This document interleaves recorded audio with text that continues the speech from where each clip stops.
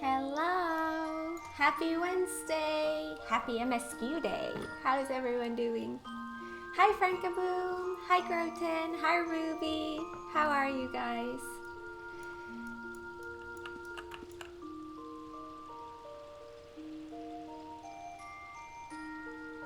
Wait, what are you guys talking about?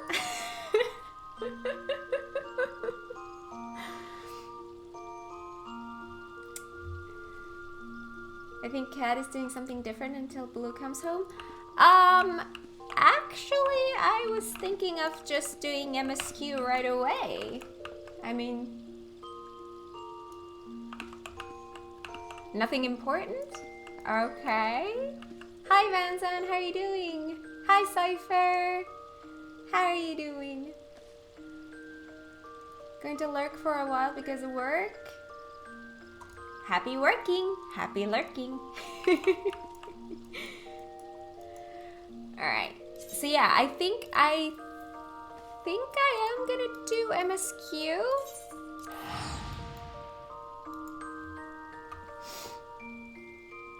Right away. Same lurking during work. Happy lurking. My god, this is pretty. So pretty. I love it. Alright, here's my quest. Wait, all Zadals.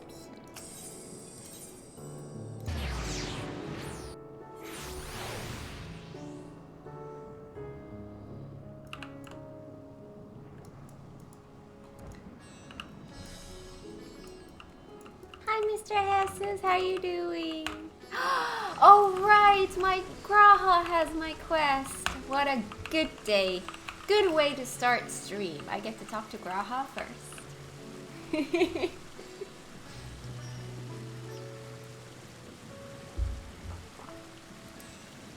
Alright. So it's still an apocalypse here. It's been so weird to do my crafting and gathering on my own time. Just coming here and doing a little bit of fishing, some gathering, when it's just the weather is apocalypse. That seems like right. Alright, am I ready to talk? Let's get my coffee here.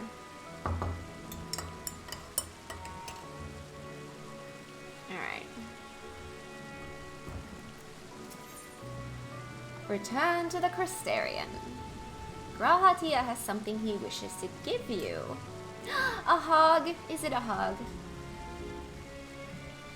Apocalypse isn't the reason to stop crafting and gathering. That's true. That is true. That is so true.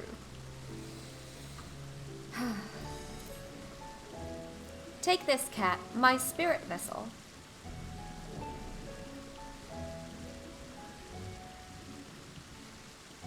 Empty now, of course, but it should allow you to operate the tower's systems in the umbilicus. If even the smallest fragment of Elpis' essence remains, it should be possible to locate it. As for access to the umbilicus, pray seek out Lena for assistance. Chances are she still stands watch at the ascensor gate. Should she or anyone else ask after me, tell them I am living my life to the fullest, that I am happy, hardships and all. Aww. Well, we had best be on our respective ways. God's willing, we will see each other again ere long.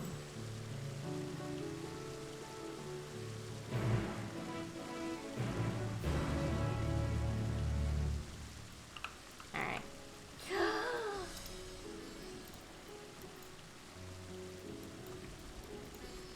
We're gonna go to Shadowbringer's lands.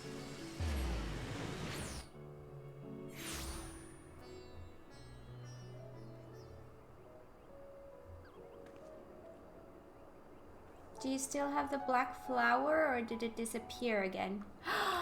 I was given a black flower and I put it in my glamour dresser.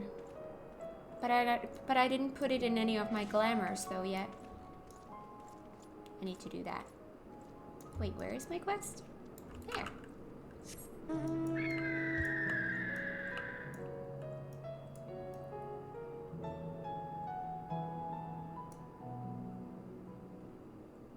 You can actually visit Lena out of MSQ at the Crystarium gate we first met her at to tell her Graha is alright. I feel like someone mentioned that before, but I never did that. Now I feel bad. Ah, I should have done that.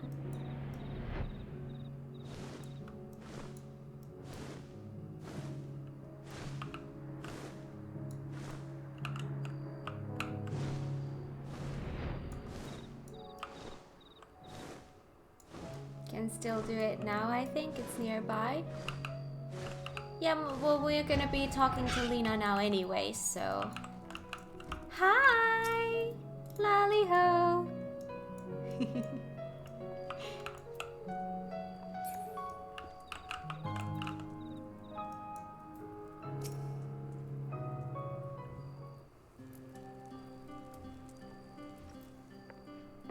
Cat, you are returned.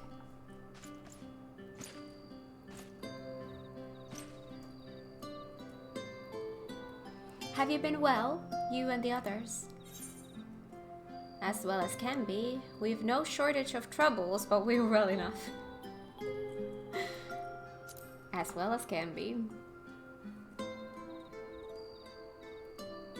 Full glad am I to hear that. I trust my lord is enjoying himself? Oh yes, he is.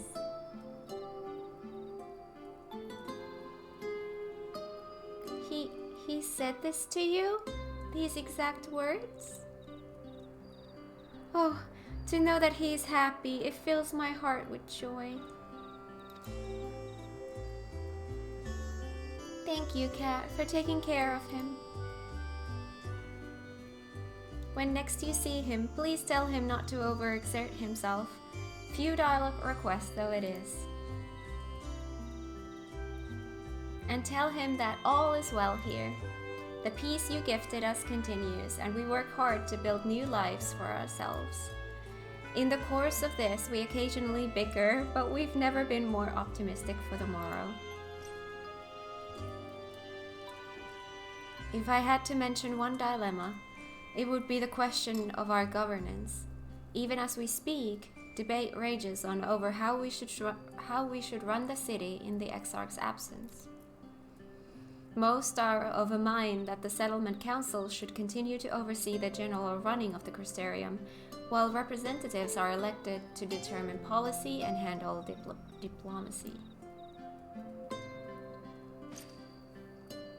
Thus far, nothing is set in stone, but however we choose to proceed, we will not replace our Lord. No one could.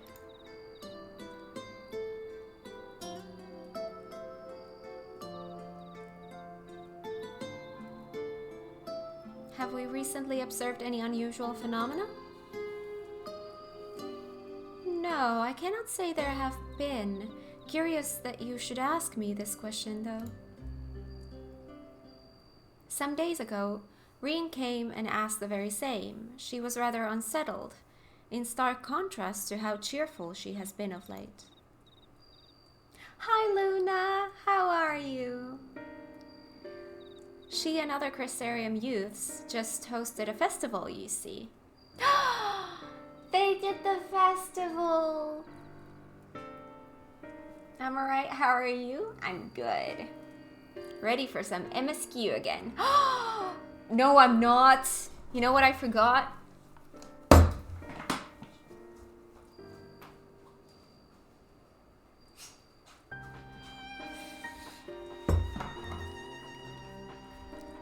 Now I'm ready. Talos Papri? Yep. That's what we need.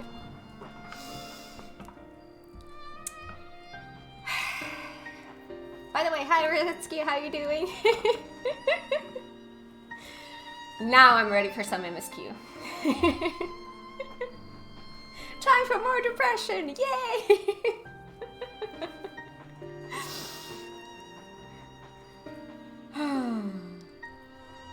Did we finish all the raids?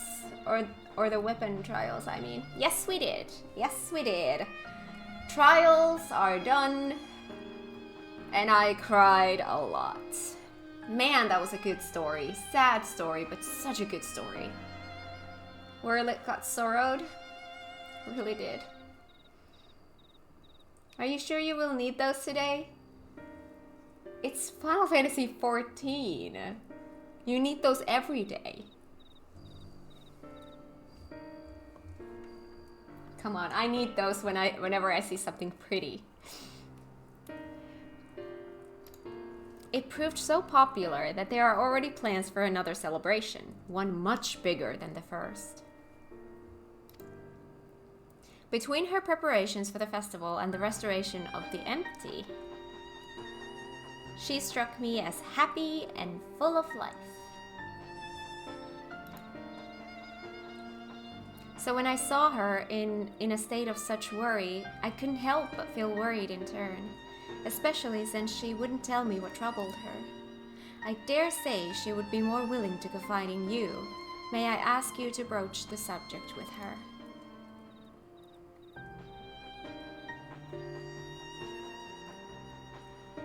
You wish to enter the umbilicus?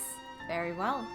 I shall fetch the key at once and take the opportunity to find Reen. Please wait for me in the city in front of the Cabinet of Curiosity, shall we say. I will be along as soon as I can.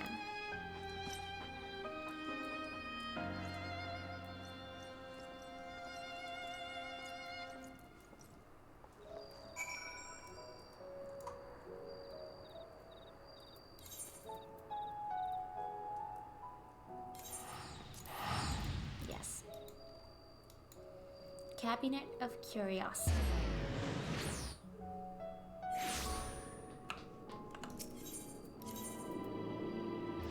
Ah, there.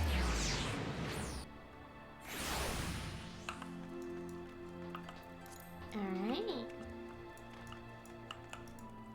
Well, let's wait. The following event cannot be skipped. You may wish to cancel any pending Duty Finder registrations.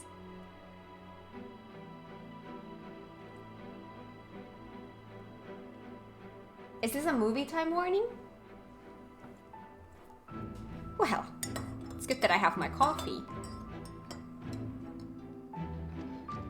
Solo duty? Joking. RP duty. Now you guys are just bullying me.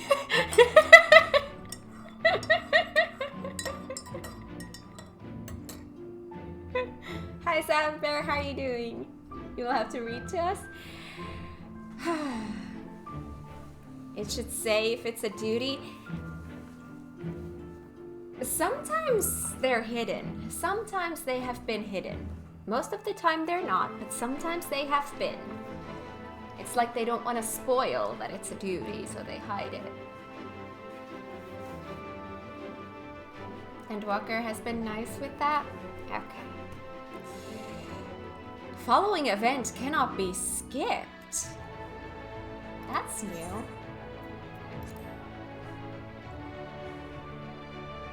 No skipping cutscenes.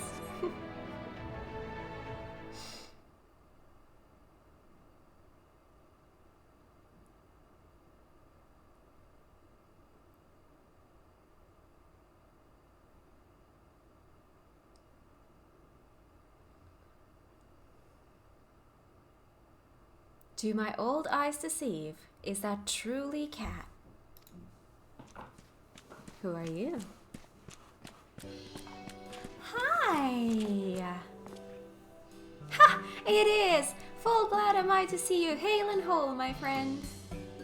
What a wonderful surprise it is to have you back with us, and at this most opportune time.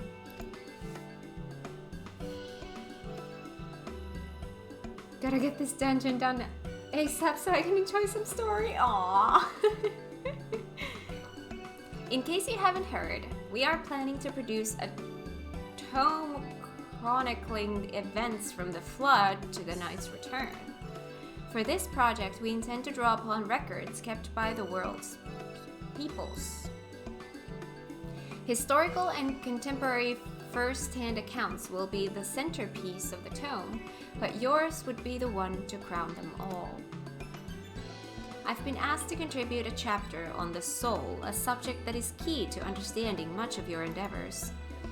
In the course of developing the spirit vessel, I gained valuable insights into travel beyond the rift, knowledge that will allow me to attest to your existence and deeds. There is no end to the questions I would ask you, but if you could indulge me just one for now. In your quest to restore the night, you faced many a formidable foe. Among them, who offered you the greatest struggle?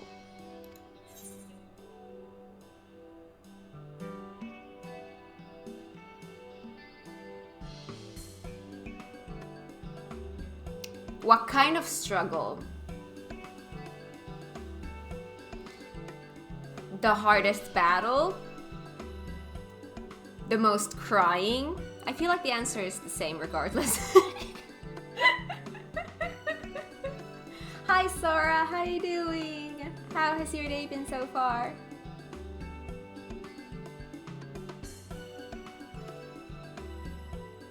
Hades, who bore the burden of his people.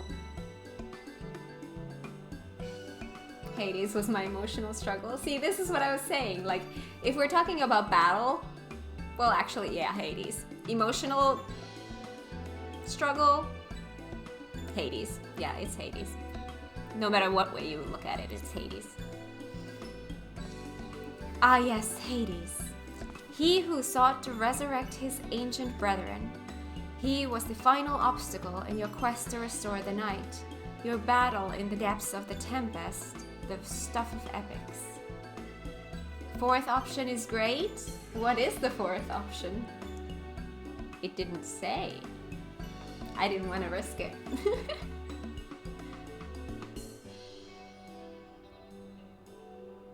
You get to choose? What are the options there? Or it implies something. Oh.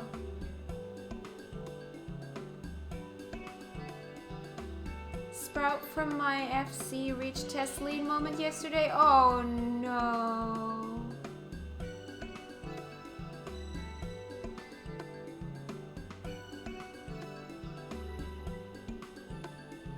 That's sad. Yet compelling as it is, I worry that mere words wouldn't do justice to that fateful confrontation. Not that we could think to omit it entirely, of course. Not at the very least, we will... No, at the very least, we will impress upon readers that it was the climax of your hero's journey. I know you'd love to talk her ear off, Morin, but we really should be on our way. Those documents from Yulmore won't collect themselves. Of course, of course. And afterwards, would you care to join me for tea? I was hoping you might clarify a few points in your treatise. Till next time then, do tell the others to look after themselves. Our overzealous friend in particular, remind him not to overexert himself, again and again till his ears fall off if that's what it takes for him to take it to heart. Will do.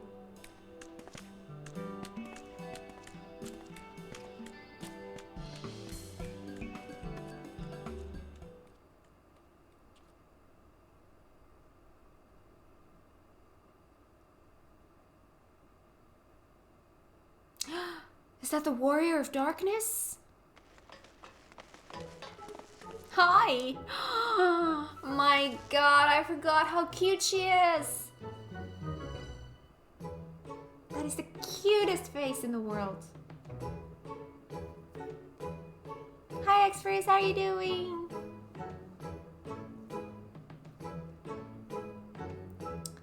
It's her, it's really her! What are you doing here? If you're going to battle, I can give you some medicine. I made it myself. Best not, Ricky. You'd only give her a stomach ache. We've come to see Morin to get his advice. One of the guard finally agreed to teach us how to fight. But first, we need to choose a fighting style. Well, I know that I want to be a mage. Arkle isn't sure. Magic isn't really my thing, so I was thinking of taking up the axe, or the sword, or maybe the bow. They all seem alright, but it's hard to decide, so I thought I'd ask Morin. He knows about lots of things. Well, luckily this is Final Fantasy XIV, where you do not have to decide just one. You can do all of them if you want to.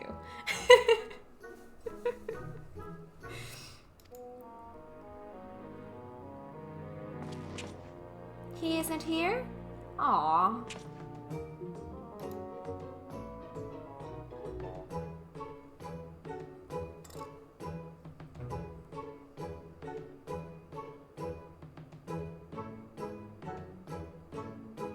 Cat, that isn't quite how it works. What do you mean? Only the wool can do that? Only the wool can change weapons? Wool and Graha. Yeah, cats are the best, aren't they? Unfortunately, NPCs really usually can choose one job. And really talented people, like the Exarch, who can manage more. Also, Wool just gathers job crystals like candy. I assume that's not so normal. I mean, Alfie manages 2 jobs. True. Oh, why don't you have the Warrior of Darkness choose for you? What do you think suits Arkle best? Axe, sword, or bow?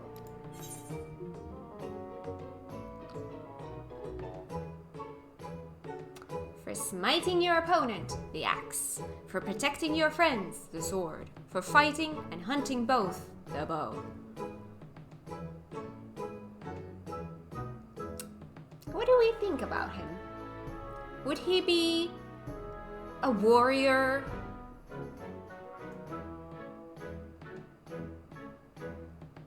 Or a bard? Or one of the many ones that use a sword?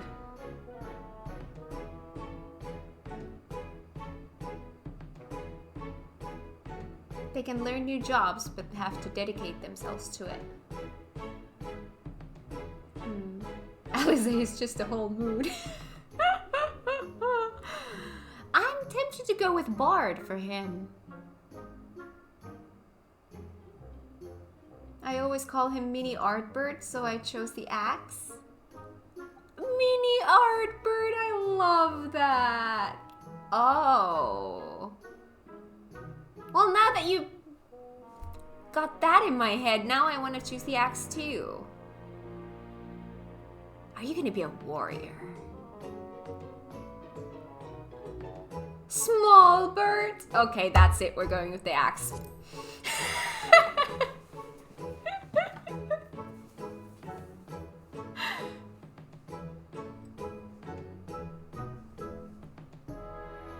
I chose the sword because I was a paladin simp. Oh, interesting. The axe. If you took up the axe, you could be just like...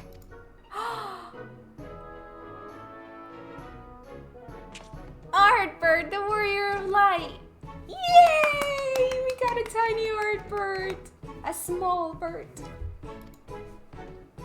I love that tale. Let's borrow the book today.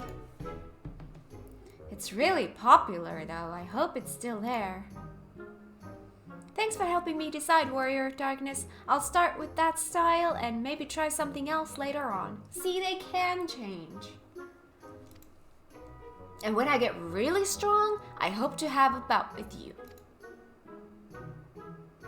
My god, these kids are so cute. I just want to give them all a hug.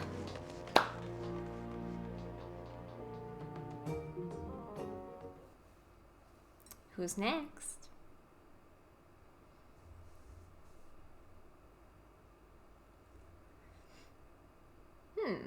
Such fun she's been having basking in the adoration of musty old bookworms and wide-eyed younglings, but does she spare a thought for me? Of course not.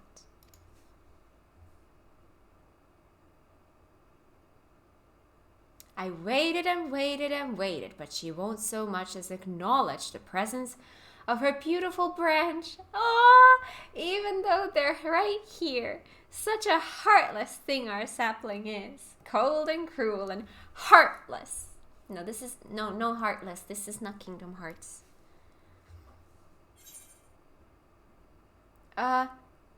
Fiaul, I need you? Oh, faithful Fiaul, loveliest of branches, how I have missed you. Don't you have more important things to do, Your Majesty? Oh, come on, we're gonna go with this one. Oh, faithful Fiaul, loveliest of branches, how have I missed you? If you truly missed me, you should have cried for me at the top of your lungs the instant you arrived.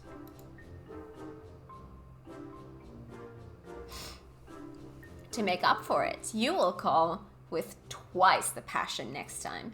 Though for there to be a next time, you have some few struggles to overcome. So, my adorable sapling, the world is on the verge of destruction, is it?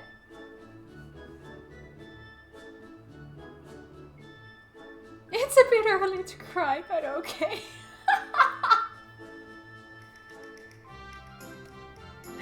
Oh my god. How do I know this? Joined as we are, spying on you is as simple as sliding down the back of a rainbow. That's simple? Would that I could aid you in your quest, but the fate of we Fey folk is bound to that of the star. Whither it goes, so too do we follow. Such is our way. The most I could do for you is spare you the pain, by gifting you the sweetest of eternal dreams. But if escape's not to your liking, then you must struggle with your fellow mortals. Ah, but here are the ones you were waiting for. I wonder what manner of conclusion awaits at Tale's End.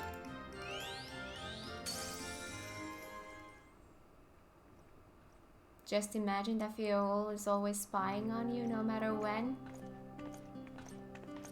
I have no privacy. My apologies for the delay. Cat, it's so wonderful to see you again. You doubtless have much catching up to do, so I shall leave you to it.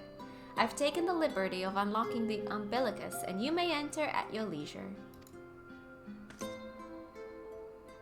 My god, she's short.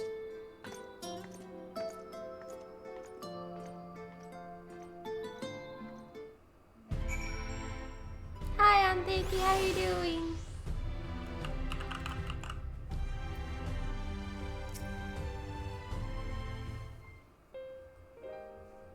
I'm relieved to hear that everyone is well. I've had this feeling, like a pit in my stomach, and I was afraid that something might have happened.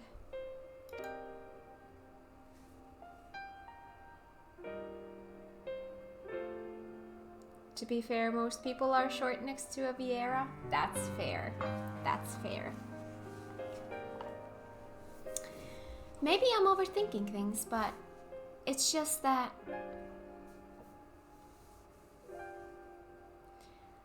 I'm the Oracle of Light, but I've never spoken with Heidelin, never once heard her call. Even so, I've always had this feeling deep inside me, a connection to something immense.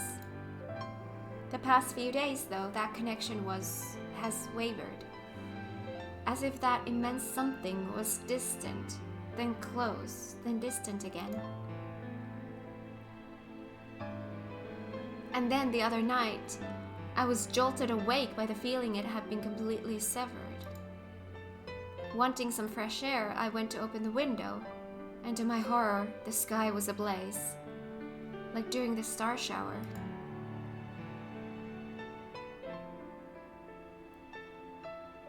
But then I blinked and everything was normal. The next day, no one said a thing. No one else had seen what I had seen. As far as I could tell, nothing was out of the ordinary. I began to wonder if it was a figment of a half-remembered dream.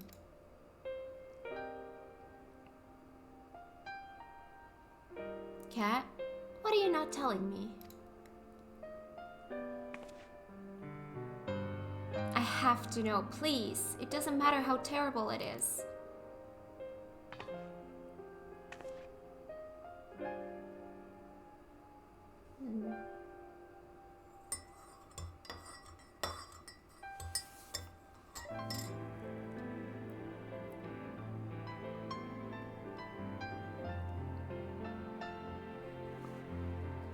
It wasn't my imagination then.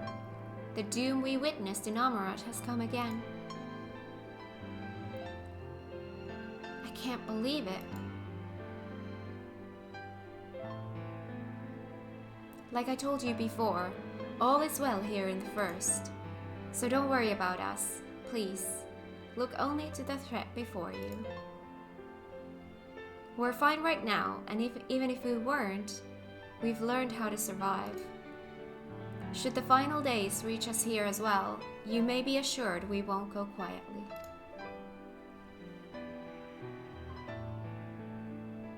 No, we'll hold on until you can find a way to save all our worlds. So long as you continue your fight, so too will we, united in purpose beneath the blazing sky.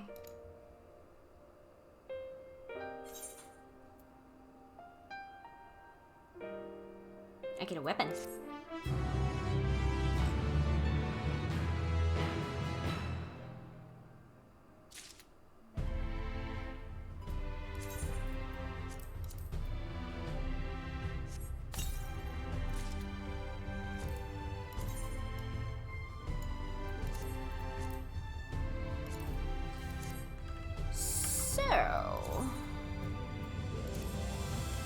That's better, but we're gonna want to have this so that I can have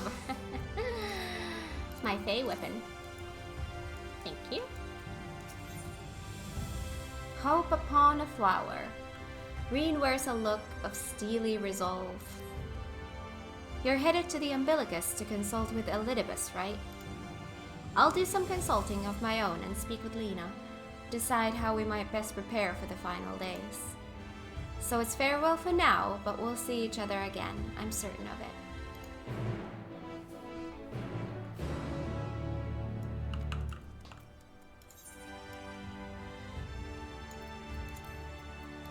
Gatekeep. Ooh, the docile gate.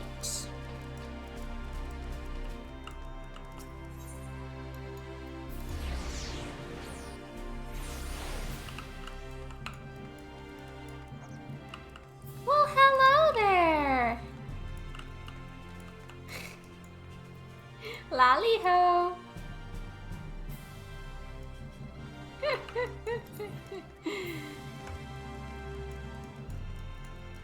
Love that we kept Elpis trapped in the crystal tower, apparently. Yeah! At least every other Asian got killed. This just seems needlessly cruel. Maybe he enjoys being there. Ah, Mistress Cat, welcome back. The captain has told me all. Give the word and I will show you to the ocular.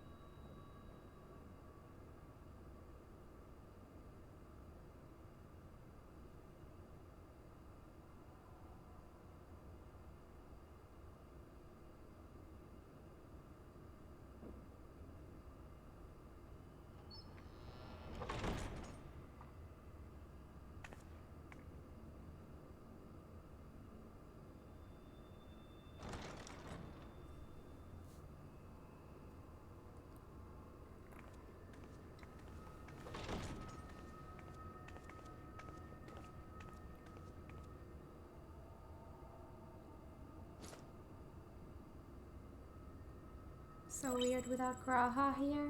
Yeah. Biometric authentication complete. Please state your business. Oh my god, I get to have coffee. That's great. Thank you.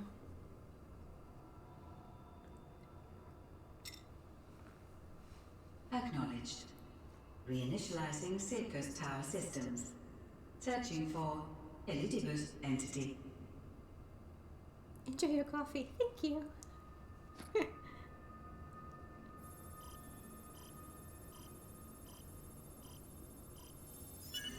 Target located in subterranean core power accumulator. Projecting image.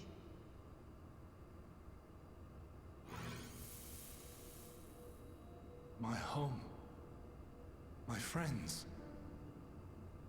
No more than a dream.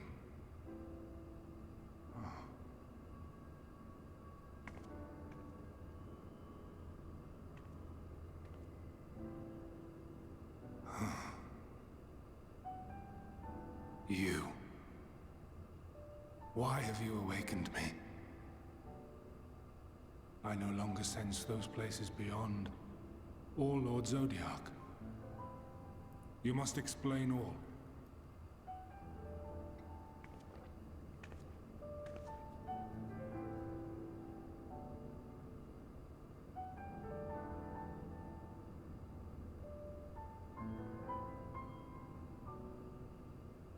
So, he is fallen, and my brethren's souls returned to the star.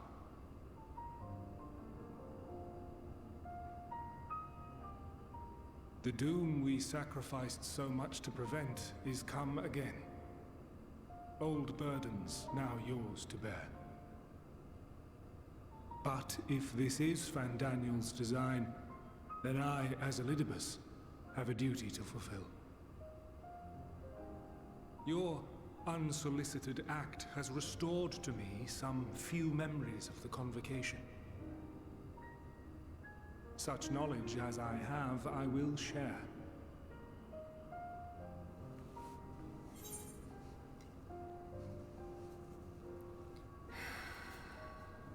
I want to say both. Save me, Obi-Wan Kenobi. Right?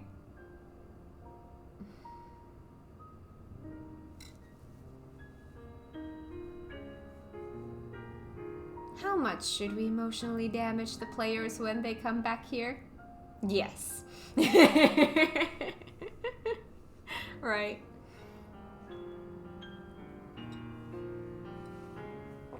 Sorry. All that Why apologize for receiving a favor of the defeated? If it sits ill, consider it payment for freeing Lord Zodiac from servitude. Where to begin?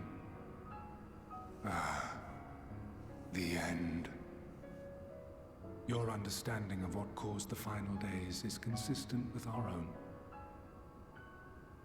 The decay first took root where the currents were weakest. Yes, a conclusion drawn by him, Fandaniel. Not the him of here and now, but as I knew him, long, long ago. Having shed light upon the phenomenon, he dedicated himself to devising a countermeasure. Were it not for his knowledge of the Celestial, we would never have made the connection, and thence forestalled the final days. And though he inherited that noble soul, how different this last incarnation, so consumed by self-loathing and hate. Hi Maida, welcome. How are you?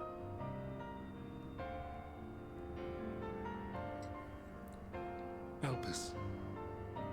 Yes, the name is familiar to me. Yet I know it not as a flower, but a place. A testing facility for determining which of our creations were fit to be released into the world. Many worked there, and before joining the convocation and assuming the title of Fandaniel. He was their chief. He was Hermes.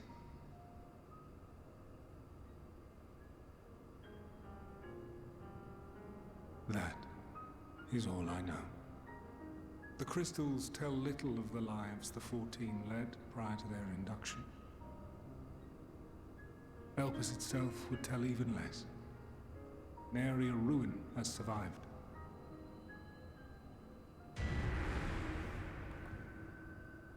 Wait.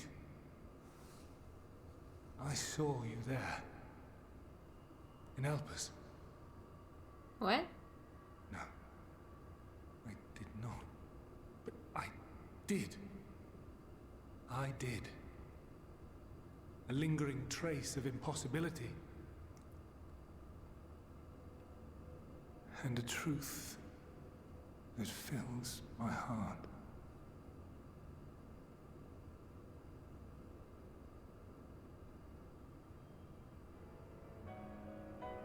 My memories remain clouded, I fear. However, they have revealed to me one possible course. You must travel to Elpis, to the time when Hermes served as its chief. To the time? You want to send me to a different the time? Exarch's memories, not only did I make his summoning magic mine own, I also mastered the workings of this tower, which, having absorbed my empowered essence, now harbors an abundance of energy. As such, I believe I can deliver you unto the past, unto that place and that precise moment. Given the eons that must be traversed, the gateway will not be fully formed. Your form will be less tangible still than those warriors of light I had summoned. In all likelihood, none will be able to see or hear you. Yet even should you manage to interact with others, you will be unable to effect meaningful change. For the reality you wish to save, the reality to which you must return, exists as a result of the final days. You cannot reshape the past to undo the tragedies of the present. Cannot unmake the sorrow and suffering fated to come.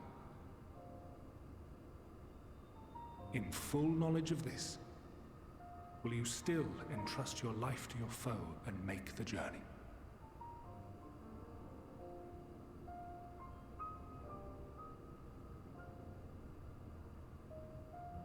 Very well. I shall cast you unto the river of time. Let this be my final act. You must input the commands. I no longer have the authority. First, you must reconfigure the systems, that the tower's ether may be channeled for the magic.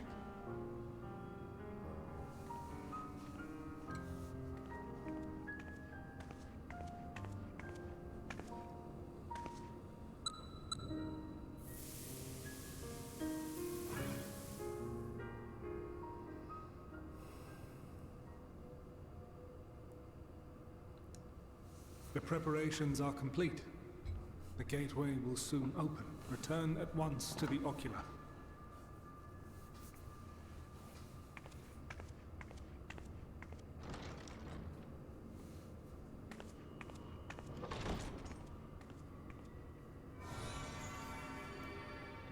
All appears to be in order.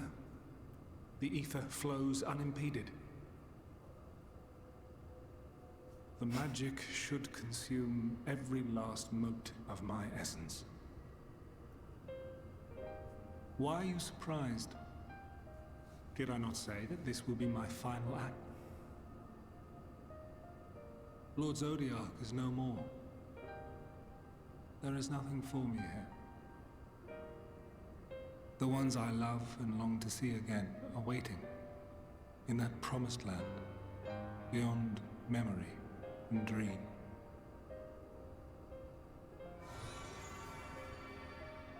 Now go, warrior of light. Go, and do not look back.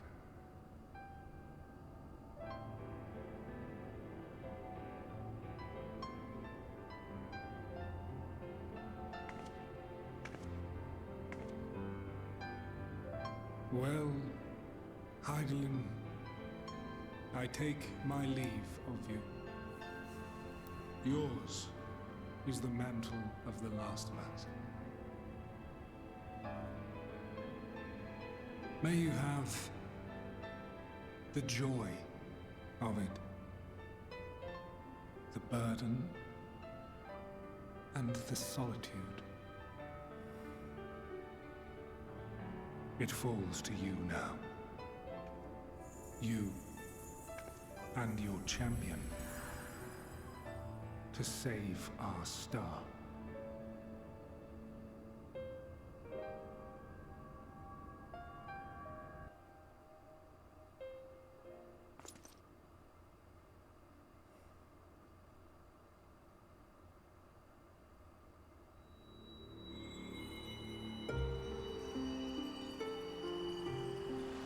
Oh boy.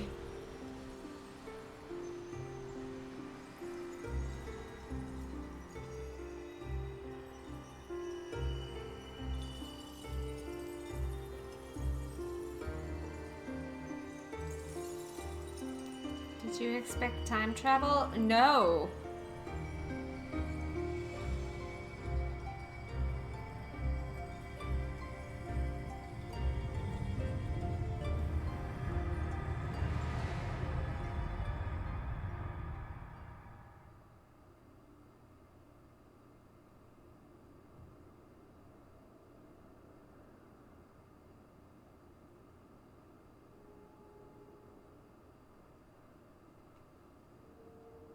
Oh my god. We're a ghost.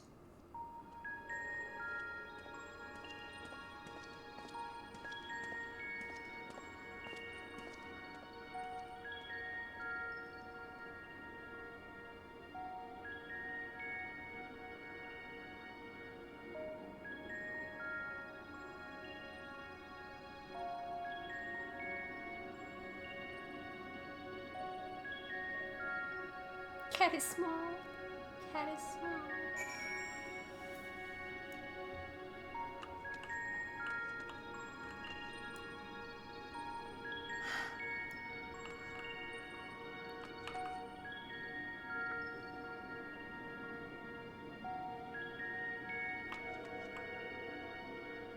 Explore the facility.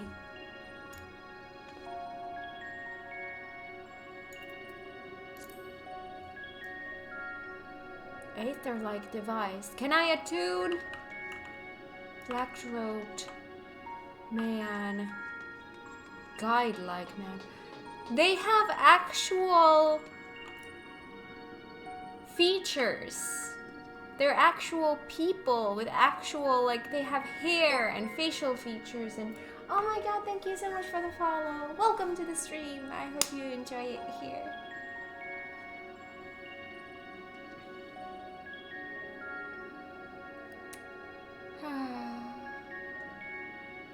Proper form of the ancients, not just phantoms by Emmett's magic. True. That's so weird. That's so cool though.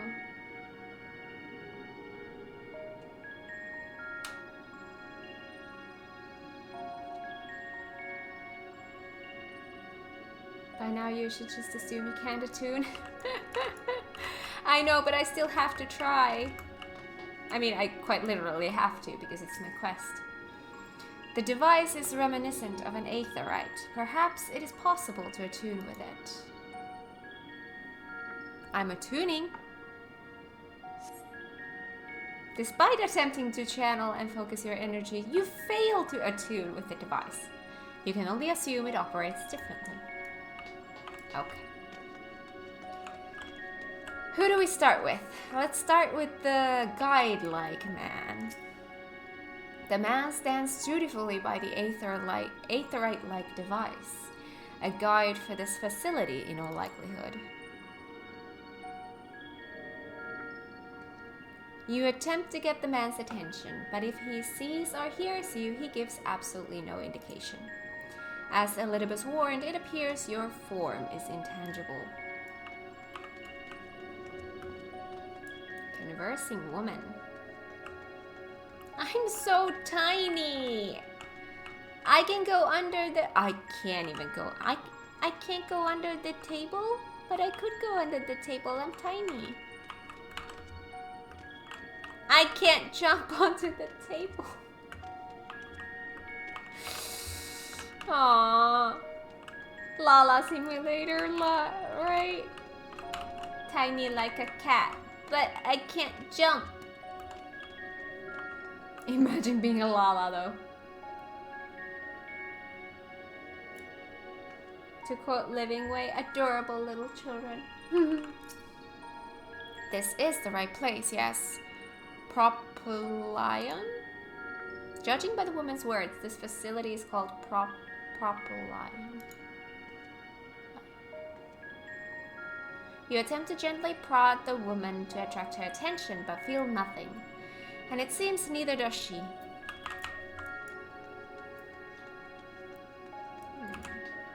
I can't run.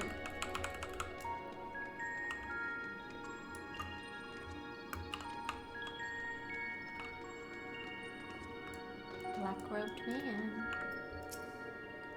The remarkably large man wears a black robe and a half mask, much like the phantoms you encountered in Mare Lamentorum and the recreated Amorat. It would seem you have made it to your destination.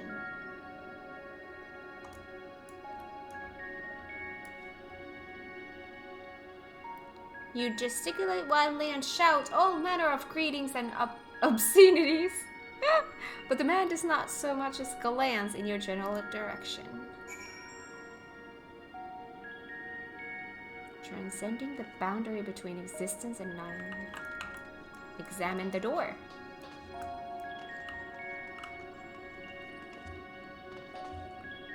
Sturdy door. You suspect this door leads outside, but how to open it? Can I touch stuff?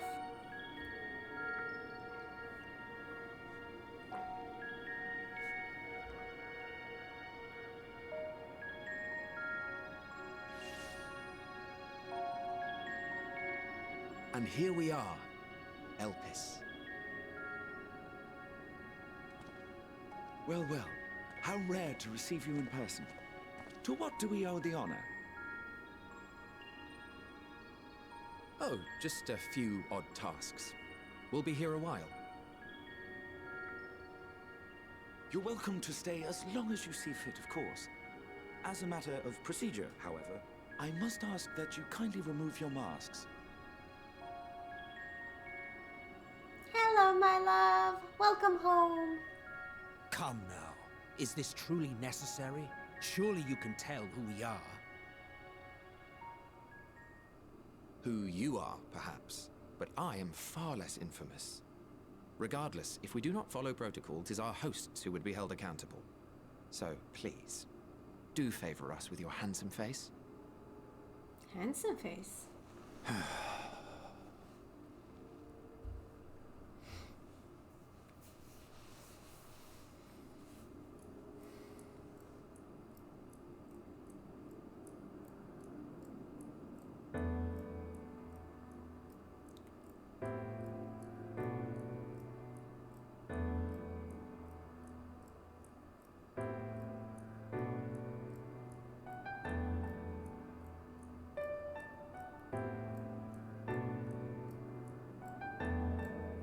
Satisfied?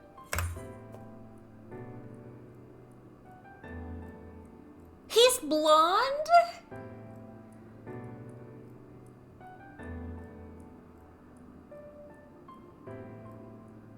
Wipe that drool, please.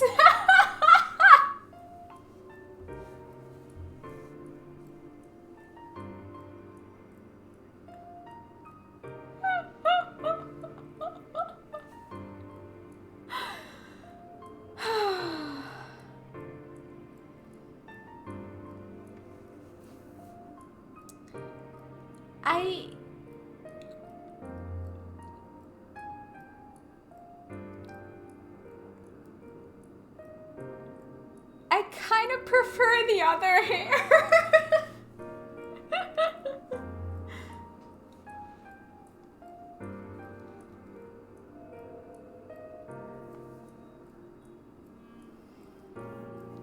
Emmet died way too early. They needed to use him more in the story. Cat after Shadowbringers. That's true. That's what I told Blue.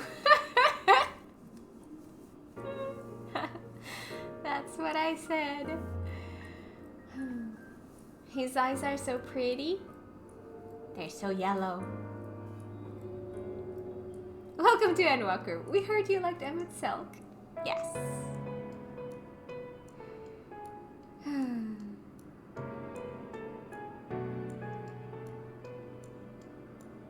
In a short story, it's already said that Emmett has white hair. Oh. You told me that and I just had to smile inside knowing this was coming.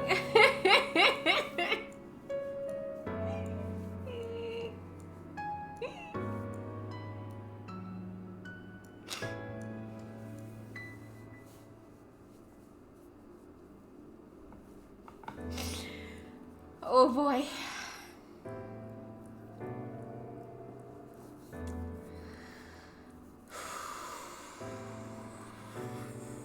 I need to process stuff. Oh, so Emmett is so handsome in this form.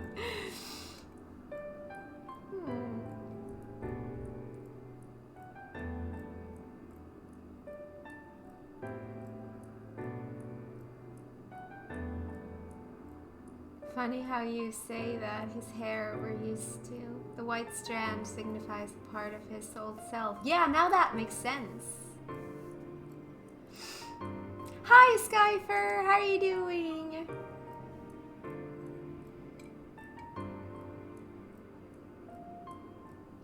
You're drooling, Ruby.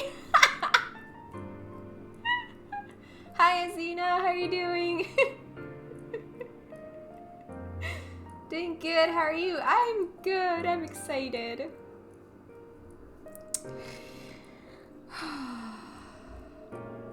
Oh god, I need to process stuff. Okay. I thank you for your cooperation. You are free to go about your business.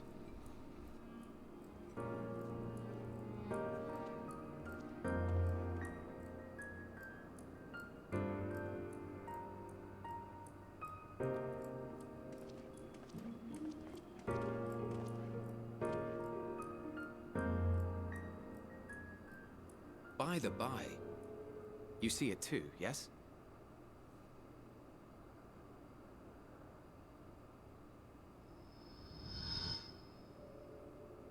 I haven't the foggiest what you're talking about. Man with a familiar voice. That's odd.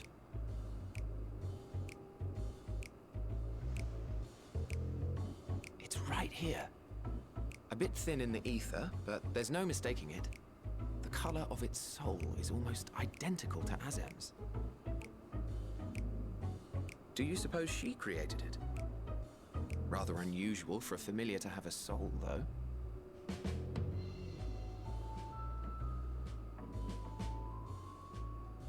Don't ask me. All I know is that it's trouble. Doubly so if it's her spitting image. So let's leave it be. Come now.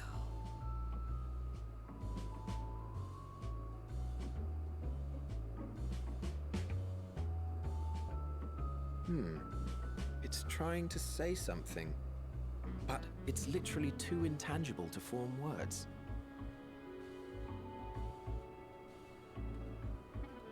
Why don't you give it some ether? Spare a snifter of your bounteous reserves.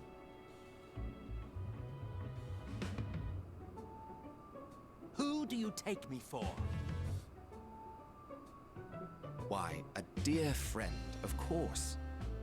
One who wouldn't let acts of kindness, such as my accompanying him on errands to far-flung outposts, go unrewarded?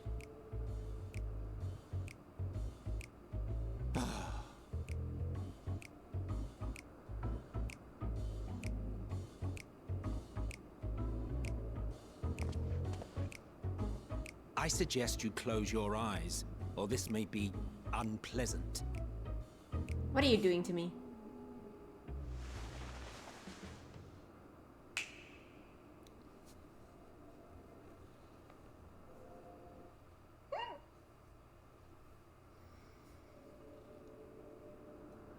You may open your eyes.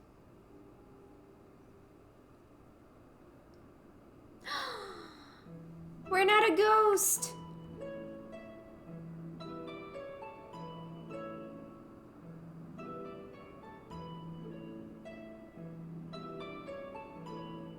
I'm also bigger.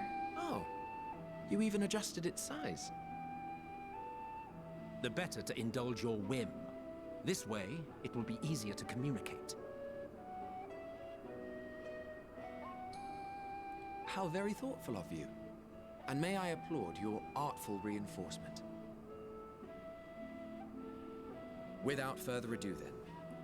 Greetings! I am Hythlodaeus, Chief of the Bureau of the Architect. Sulking beside me is the most honorable Emmett Selk of the Convocation of 14. And how might we address you, my new friend?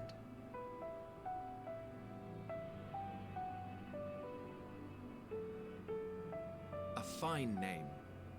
And I'm pleased to see you understand our words. So much happening.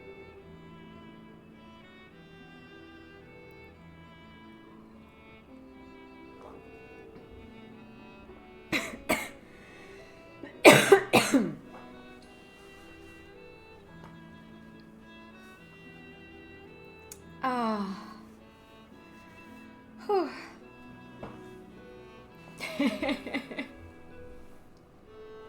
Are you guys putting Blue to work again? He just got home. Behave.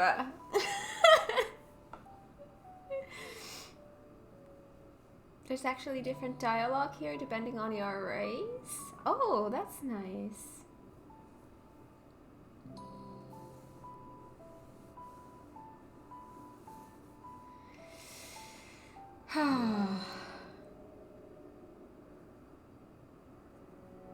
To be honest, it wasn't revealed that it was Emmett either, but can't stop that one.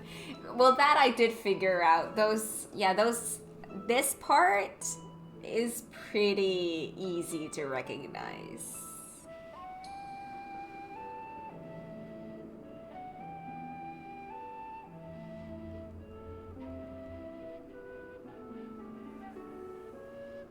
Congrats, you just met the Amara boys. Blue doesn't trust us, nothing new. Cat too focused on the boys to notice anyway. Not wrong.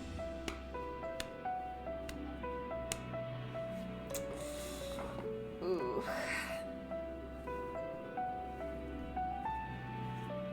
Plus, I've learned, like, whenever there's like a scene going on, I've learned that if I see the chat, like from the corner of my eye, if I see the chat moving, I'm not gonna check it right away, just in case there's something there I don't need to see, so that Blue has time to react if needed.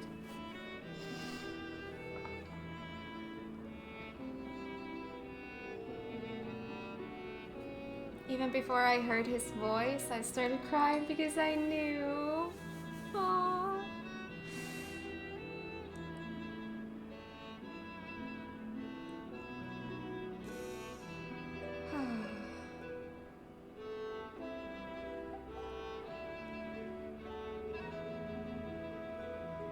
Cypher!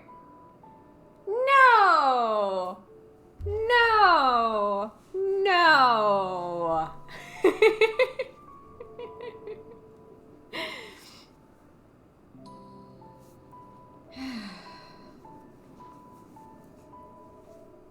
Remember Emmerich? That guy's got nothing on Hitler here.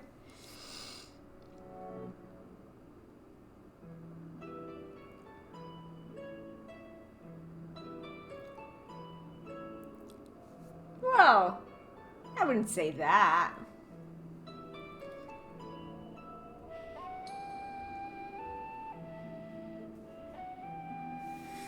I'm pretty sure he can ban us all, to be honest. But I don't want you guys to go away, so please behave.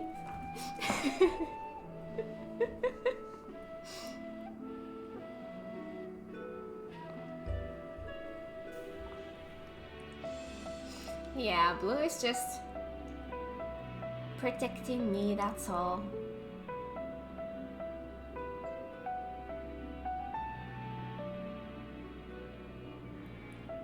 Look, I don't find a lot of guys attractive, but Hitler here? Yes, 100%, absolutely, please. Oh, Lena talked about the festival that Reed and Gaia had in the first. I know, I noticed that too. That's all new to me. Aww, yay. See, it pays to do the blue quests. This is why you should not ignore them.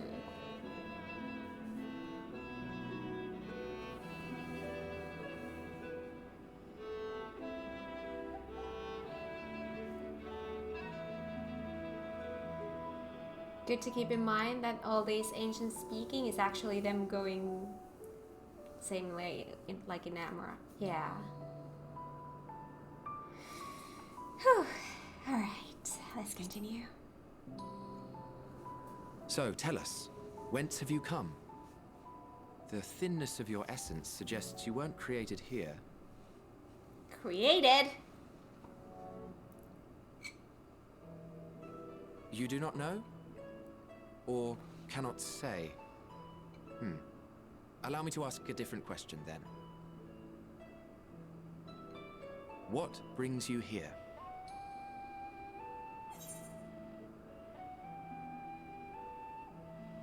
I seek a man named Hermes. I want to learn about Elpis.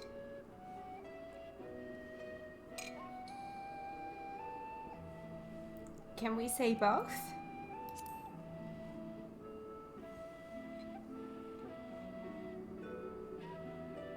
Well now, the same as us. Perhaps Azim wished to come too, but had to settle for a familiar. If she truly wished to be here, then she would be. Right you are. My apologies if we've given offense. The two of us can discern the color of souls, you see, and yours happens to resemble that of a friend. And with your purpose matching our own besides, we jumped to a hasty conclusion.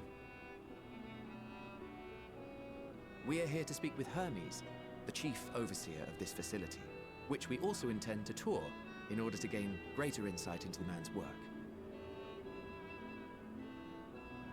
We, I say, though this is Emmett Selk's charge. I am here only to serve as his guide.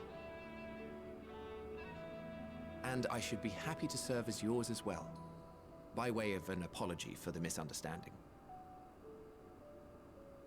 Wait, are you suggesting that we bring it along on official business? This thing we know next to nothing about? Thing? If you harbor suspicions, I'm not a thing. better to keep it close than leave it to its own devices. Wouldn't you agree?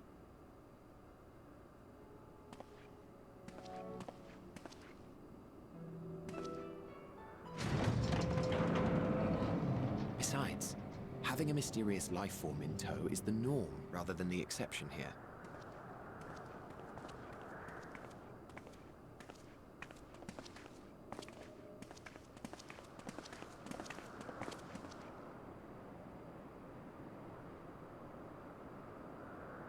Welcome, my friends, to the testing ground of creation at Heaven's Edge, Elpis.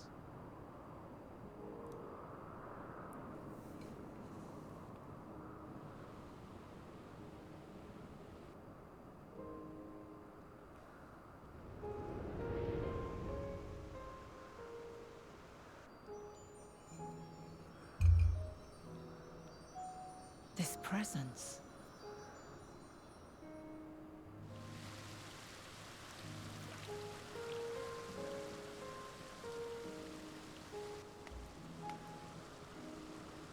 Enemies! Visitors! We have visitors!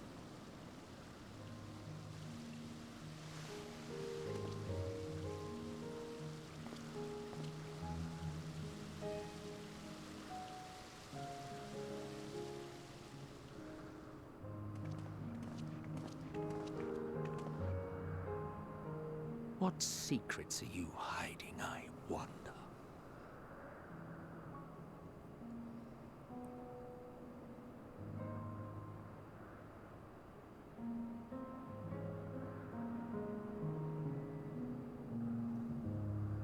It's so beautiful.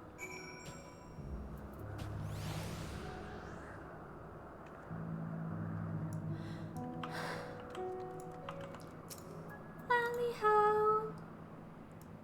Oh, you guys are dressed like them. I love that. Lally-ho. Oh, the shoe bill. That's so cute.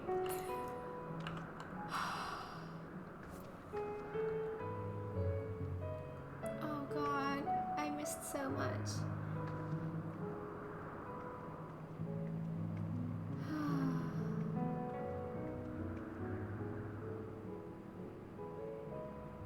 Beautiful, isn't it? It's so beautiful. Yeah, I get to see Kat's reaction to Elpis. Oh, that's what I was talking about at the start of the stream. Oh, well now I understand. Ah.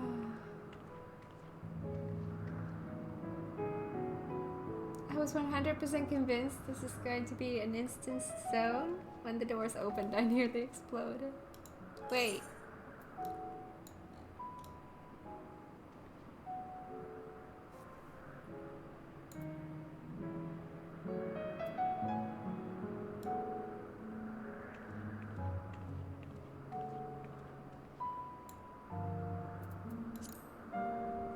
I'm not crying.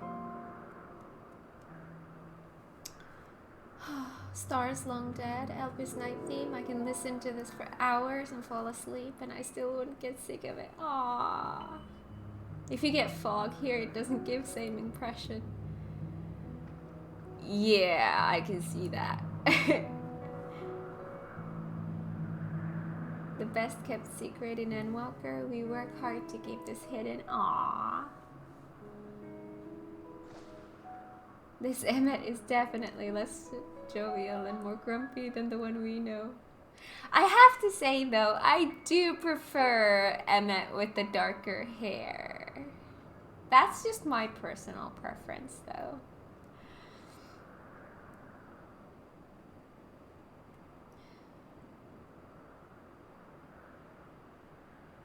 Also, I have a Emmet pet, but it's different now.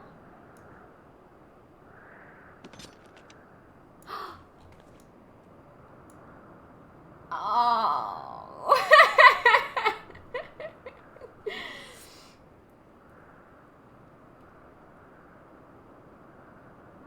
Moika Rosa, midame ne. Oh my god, you're already at Elpis. Yes.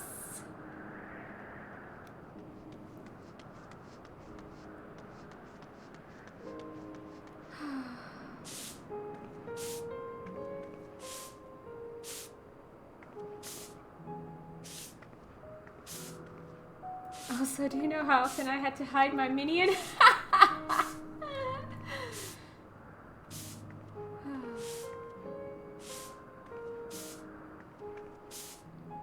Can't catch up as fast today because I'm actually reading the quest stuff because I don't want to miss what's new if I played Eden.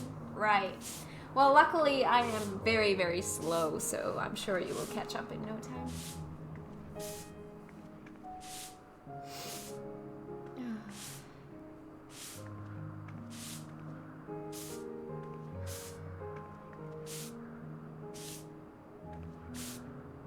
That reaction you had, every single one of us had the same.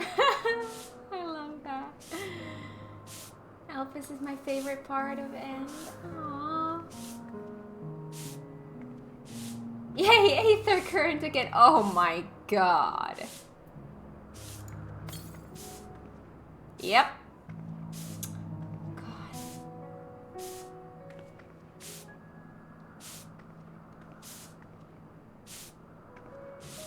Agreed, Shadowbringer's Emmett more handsome even though he looks tired AF. I agree. I agree.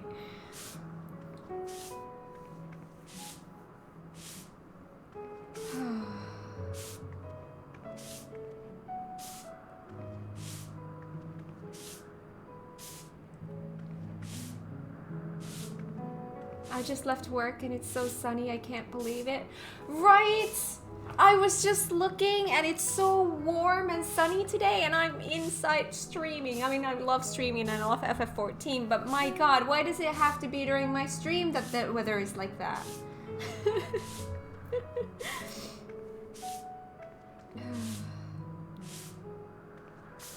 Hi Mystic Sky, how are you doing?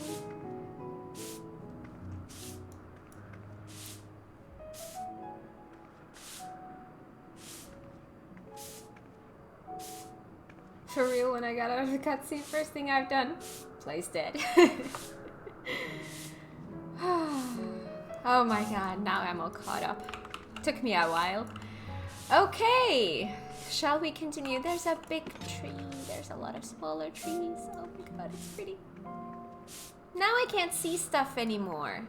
See, now it's cloudy. I'm glad that it wasn't like this when I first came here, because I was able to actually see stuff. Alright, let's talk.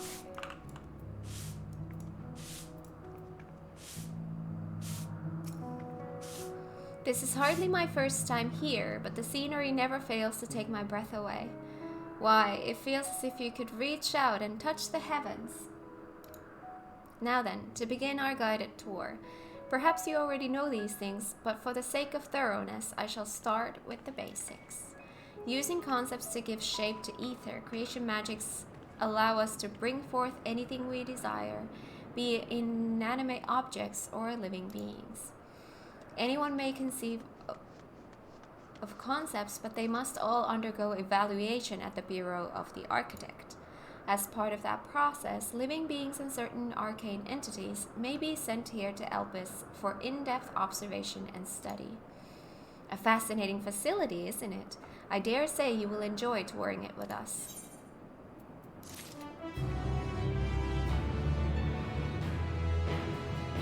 Talk to Emmett? I will. In case you didn't know, it's rude to stare. Stop.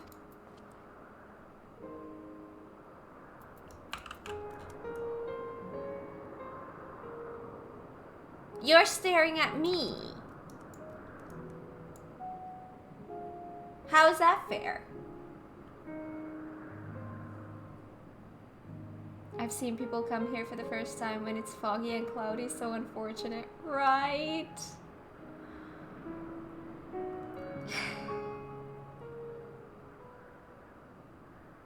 But Emmett, I just missed you, right? We all missed you. Let's hug Emmett. Gotta pet the Emmett.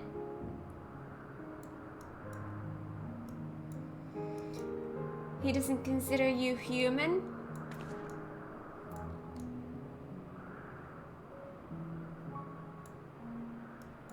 I'm human.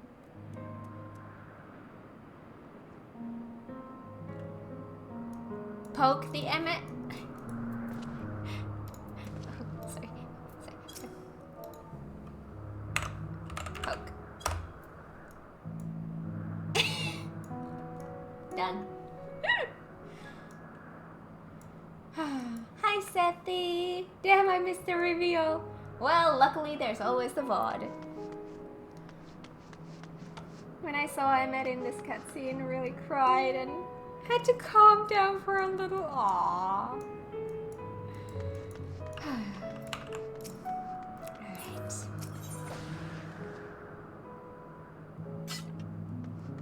Petaluda Hunt? Hitladeus is looking you up and down. Now then, our friend Hermes. Aside from overseeing the facility, he also conducts his own research. Chances are he will be at the main observation hub, so let us seek him out there first.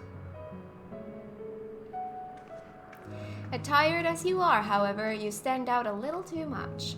Our dear Emmett Selk wishes to keep a low profile for his errand, so... Do you know how to make a robe? The basic concept will do.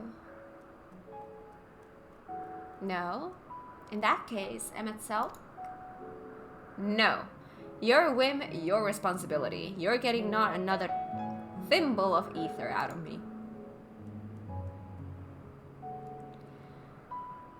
The way he scrimps sometimes, you think he wasn't a night-bottomless font of magic. Very well, I shall make the robe, but perhaps you can assist. Come, let us search for the requisite material.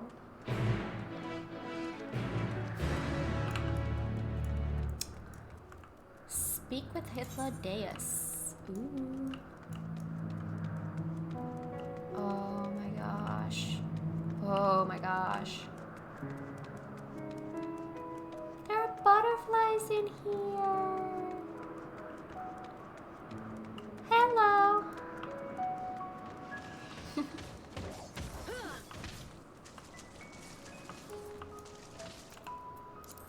Hello, Emmett.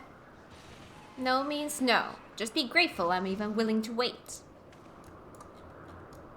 Dude, you will warm up to me. Yes, these creatures should suffice.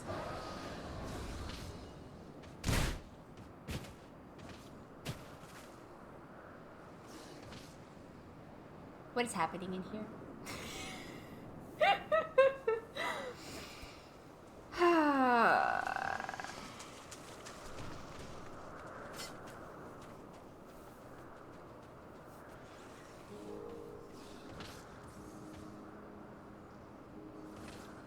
Can't wait for Kat to face Rotator Gator? Not telling her the mechanics to it. Wait, what are you talking about? Grumpy, but we still love him. Right?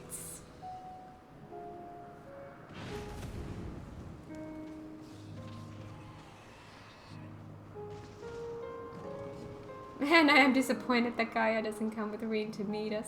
Yeah. It's a hunt on the hunt train? Oh, okay. An etheric rope. I want you to use it to capture, shall we say, 2 petaludi. There are 3 species here, I believe. Any 2 different kinds should serve. Now, I should mention that the strength of the rope is tied, no pun intended, to the strength of its user. As your ether is still thin compared to ours, you'll need to weaken the petaludi first. Good luck. Hi Ryan, how you doing? Alright, so I need to weaken it and then use the thingy on it.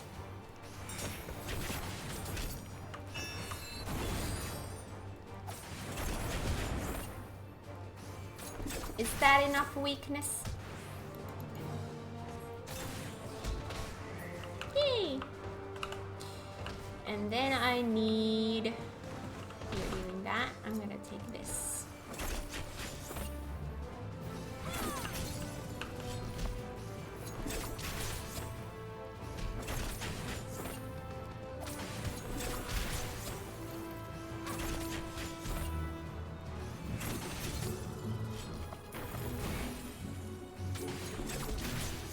Is that enough? Yay! Good job, me.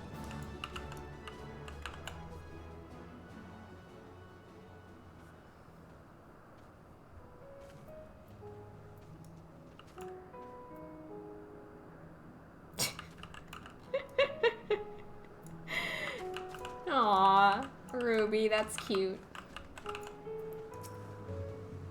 You've caught the petaludi? Come, come, let us see.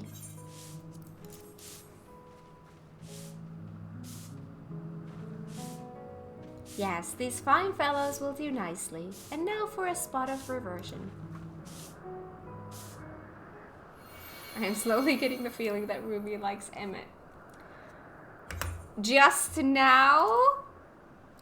Took you long enough.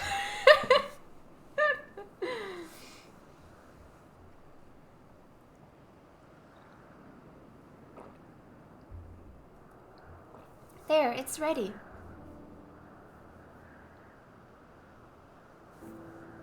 It's nothing fancy, but then we're trying not to stand out. Try it on for size. You turn living beings into clothing just like that? Won't someone be angry with us for using those creatures?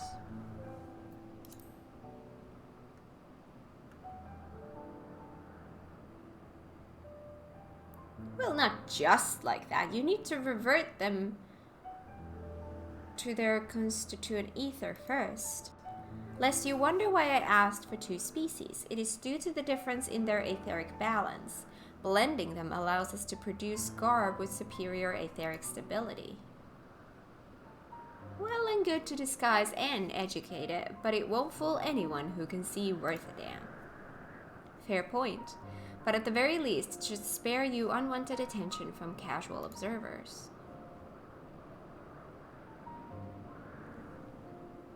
Emmett Selk speaks true. Even dressed like us, your unusual nature will be plain to those who think to look. Should someone question your presence, don't make up excuses, much less try to explain what you actually are.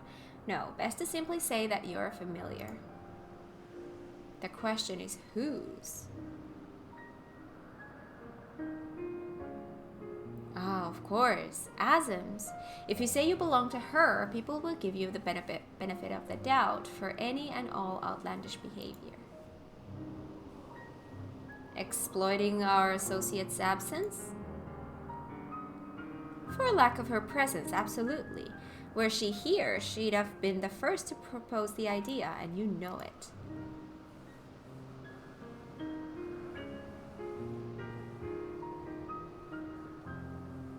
With that, your story is settled. Let us continue with our errand. I get clothes! I get a robe.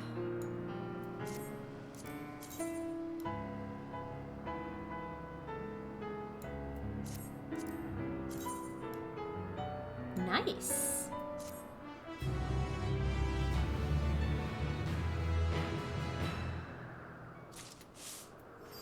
Plot twist, Hitler is secretly evil and grinds creatures into their magical atoms to then create new items from them. Well, that's not a... No. I'm the only one here who is evil. Blue. Hitler is the least evil of all.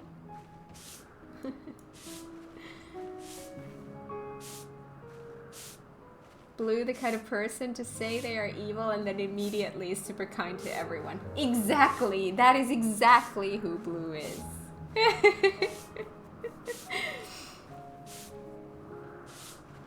That is what we do when we are crafting, so it isn't that big a deal, right? It's not any different.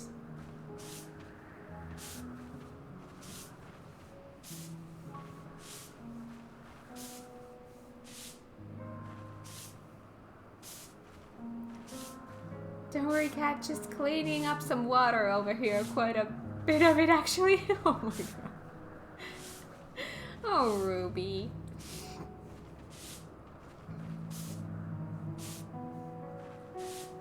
So to summarize, crafters are evil.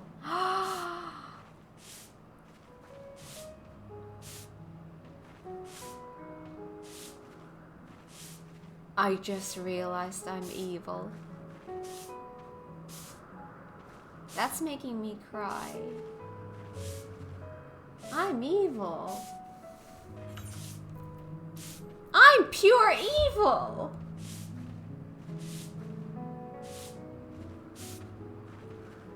Can confirm you are evil, Cat? I didn't know that.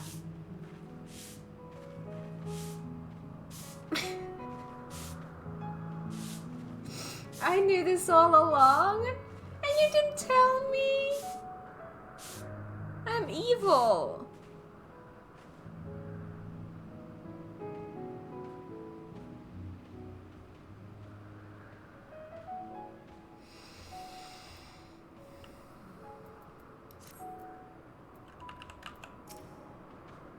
As dubious as it is, passing you off as Azim's familiar is probably the best approach.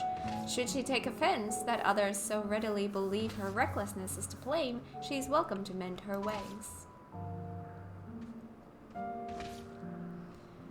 Pass as a child in your original size? I think not. Augmented or no, your ether is still far too thin to be considered normal.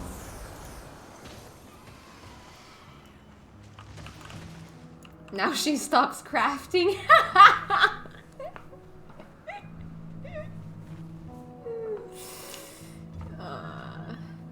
Crafting is worth being evil for? Wait, if crafting makes you evil, does that mean that the synth thing makes you good? Because that's like the opposite direction.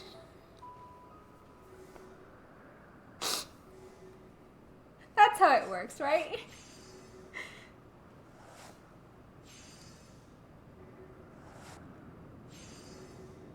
It's alright, you just turn things into their pieces or dead creatures, but Hitler here wanted you to catch the butterflies, not kill them, so he's super evil. Oh. If crafting is wrong, then I don't want to be right.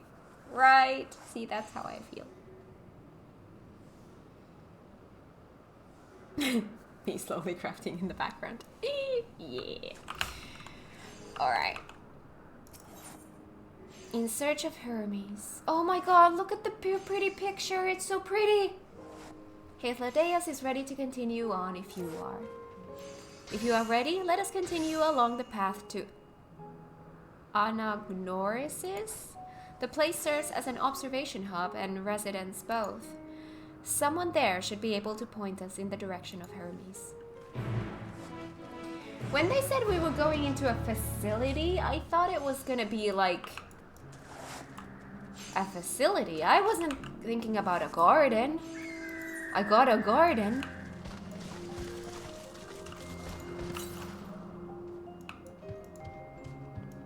Oh my god, it's so pretty in here. There are pink flowers in here.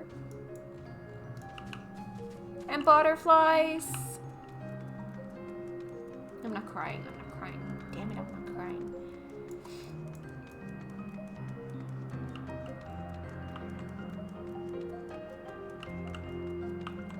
Desynth is a torture method, so it's more evil.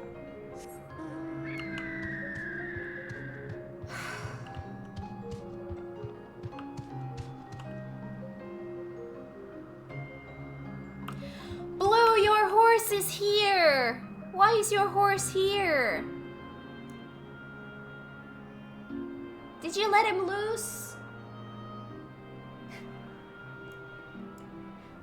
By the way, I need to have a doggy now that I can't fly again. Or some kind of a mount that doesn't look weird not flying. I could have a horsey. Or a lizard. You know what? I'm vibing that. I'm vibing with the lizard. Yes. This is what I'm gonna go with. Aren't they cute? I love this mount.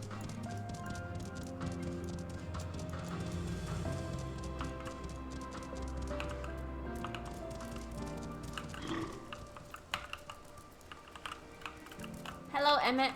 Talk to me. I missed you. I was wondering what she was examining, but it seems to be the bush itself.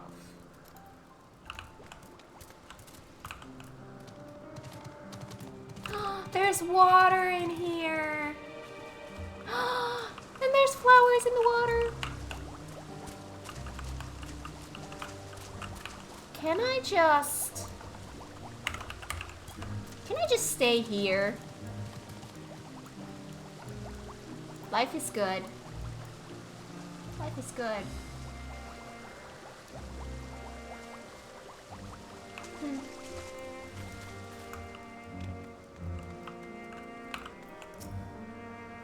Ooh, cutscene. Oh no, shallow water. Blue will drown when he gets here.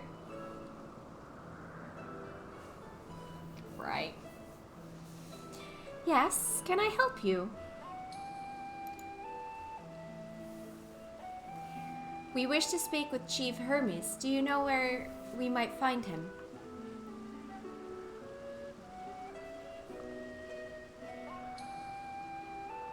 Well, now, by your mask, I assume you are one of the 14. I wasn't aware there was to be a visitation. Between you and us, it's something of a surprise. Your discretion is in the matter would be appreciated. I see. My lips are sealed. The chief should be conducting observations as usual. His focus of late has been aquatic creatures, so I expect you will find him at one of the pools here.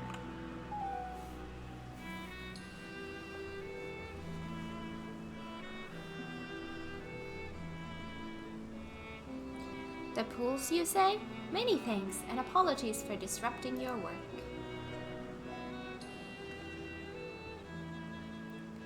I say, Hythlodaeus, while I've never met Hermes, you know him well, do you not? That being the case, couldn't you simply find him by his ether? Aye, that I could.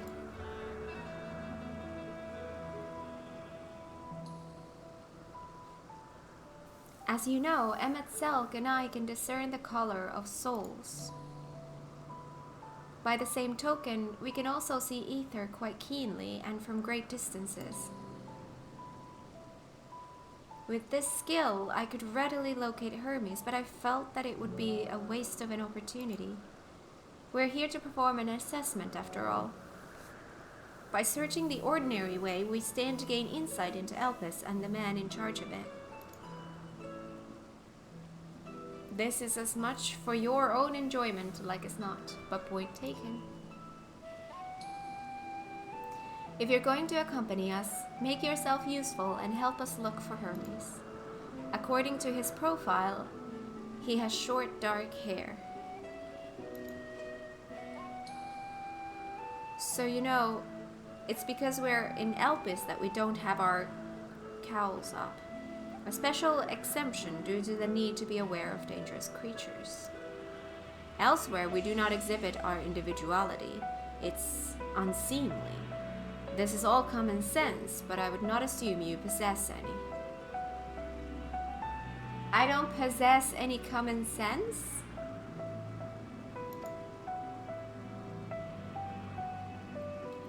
It's a rare treat indeed to be able to search for someone by their appearance, and I thank you for humoring me. Come, let's find our man.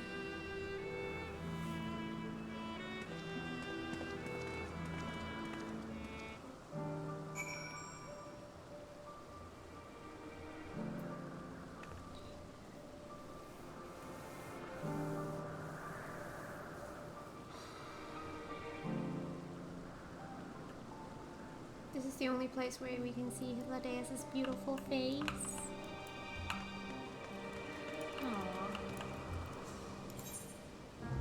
Aww. Ooh, can I attune? Hello, everyone. Aw, so cute.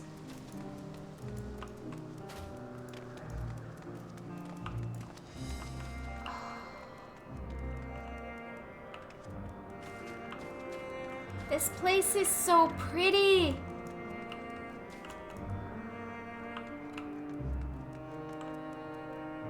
It's like a garden. It is a garden. I want to gather here. It's bunnies. You cuties.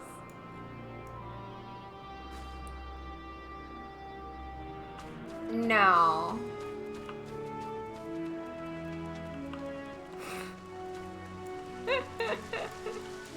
Hello, my love. I see that you're dead as usual in the water. Hi. Let's pet you. Do you want food? Are you getting tired? Do you want me to dance for you?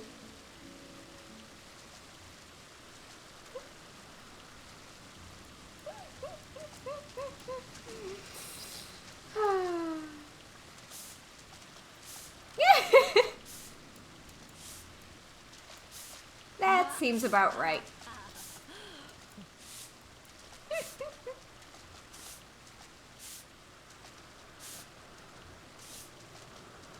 I knew if Blue would be drowning, it would be there. Yeah.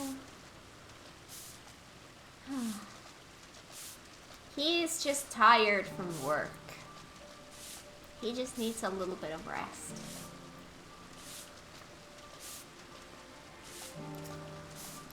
Alright.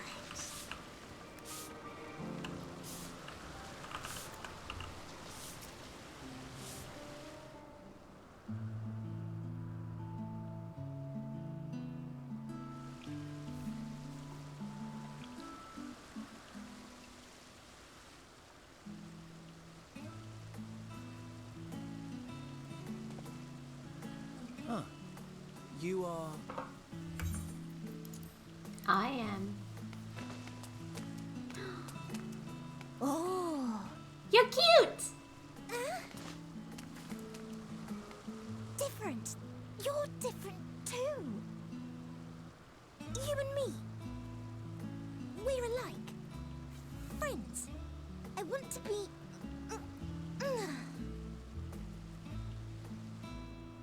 Wait. Please. Wait.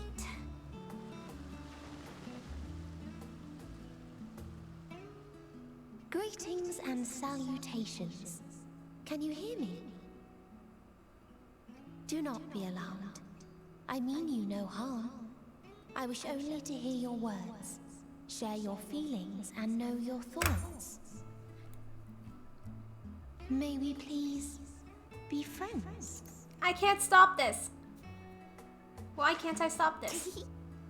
May we please be friends? Yes!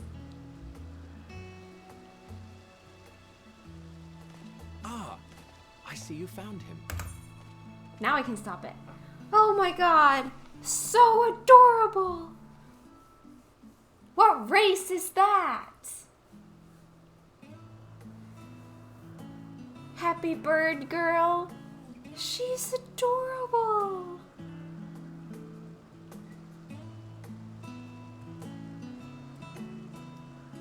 A baby Garuda.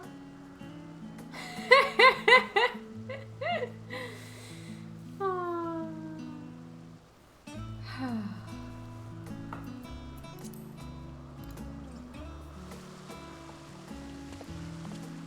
Hythlodaeus. It's been a while. Too long, I think. Too long indeed for close collaborators. On this blessed occasion, I bring not only myself, but others who long to speak with you.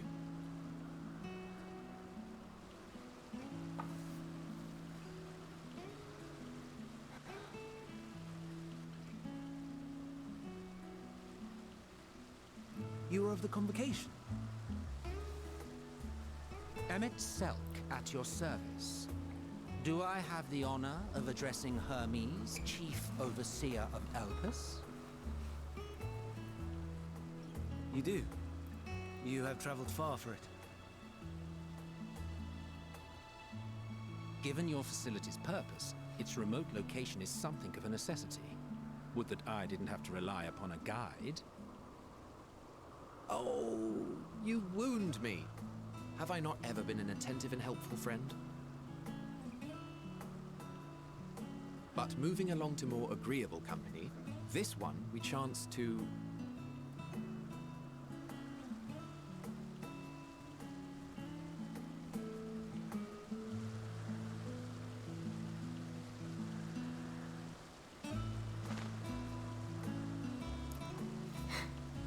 Well, you She's so certainly have adorable. her attention. Is she one of yours, Hermes?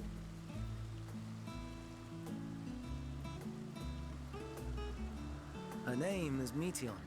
It means shooting star.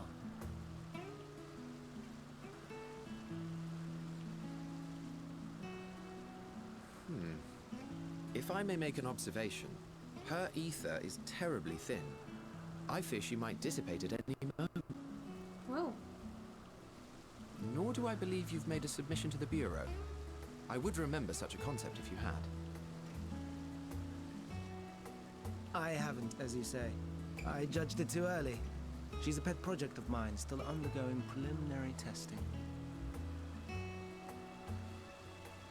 But rest assured that I will attend in person ere long. Very well. Being an authority on flying life forms, I appreciate that you are exacting in your work. I shall look forward to your submission. If we have finished with the perfunctory chit-chat, I would discuss official matters. By my coming, I trust you already anticipate the subject. I have an inkling, yes. Please wait to the main building yonder. I shall join you as soon as I've returned these creatures to their homes. What's wrong, Hermes? The Namistoma is missing.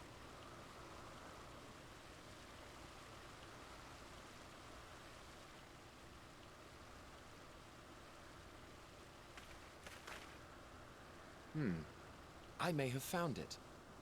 A creature with the self-same ether as those there, nestled in the boughs of a tree outside the grounds.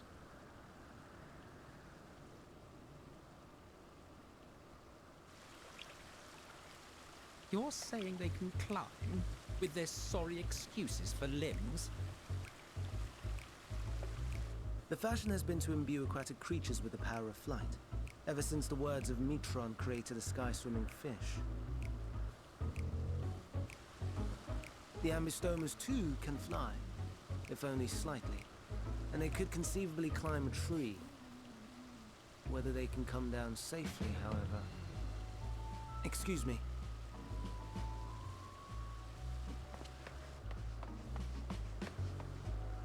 I'll help too.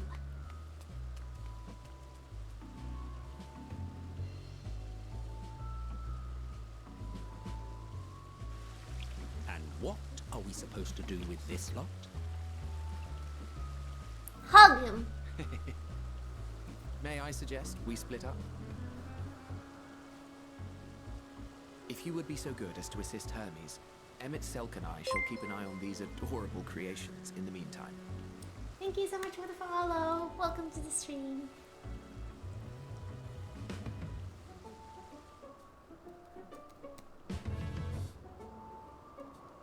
Hi, Skiff. Welcome.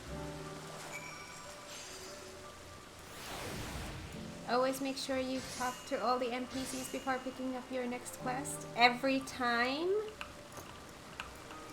Well, I've been talking to Emmet quite a bit. Has that not been enough?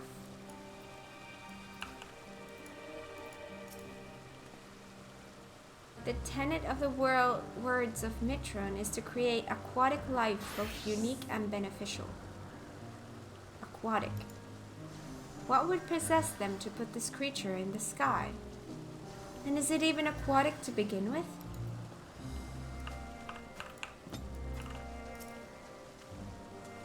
The Ambystoma was submitted to the Bureau not long ago, and I'm pleased to see it has found its way here. We'll make sure these little ones don't wander off like their adventurous fellow. Go on and lend Hermes a hand.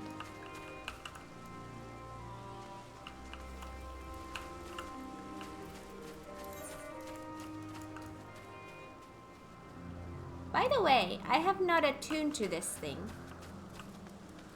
I'm gonna go attune to this thing if I'm allowed to, before I do anything else. Because I don't want to forget. They're all very entertaining. I love them. Aww. Oh yes, I can attune. Ah yes, now I can get back here.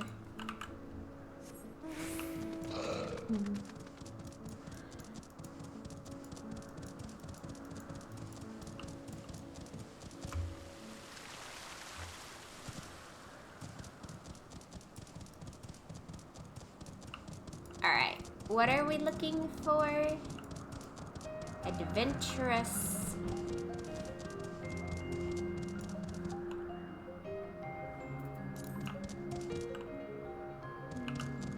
Oh, going on an adventure? It seems Hermes and Mateon have found their quarry, a creature known in this age as an ambystoma. Yet though it has been safely extricated from the tree, Hermes appears to have found himself in quite the predicament.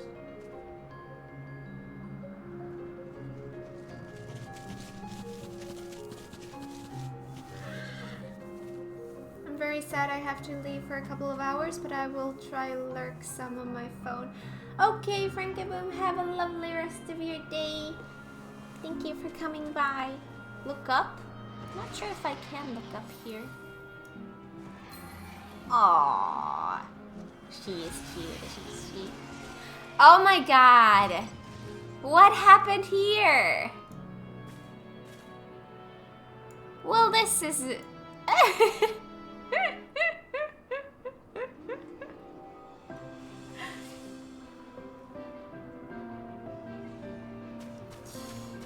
Oh gosh.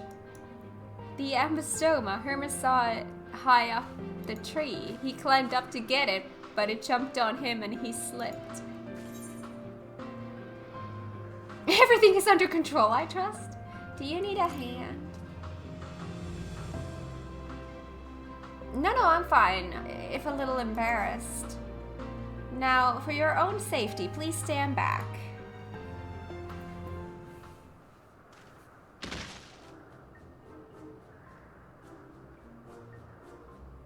Oh.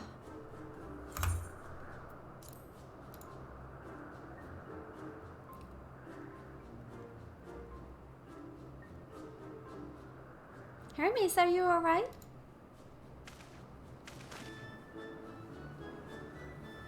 Quite alright, yes. My apologies for making you worry, Mateon. Both you and,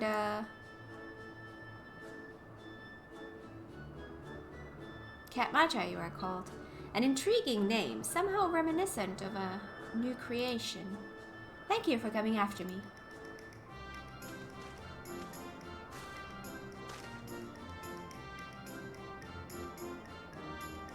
As for you, little one, you must be more careful.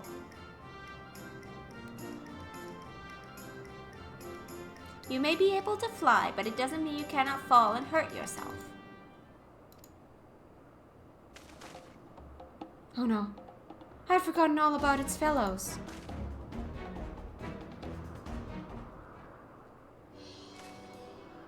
Truly? What a relief. I must thank Emet and Hythlodeus when I return to them, but first, with the distractions out of the way.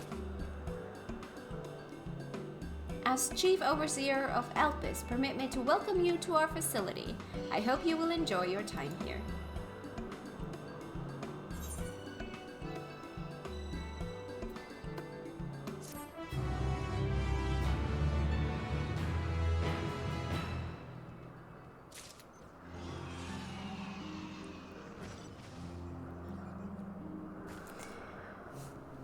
I love you too.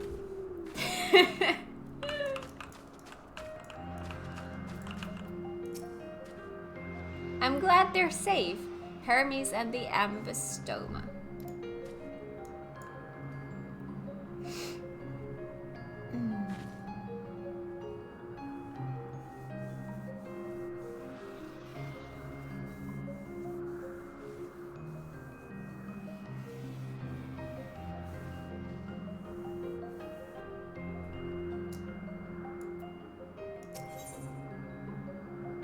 Ponder, warrant, cherish, welcome. Having found the wayward ambystoma, Hermes is the picture of relief.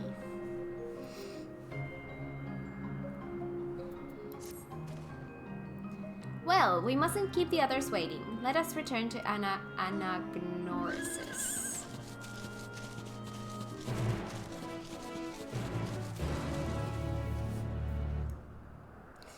He has energy again.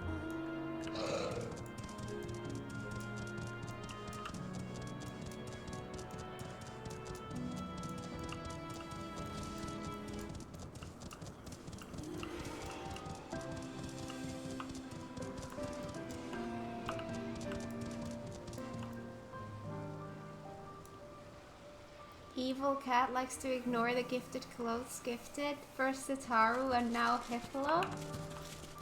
Oh my god! Can I just... I want to wear my dancer outfit. Is that so wrong?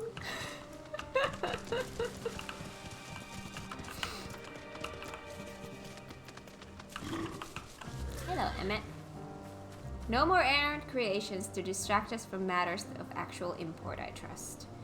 But, to be fair, I am a crafter, which means I am evil.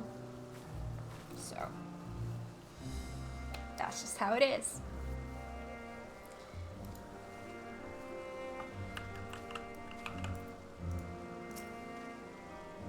'Twas blissfully uneventful in your absence. The little ones were on their best behavior.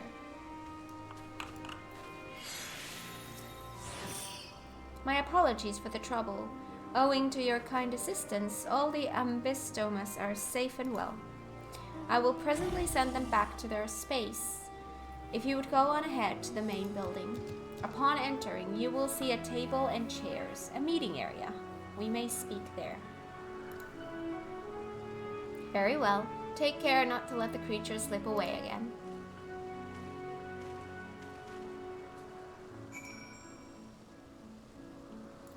Alright.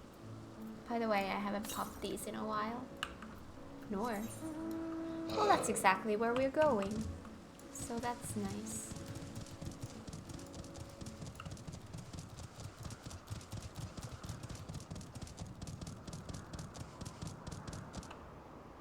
My god, this place is pretty.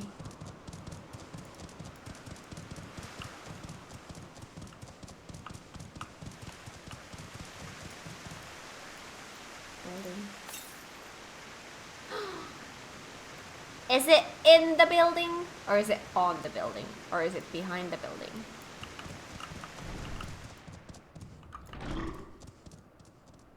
My god, we are in a building.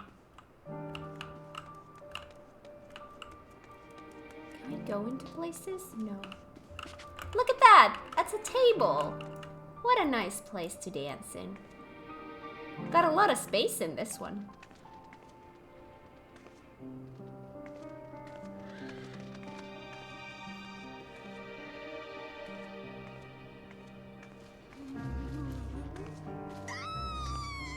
There it is.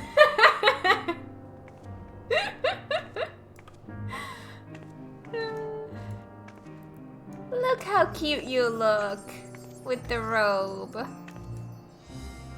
Very cute you are. Why do you hate me? I don't hate you. I love you. I love you so much.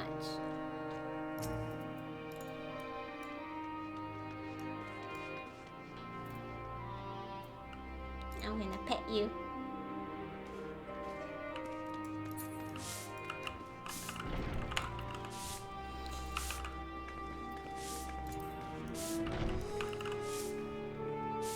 While Emmett Selk has been accommodating thus far, he is the one who has business with Hermes. If you wish to attend, you will have to ask his permission.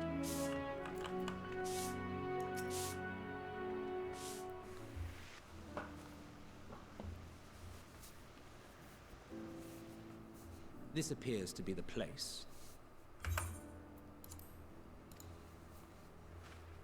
And here is where we part ways. No. We will be discussing highly sensitive affairs. Only a select few may be privy to such knowledge, and that does not include someone who cannot or will not divulge their origins.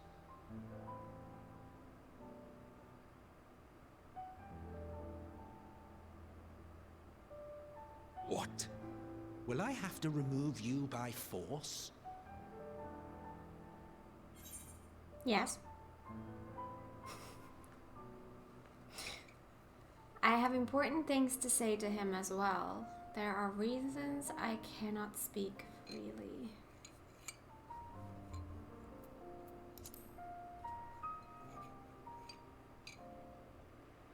Let's hear them then, these reasons of yours.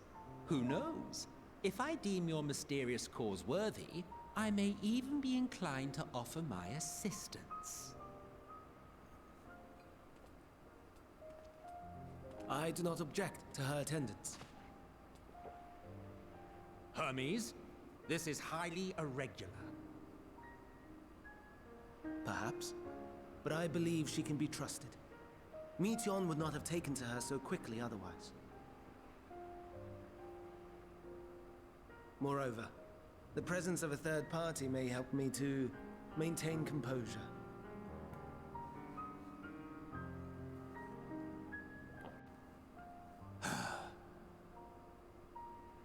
As you wish, then. Behave yourself. Do you hear? I think he knows I was on the table.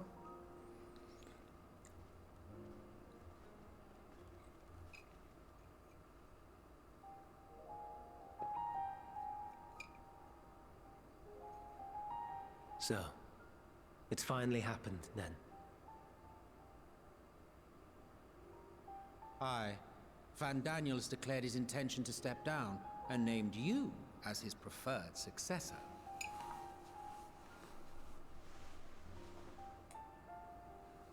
In recognition of your knowledge and your works, the Convocation is giving the recommendation due consideration. As one who does not know you personally, I am to use my impartial eye to take your measure.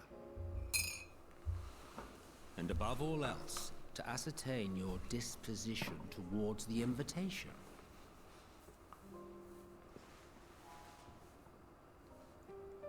I understand that you and Van Daniel are close. He himself was once chief overseer of Elpis, after all. I should not be surprised if you knew before anyone else that he wished to relinquish his office. I did. He told me that when he fulfilled his purpose, he wished to pass the torch to me. A torch you seem none too pleased to accept. Are you so averse to serving on the Convocation? No, it's not that. For a humble researcher like myself to even be considered is an honor beyond words. No. What troubles me, what I struggle to come to terms with, is the very fact that Van Daniel is stepping down. Does this not mean that he will return to the Star?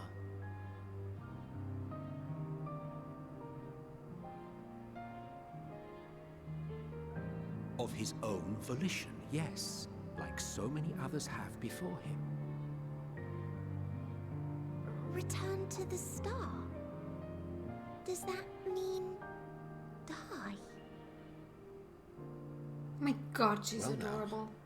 That's not a word I hear often. Is that what you say here in Elpis? Mankind is the life of Atheris. Each of us, a drop of blood flowing through its veins, bearing sustenance. In our finite time upon it, 'tis our duty to make it a better place, that all who call it home, now and in future, may abide in happiness. To that end, we have dedicated ourselves to the pursuit of enlightened creation. And by our efforts did we transform this once untamed wilderness into the peaceful paradise you enjoy today. To return to the star whence we came is a privilege afforded to we who have so loved and nurtured it. A choice embraced by those who have lived their lives to the fullest, in service to our world. And when they depart upon this journey, it is beautiful, always. The 14 are no exception. 'Tis believed no occasion is more felicitous than the fulfillment of one's duty. Our office becomes our lives, and to retire is to return, or so the majority of us hold. Some few have elected to eschew custom.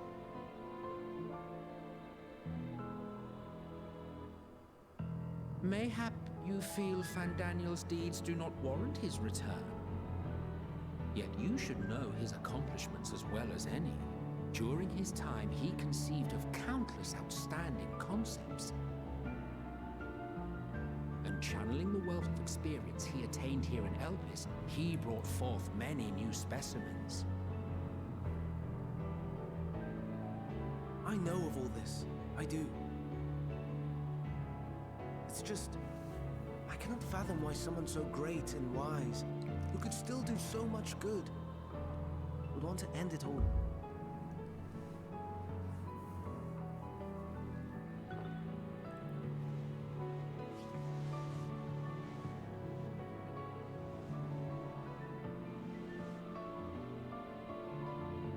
Oh no. I've made her upset. Forgive me. I know I requested your presence.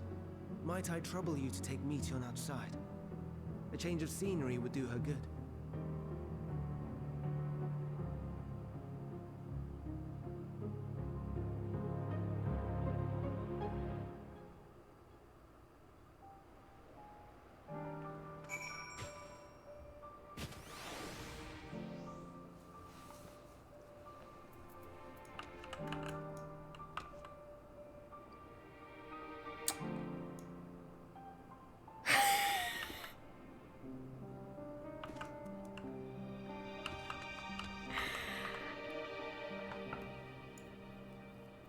Ruby.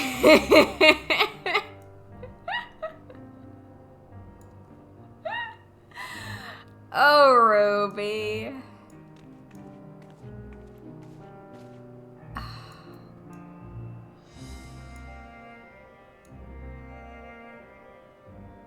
Enjoying yourself?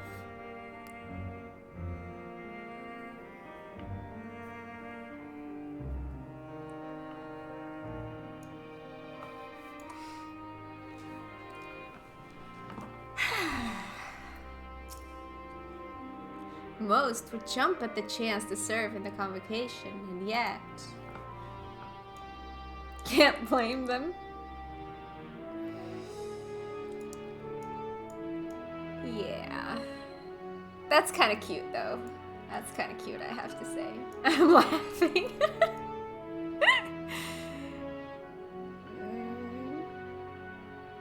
That is kind of cute, though. That is kind of cute.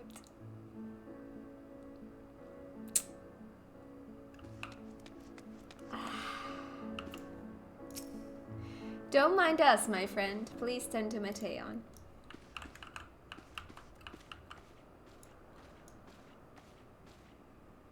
So how do we feel about sleeping on the table? If you can't dance on the table, are you allowed to sleep on the table?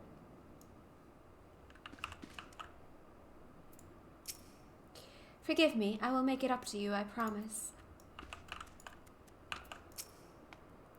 I'm sorry, Kat. I didn't mean a walk. Perhaps we can go for a walk? Okay.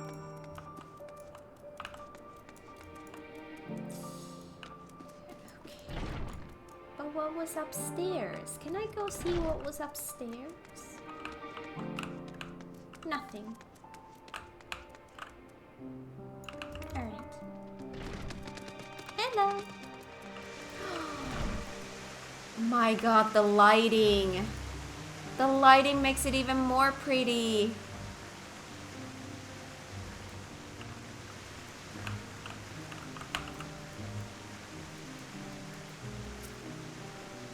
Hermes gets sad when he thinks about death.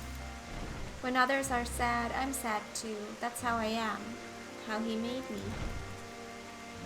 But don't worry, I'm fine now. So why did you come here? You want to learn about Elpis and Hermes? Oh, teach you. I can teach you. We could take turns. I tell you something, then you tell me something. Sounds like fun. Such a pretty zone. Hi, Ashenmoor. How you doing? Welcome to the chat.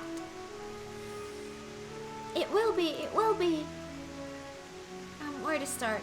Ah, yes. Let's talk to Memnon. He should be near the Aetherite. I'm not good at explaining, but Memnon is, so I'll have him explain instead.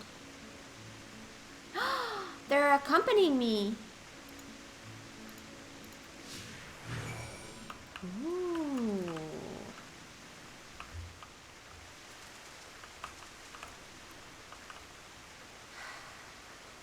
I blame Blue.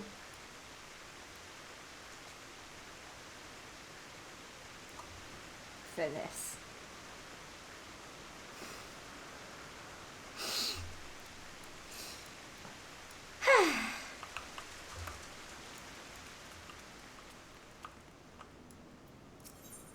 Discuss the Aetherite.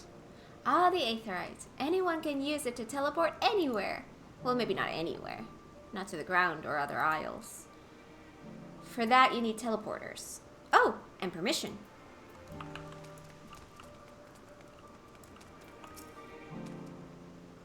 I also blame me. That's good. And what have we here? Though you look like a person, you have the ears and tail of a beast. A beast? Well, hello. A beast? A cat is not a beast. I assume you are a familiar like Mateon. Is there something you need? This is Kat. Could you teach her about Elpis? Ah, newly arrived familiar, is she? Very well. I should be glad to introduce our fair facility to her. As you know, it is mankind's duty to make the star a better place. As part of this duty, we employ creation magics to bring forth new life. Look like a beast to me. Cats are not beasts. They're cuties. They're fluffy cuties of cuteness that you need to pet and feed and cuddle with and play with. However, we cannot simply release our works into the world, for it would lead to chaos. I have the horns and scales of a beast. See, you're the beast, not me. No, any and all life forms must undergo extensive testing to determine their fitness to exist, testing which is conducted here in Elpis. Every candidate is subjected to rigorous study, in which we identify their properties, surmise what habitats might be suitable, and speculate as to the effects they may have on the environment and other species. Should it be judged a beneficial addition to the star, it will be allowed to take its place in the world. The two of you, too, were created with the hope of making the star a better place. So heed your masters well and good, do you hear? Well and be good, do you hear? We will, Num-Num, we will. Thanks for the lesson. You had a turn, now I get a turn. Where did you come from?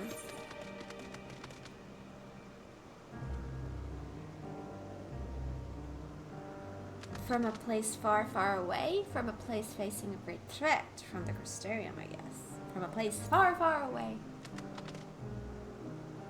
Well, hello there. Then probably don't know it. I don't know much about other places. But this place is important to you. I can feel it. Oh, my power! I haven't told you about it. A creation. Let's find a creation. One not being watched. Then I'll explain my power.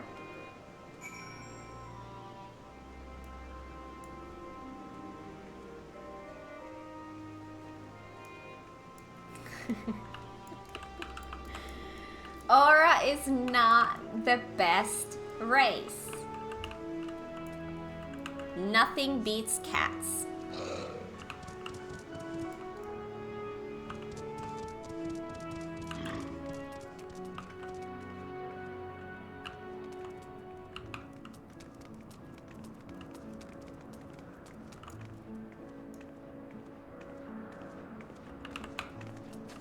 We We have that thing, but we also have this kind of a thing where we can discuss stuff. Discuss the Spriggans. Spriggans? What are Spriggans? Oh no, we call them Aureae. If there's many. If it's just one, we say Aureas. Though they're cute. Though they're cute, they can be naughty. Oh. Sometimes they run off with concept crystals, and Hermes has to run after them.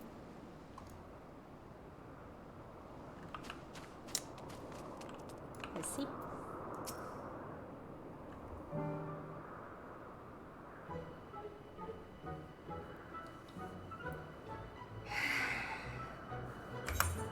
Blue. You can talk all you want about how Aura are better in every way than Miqo'te. That is just false.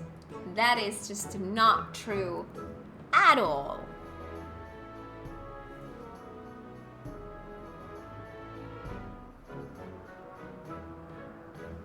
I mean, Aura are dragons and dragons eat cats. So you're saying that Aura are just pure evil.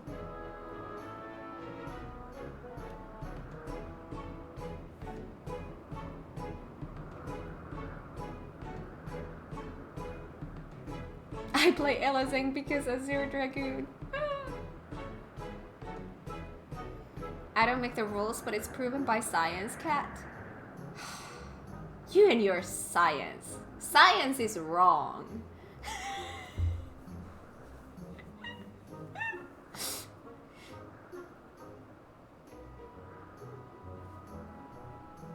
Oh, this creation is perfect.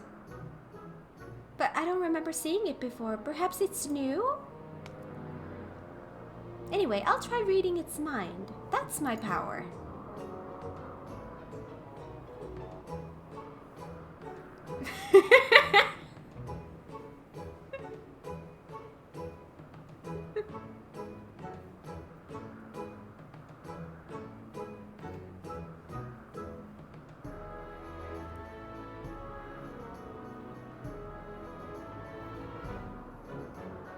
I can't read it. Or maybe there's nothing to read? Oh no, its mind is empty? Science is wrong? Oh, Cat is one of those people. What do you mean, those people?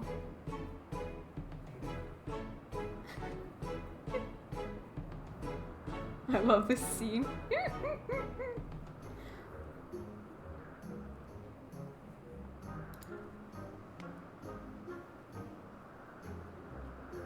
Wait, please wait. I'll try again. With you this time.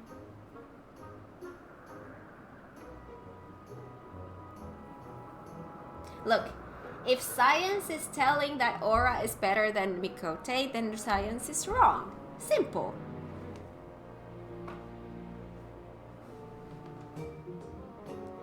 Wait, please wait. I'll try again. With you this time. You want to read my mind? Oh, that's scary. There's a lot in there. Greetings, can you hear me?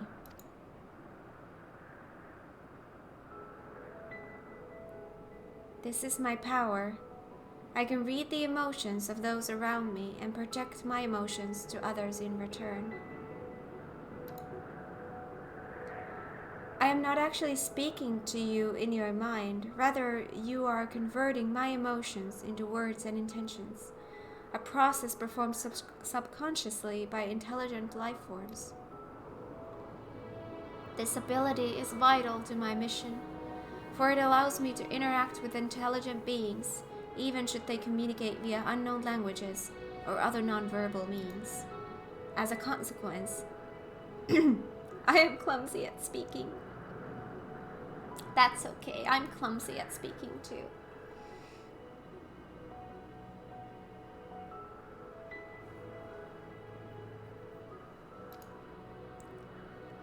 Yet though I struggle to express myself in this fashion, Hermes wants me to speak as much as possible, for everyone has thoughts and feelings that they may wish to hide.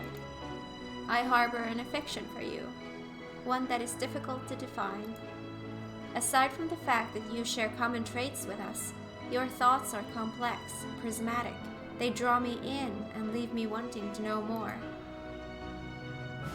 Out of respect for your privacy, I will refrain from using my power when speaking with you. Nevertheless, I want you to know that I wish to be your friend. Aww.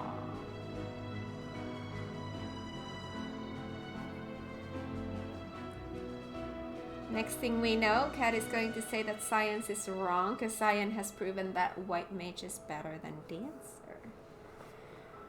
Well, I mean, if science is claiming something as stupid as that, then yes, it is wrong.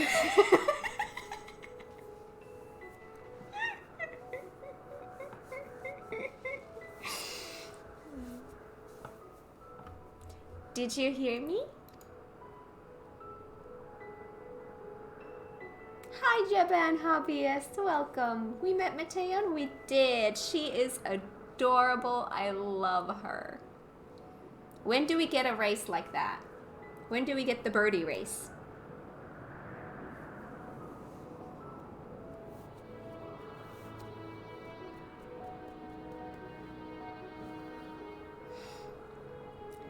Good. Now it's my turn again. So, what are you good at? Dancing? Crafting! Playing.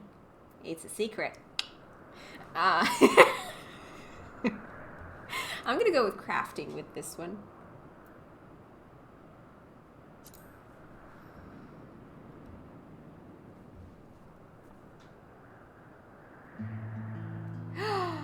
Not creating, but crafting? Putting things together with your hands? That sounds like fun! I can't use creation magics, but maybe I can learn to craft.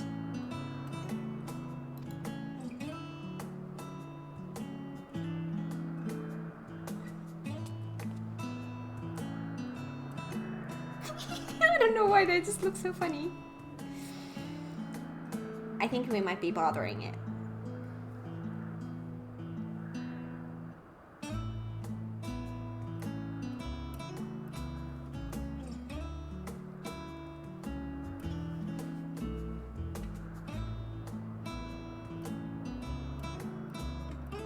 Sadly, they're not creating more races. Aww.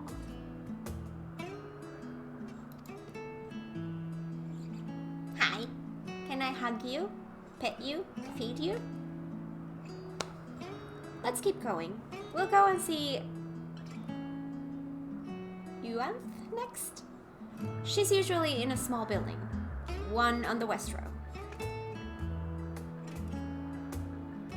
Shoe bill. Shoe. Right, the shoe. Oh god. Motionless bird.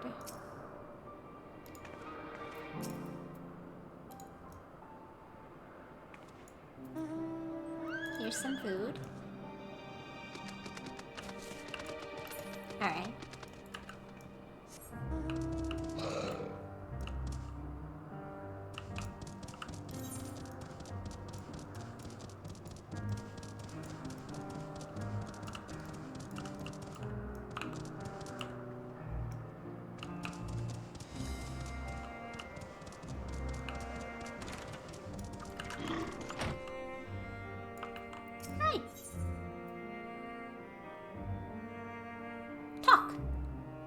Let's go and see Yuanth. She's here. Oh, that's the same. No, I thought you might have something else to say. Well, if it isn't Mateon, I see you've brought a friend today. Greetings. An apple. Could you make me an apple?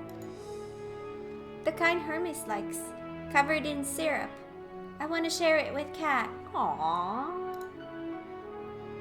Oh, candied apple? Hermes is certainly partial to them, but you know you can't eat, Mateon. You weren't made to do so. She can't eat? Wow, that is making me cry. Wow. But I like it too. It may seem that way, but it's due to your ability to share others' feelings. You've taken Hermes's likes for your own. In any case, I can't prepare an apple right now, but I'll bring one for Hermes soon, I promise. I'm sorry, Kat. I wanted to show you my favorite thing. Then I could ask about yours, but I failed.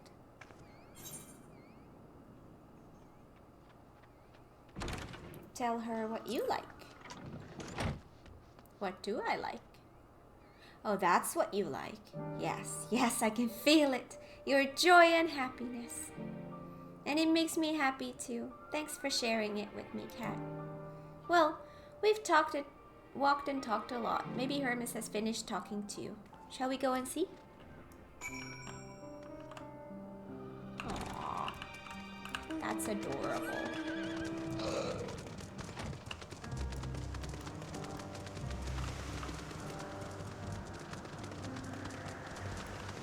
We met Hythlodaeus and Emet-Selch. What did you think? I love that we have Emet-Selch back. I really missed him. I'm loving this so far. Hi. What, back already? Pity. A bit longer and we might have snuck away without you.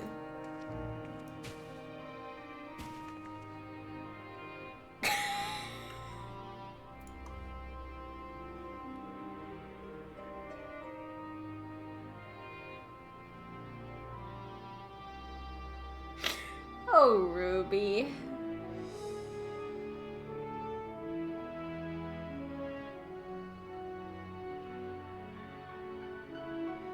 Just Ruby worshipping at the feet of Emmet. Right. That seems about right.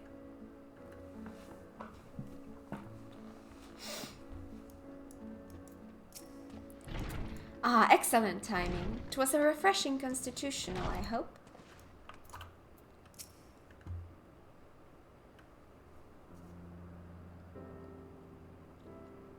There you are.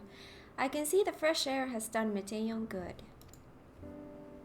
Kat wanted to learn about you and Elpis, so I taught her. About this place, about my power, about your favorite food.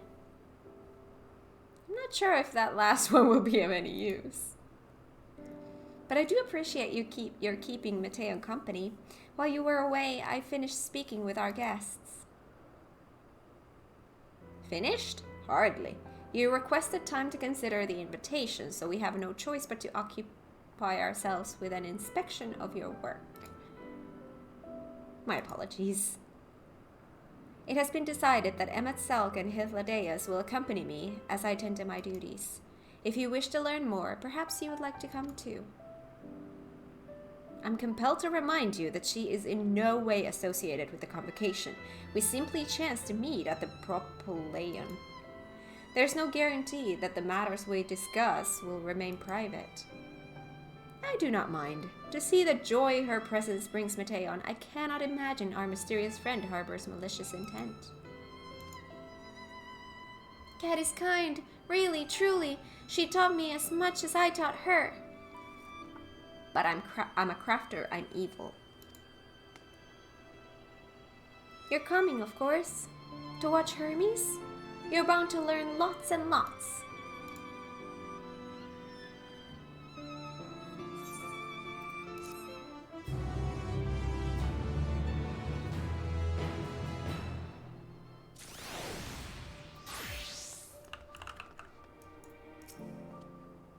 It is held that all civil organizations should conduct their affairs with total transparency, and the convocation is no exception. But that doesn't mean we are obligated to show our work to unknown entities such as you. Consider yourself privileged, and behave accordingly. Though I see new creations on a daily basis, here they look at them with a different eye. It will be interesting to observe Hermes at work. Lives apart. Composure regained. Hermes is ready to return to his duties. If everyone is ready, there are a few creations I need to check out. First, we shall return to the spot where we found our wayward Ambystoma. Have care when you step outside a hub, for there may be more unruly creatures about.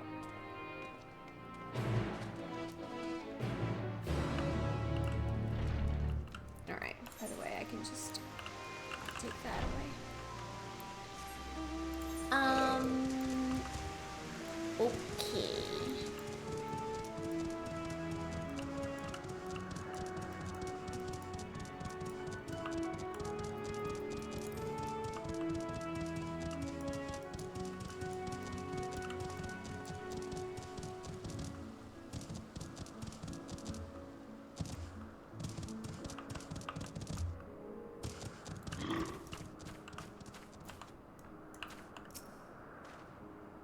All vim and vigor now. When we were discussing his nomination, he was melancholy incarnate. Ah yes, the Eanthine Petaluda, one of the newest species of the ever-popular butterfly. You're still bothered about your robe? Don't be. The few specimens we repurposed won't be missed. See, that's why I'm not wearing the robe, because they used butterflies for it.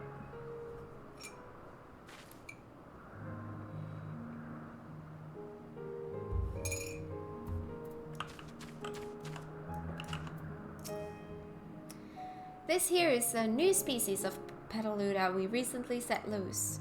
It has been doing very well, managing to maintain a stable existence thus far. If it can see its observation period to the end without issue, we shall release it onto the world. But immersion.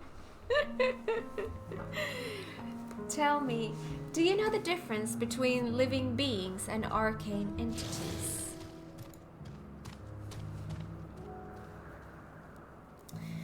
It is the presence of a soul, yet the soul isn't something you can choose to have at will.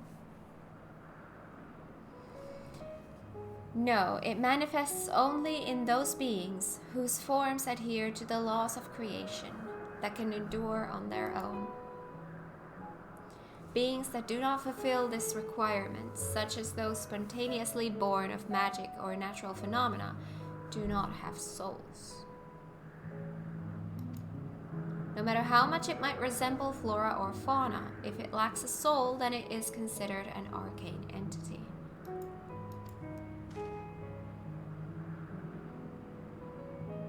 So you see, it is not for mankind to decide what is living. That domain lies beyond our manipulation, and it is hubris to assume otherwise.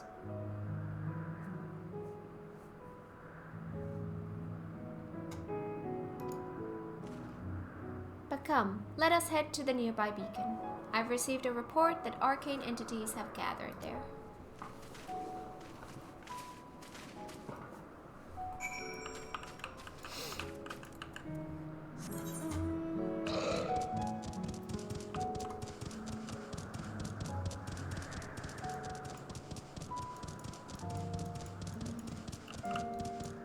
You have fried eggs and rice? Enjoy your food! I only has water right now. By the way, I haven't been checking these. I should be getting these. Well, I can always run around here on my own time.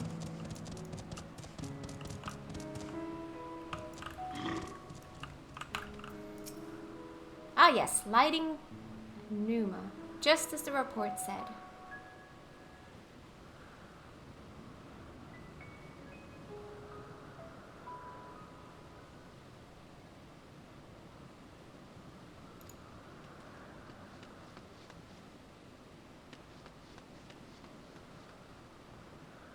Although we call this structure a beacon due to its form, it's in fact a magical device. By manipulating the balance of elements, it keeps the isle airborne and maintains the climate thereupon.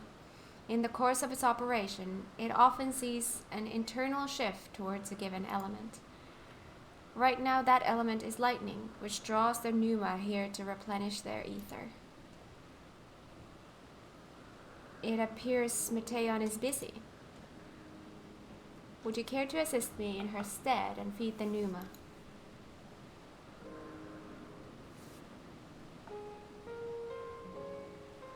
By using this lightning converger, you can harness ambient lighting and focus it into a ball, a veritable feast for our dazzling friends. Go on, give it a try. Use the lightning converger to create ball lightning. Oh, okay.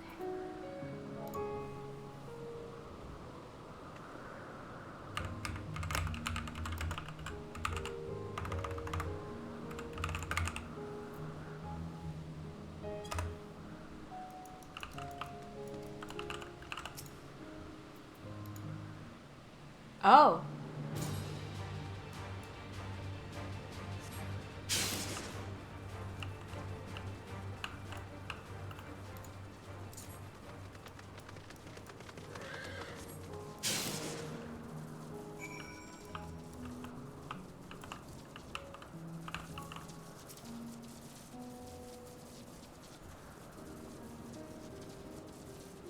Perfectly done, Cat. Look.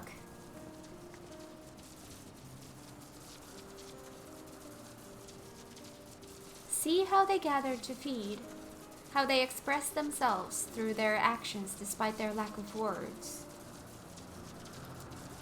Speech is not the sole defining characteristics of a thinking, feeling creature, nor is silence an indication that they do not possess these qualities.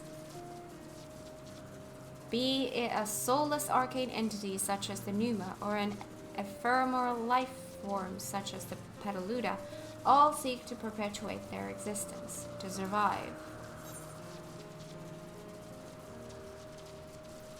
Is Matean a living being?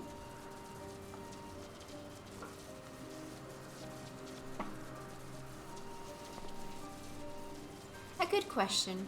I can answer it from a theoretical standpoint, but it ultimately falls to the Bureau of the Architect to pass judgment. Those with exceptional vision, such as Hythlodeus, may be able to ascertain her true nature. But to me it doesn't matter. She is herself, and that is all I need to know.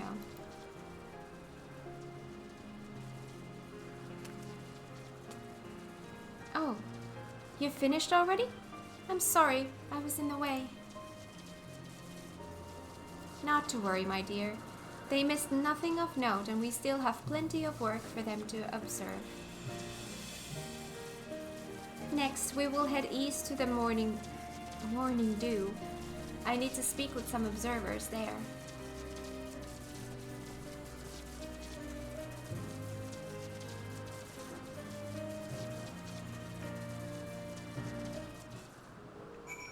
By the way, I love this balance that we had, or have here, that in the MSQ we just went through such horrible stuffs, and now the game is giving us a breather with this beautiful paradise garden. I love that.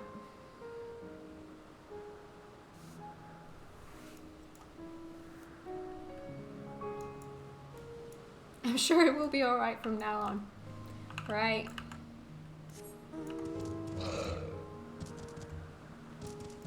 Endwalker is paced so well. It feels like it. There's a good balance of stuff happening, but then also giving you time to breathe and recover. In spite of the trauma, yeah.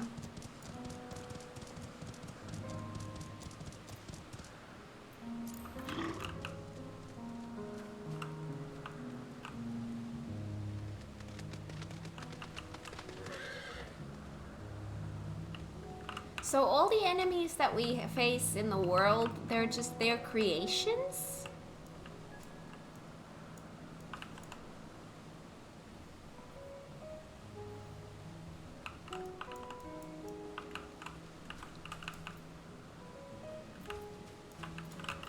Hello, Emmett. Was there a guiding theme or any method to the madness that is this random assortment of features? Ah, this fellow has been the talk of the Bureau. The combination of a carefree aspect and endless rows of fangs is strangely charming. pretty much everything we have now was created by ancients. That's so cool. All experiments, literally. Yeah.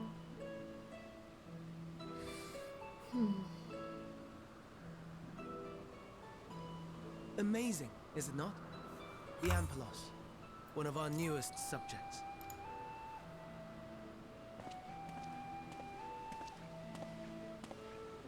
So, how are we coming along?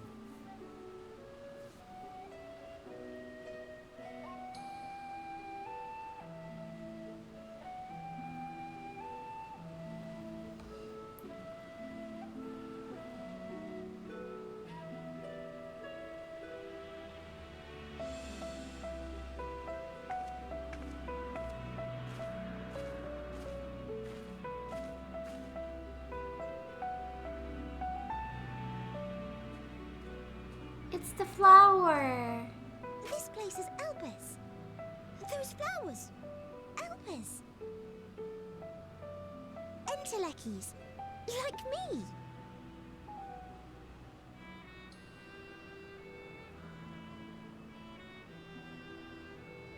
They are a product of Elpis, and so named for their birthplace. A happy accident, born of the hands of a former researcher who loved beautiful blossoms. Unique for how they change color, to reflect the emotional state of those nearby. Though be it here or elsewhere, they are seldom seen in any hue save purest white. Reflect the emotional state, you say? By what means do they achieve this? In creation, there exists an energy wholly apart from ether, one driven by emotions. In like manner to how we manipulate ether, this flower is subject to the influence of said energy.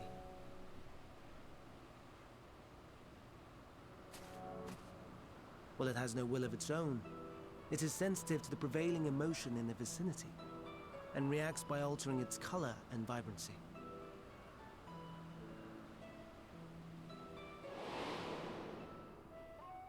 Akasha?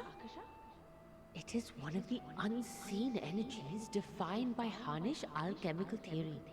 Though a gross oversimplification, some describe it as an essence influenced by feeling.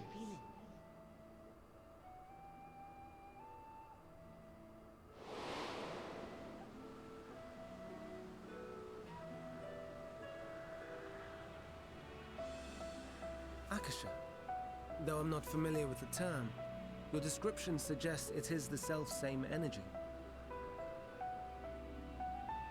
Dynamis, we call it.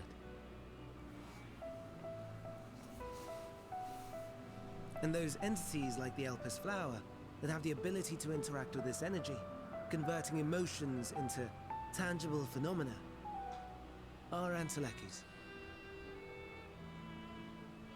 That's me! That's me! An Enteleki! That you are, my dear. And no ordinary one at that, but the first possessed of free will.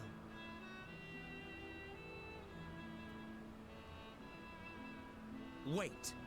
A form of energy other than ether? Dynamis? I've never heard of such a thing.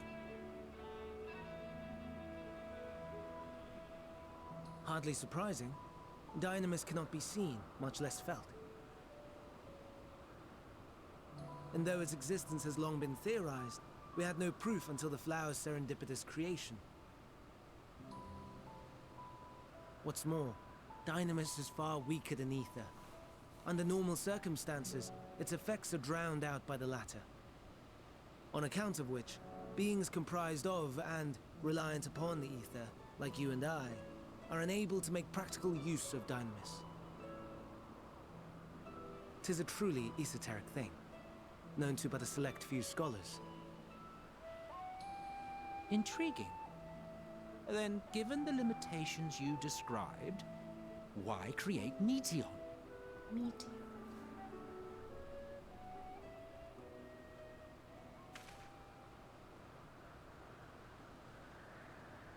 Our star, Aetheris, is especially rich in ether, so much so that its name is derived from it. However, when we consider all energy in existence here and in the vast space beyond, Dynamis may account for as much as 68.3%.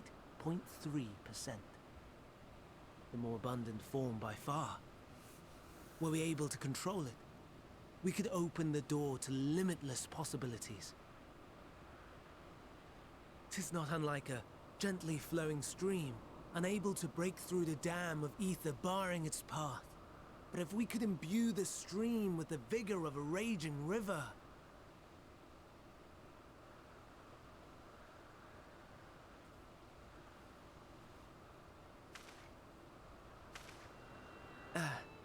Not that I have such grand ambitions. Nay. I merely wish to create a being that could traverse the great expanse.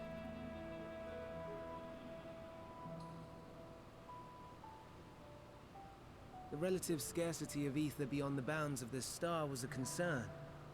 And so, I looked to another source of energy by necessity.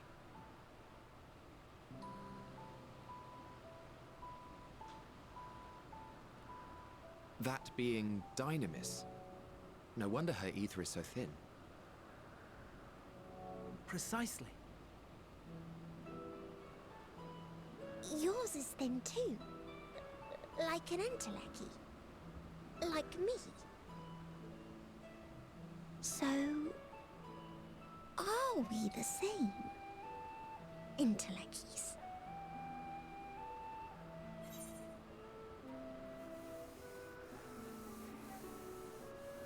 I seem to be disconnecting from chat a ton today. Oh no! That sucks.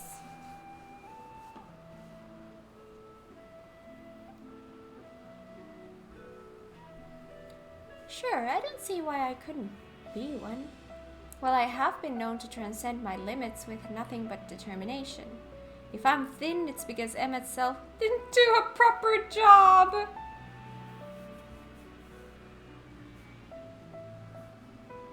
Resisting the urge, resisting the urge, resisting the urge. I want to pick the last one, I want to pick the last one, I want to pick the last one. How long do you plan on playing today? I would most likely another 2 hours. Right? Yes.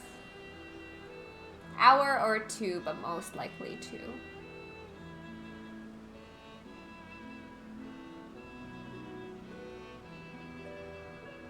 2 or 3 are my picks.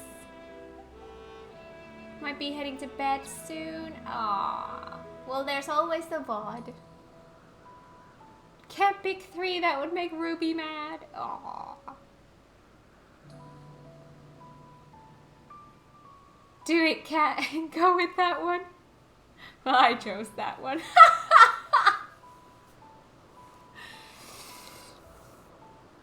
If I'm thin, it's because Emmet Self didn't do a proper job.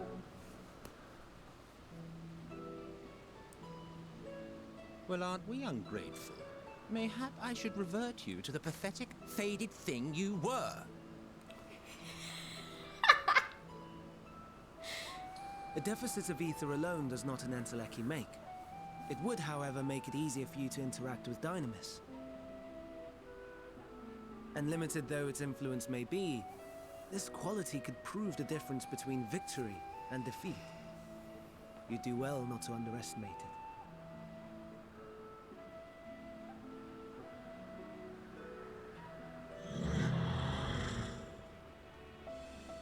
Oh dear, I'd forgotten about the poor fellow. You must excuse me a moment while I go and verify a few more things.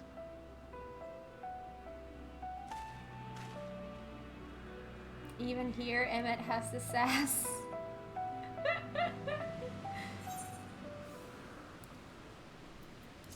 Yee.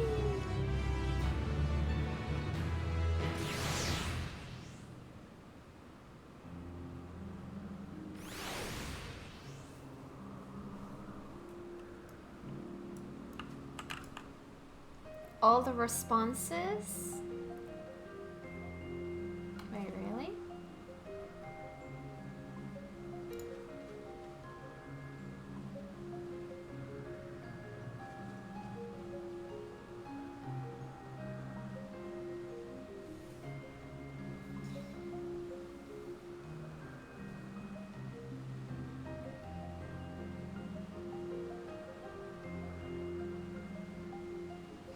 Alright, I chose the right one. I chose the best one, I feel like.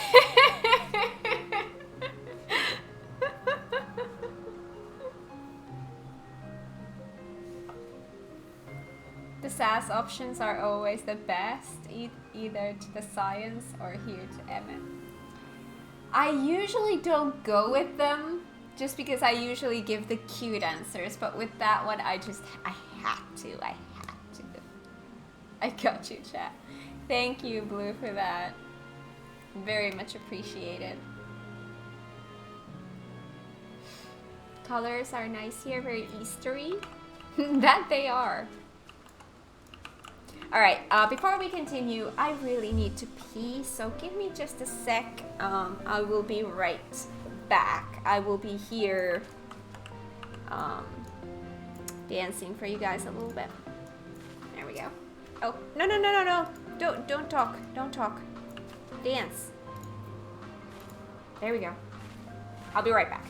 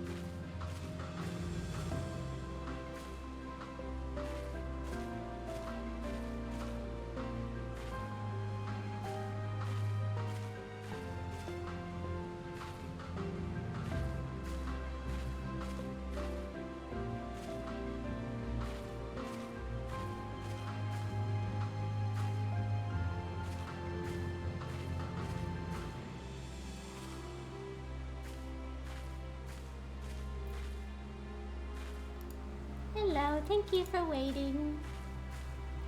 Welcome back, thank you.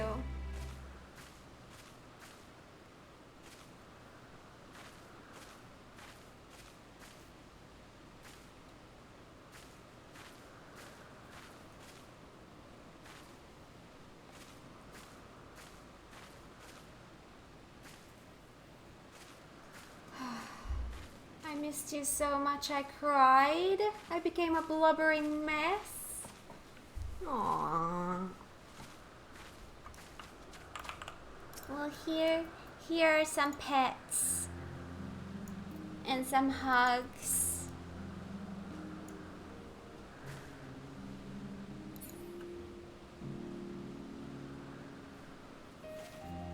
Ruby had to hold my hair while I threw up from hysteria, which is funny because my hair is short. Aww. Hugs the air in front of Blue. Do I need to be closer? There's a good hug. There we go.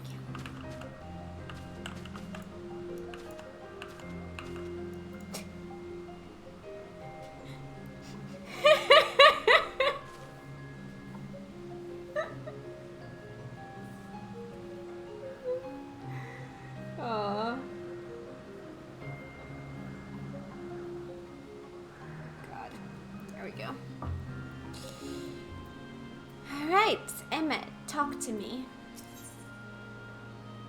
Their greatest contribution. Emmett Selk appears to be deep in thought.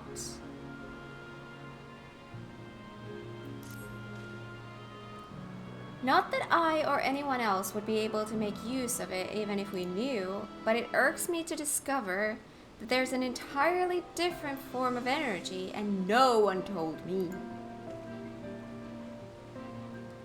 That personal annoyance aside, Hermes' knowledge is undeniably impressive. Given that there are none among the 14 who specialize in the Celestial, he would be a welcome addition. Assuming he can be persuaded to join, that is. I still can't understand his hesitation.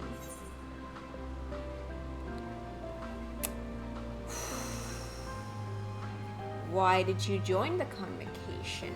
What do you specialize in?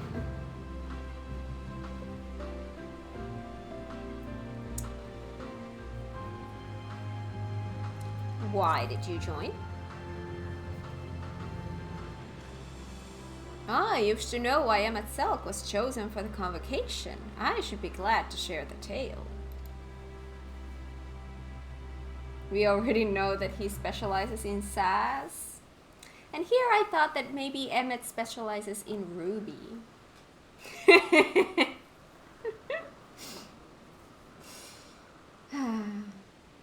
Need to drop off. I'm afraid I'll enjoy the VOD. Joys of work, eat work. Enjoy the rest of the stream, folks. Okay, Azina, have a lovely rest of your day. Have good luck in work.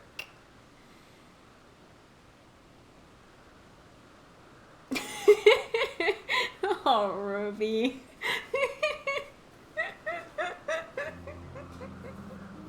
That's cute. It began when? Not another word. Lest you've forgotten, we're to learn about Hermes, not me. My misspent use is not your concern. Ruby specializes in Ruby, but Emmett looks down at Ruby. What?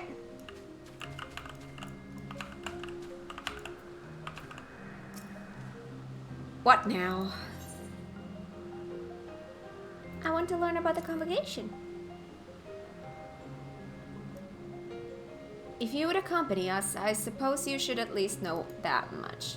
The Convocation of 14 is a governing body that determines myriad policies. Our goal is to ensure that all is right in creation, that our star may know a brighter future. As the name suggests, the Council is comprised of 14 offices, each of which is held by an individual chosen for their surpassing abilities.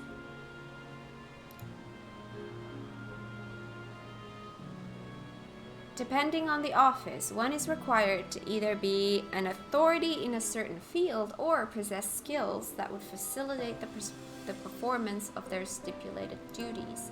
The former category includes Matron, specialist in aquatic life, Logref, specialist in terrestrial life and husbandry, Halmarat, specialist in fungal and plant life,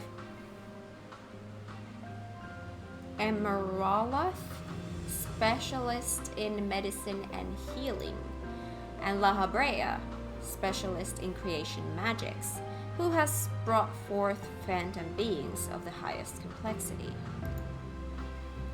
As for the latter category, there is Ultima, advocate of the arts, Ige Yorm, champion of enlightenment and rhetoric, Fastarot, preserver of discipline and order, Emetzelk, keeper of the ethereal realm or underworld in the vernacular, Fendaniel, pursuer of extant phenomena. Keeper of underworld. Explains the name.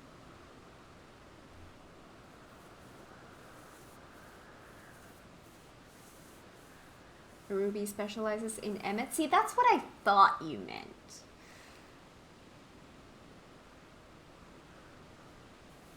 Keeper of the underworld, fitting for someone named Hades. Right. Right. And Azim, traveler of the world and counselor to the people. What? Should I be revealing such details to you? Don't be silly. Even children know this much, and you would do well to remember it all. I'll tell you the tale when we're away from sensitive ears. Yes. Okay.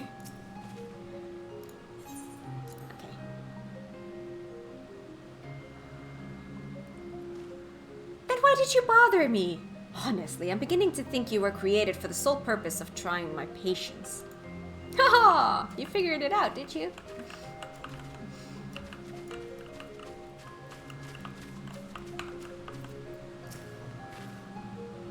Enteleki or no, we're friends in thinness. Adorable.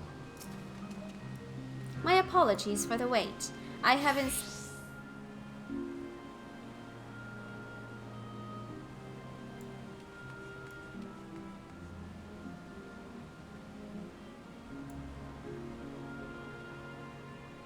Why are you poking me?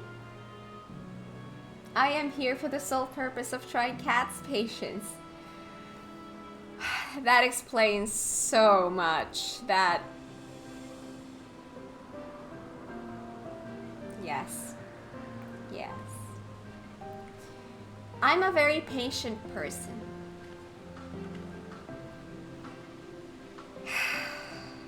I mean, I have to be. I date Blue.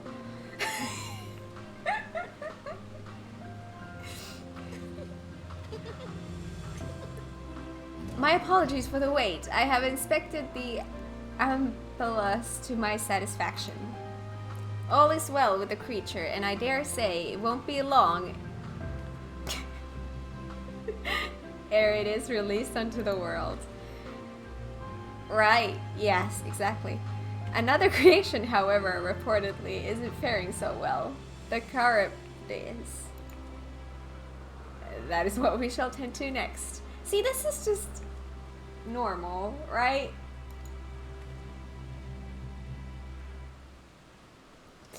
If you would follow me, my friends, we shall return to the main aisle and head north.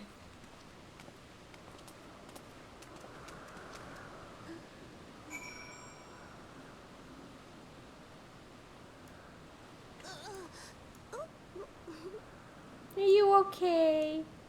You're funny. Alright. I'm riding a lizard.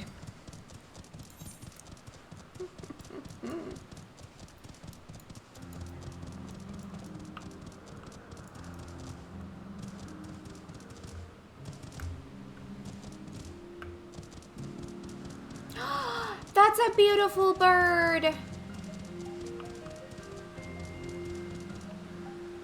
Oh, that's a beautiful bird. There are some bigger birds there.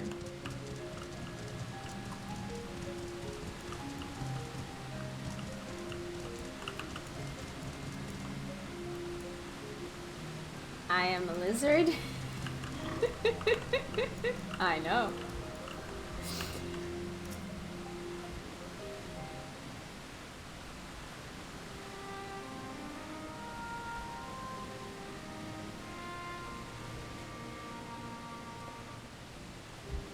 I understand there's a problem with one of the Charybdis. I have no idea how to pronounce that. Yes, that's right. As you know, the Charybdis is based on a sea creature. Hey, thank you so much for the follow. Welcome to the stream. I hope you enjoy it here. Owing to adjustments to enhance its affinity to wind, it is capable of flight. The specimens created from the concept could all fly without issue, but a problem arose in subsequent generations.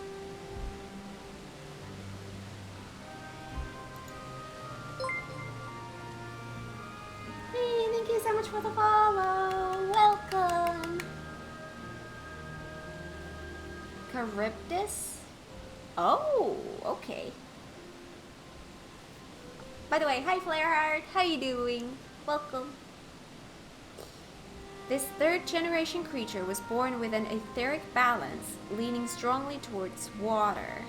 Its aquatic origin reasserting itself, it would seem. The result being its affinity to wind is diminished, and it cannot fly. No matter what we try, we can't get it to rise even the slightest bit. Been lurking for a bit, caught you on as background for work, hope it's going well. Okay, happy lurking and happy working. Everything is going well. I have not needed this yet. So that's a good sign. For such change to manifest in so few generations, I fear they are too unstable, flawed. With your permission, I will revert the creatures and recommend to the Bureau that the concept be revised. With its etheric balance leaning towards water, the Charybdis would indeed struggle to manipulate wind. Yet it is too early to conclude that it cannot fly. Having failed at first, it may simply have developed a fear. I shall transform and fly with it, helping it to manipulate wind until it finds its wings. What? You needn't go to such lengths.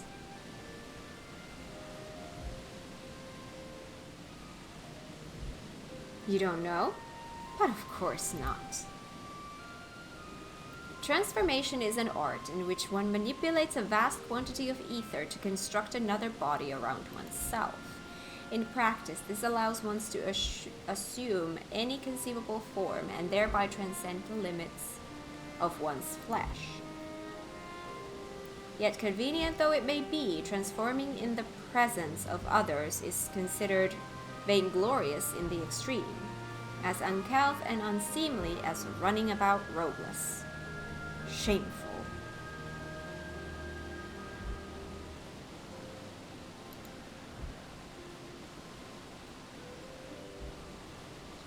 Am I to understand you make a habit of this? Nothing of the sort. It's just that when transformed, I can wield the wind and fly. It may seem excessive, but what is our shame next to the lives of these creatures? They deserve a chance, and we owe it to them to do all in our power.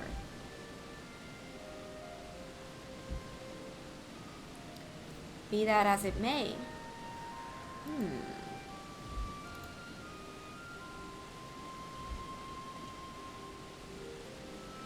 Yes, I believe I have a solution. And Metzelk, may I trouble you to move that Charybdis away from its fellows, somewhere out of sight.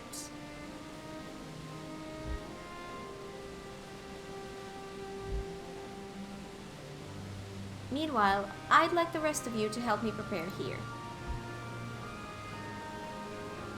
What mischief are you scheming now? No mischief, I assure you.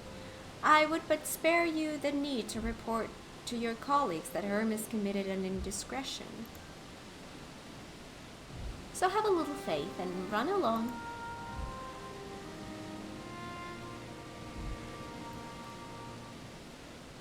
I trust you don't mind?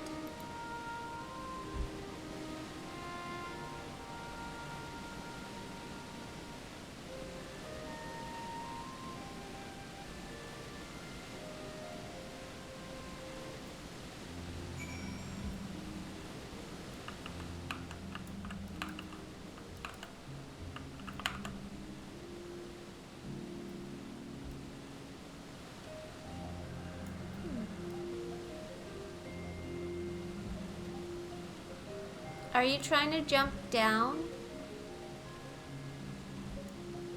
By the way, let me put the light on.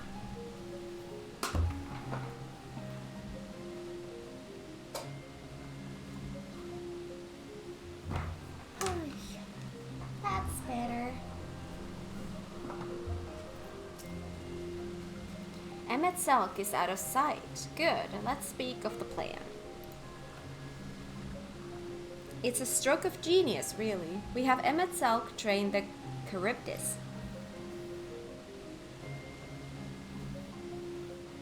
Aside from being able to fly untransformed, he can readily see ether currents.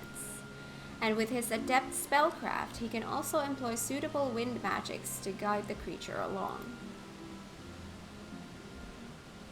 While he is indeed capable of all you described, it is not his duty. I am loath to trouble him with it. Don't be. As I mentioned, it would also be for his own sake. With that settled, let's begin at once. Kat, I want you to go to Emmet Selk. Tell him that you have a favor to ask. He will be disinclined to cooperate at first, but you mustn't be discouraged. With our friend, the trick is to be unflaggingly persistent. Alright, off you go now and good luck. Alright, I have a favor to ask. Alright. So we just have to wear him out. Okay. The rest of us will be right behind you. We wouldn't think to miss the fun. Alright.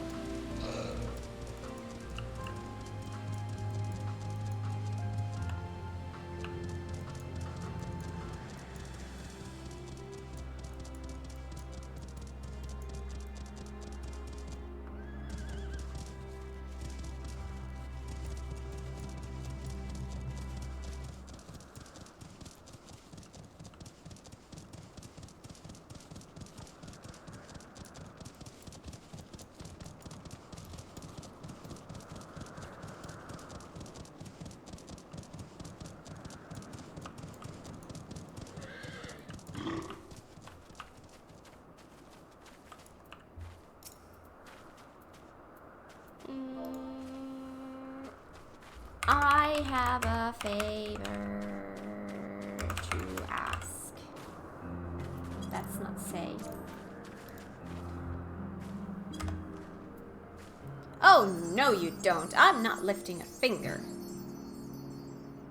I don't know what Hythlodaeus is up to, and I will not be made to know. I refuse. If Hythlodaeus is to be believed, relentless insistence may serve to wear down the ever-wary Emmet Selk. With the chat mode in say, please, Emmet Selk.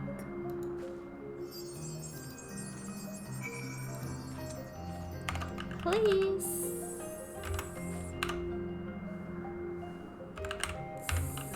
Selk. Is that how you spell it?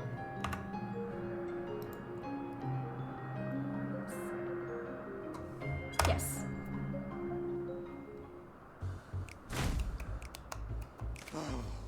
No, no, no. You are not foisting this nonsense on me. Oh, I'm gonna wear you down.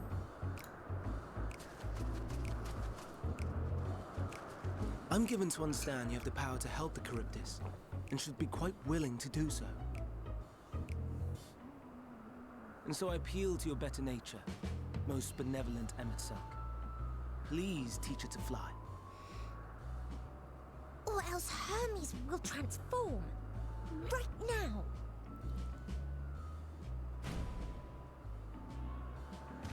Now, there's no need to go quite that far. Altruism is its own reward, as I'm sure he would agree.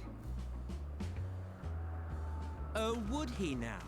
And who contrived to put me in this position, pray tell? Nothing so devious. I merely suggested a possible course of action.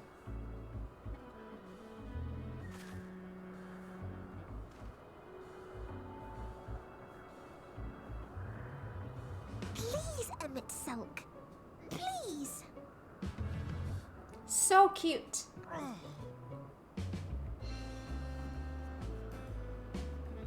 See, how can you resist a cute face like that? I did not come all this way to play nursemaid to your creations.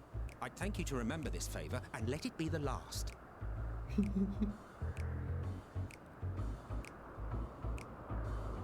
See, all you needed was a little bit of cuteness.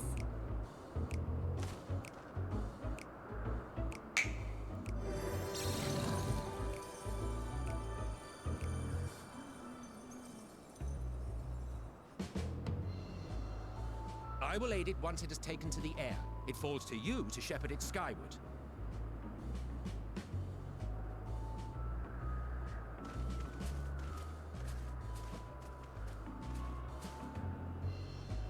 Well, let's relax and enjoy the spectacle, shall we?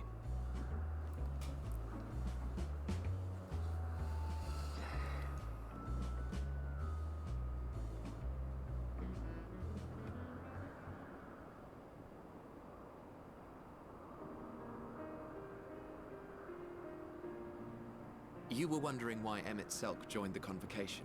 Yes. Truth be told, he wasn't the first choice for the office. I was, on the strength of my ability to see ether. But I declined the offer. For though my vision is exceptional, I am pedestrian in all other aspects. Worse even, quite abysmal when it comes to manipulating ether, for example. Couldn't transform even if I had a mind to do so. What good is the ability to perceive a problem if one cannot act to address it? Emmett Selk has no such shortcomings. He excels in vision and manipulation both, the latter to an extraordinary degree. If there is a mage more powerful, I do not know of them.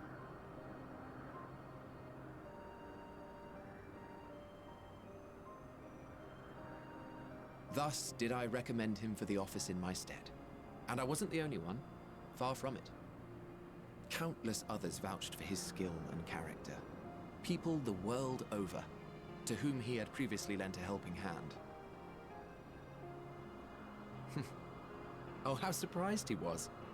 Claimed he hadn't done anything remarkable for anyone. Modest to a fault. He deserved every bit of acclaim he received. Yet he may well have gone unappreciated were it not for a mutual friend. A singular soul who can't help but involve herself in the business of others. Where she walks, excitement is certain to follow. Her antics irritate Emmett Selk to no end. But much of his grumbling stems from genuine concern. When our friend calls, he never fails to answer and lend his talents.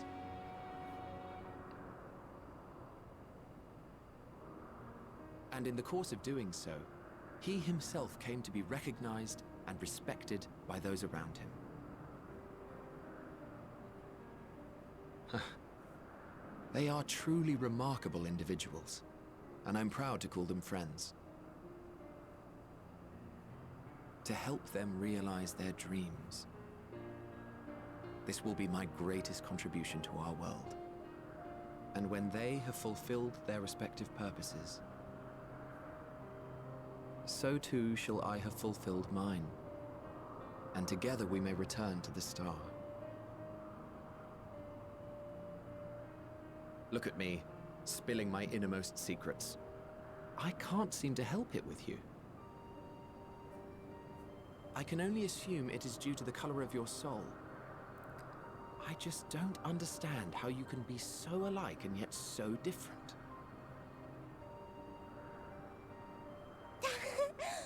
Well done, my pet. Well done!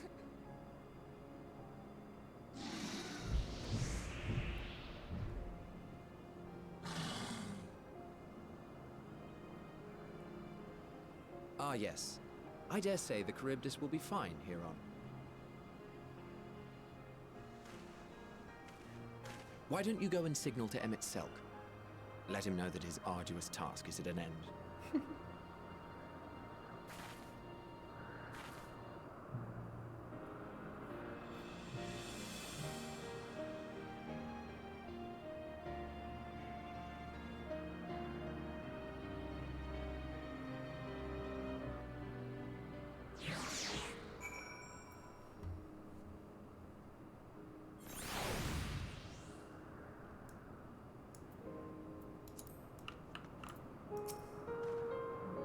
If I didn't know better, I'd say Emmett Selk is enjoying himself.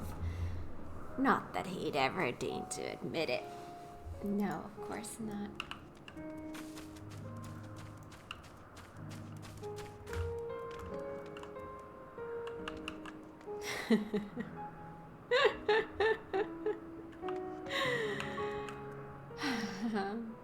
That's cute.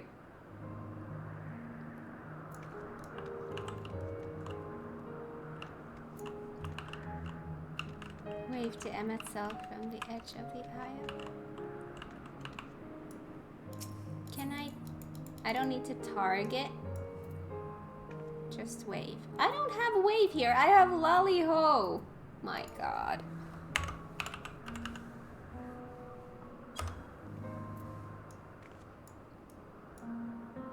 Emerging from his reverie, Emmett Selk notices you and begins to descend with the Charybdis.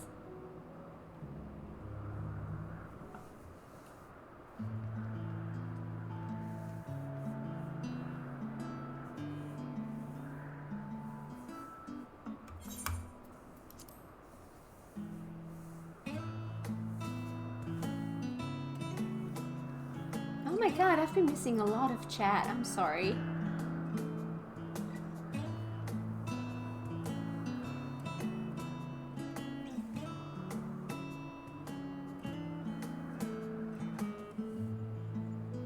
You know for certain that Ruby would wear Emmett down if given the chance.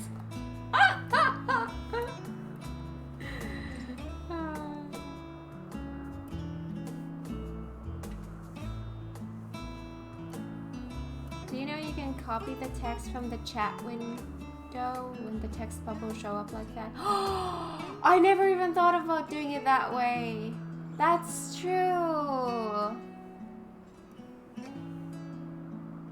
Oh, I never even thought about it. Thank you.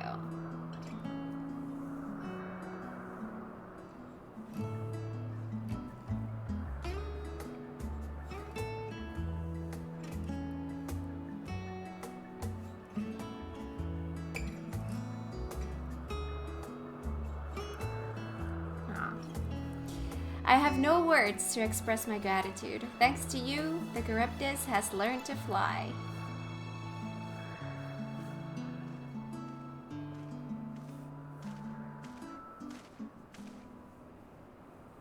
And Kat and I could relax and have a pleasant chat. I'm sure you did. The creature needed some small assistance at first, but soon it was flying more or less on its own. I doubt you will need to repeat the lesson. That was truly impressive.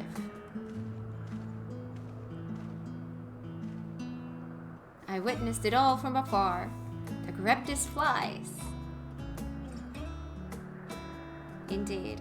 With this, we've proven that even a creature with skewed etheric balance is capable of flight.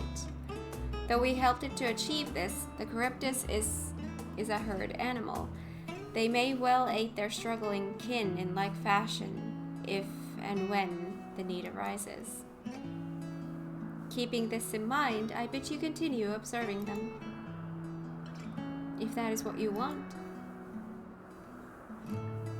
But if I may say so, rather than hoping an idealistic possibility come to pass, would it not be simpler to have the concept adjusted? That way, we could guarantee that anomalies such as this specimen are never born in the first place. These creatures are already here. We will spare no effort in giving them a chance to survive. As you wish, Chief. As you wish.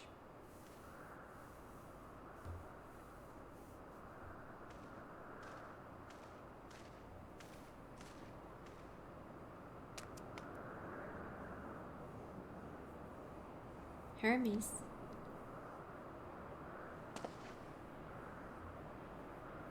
I'm fine, don't worry.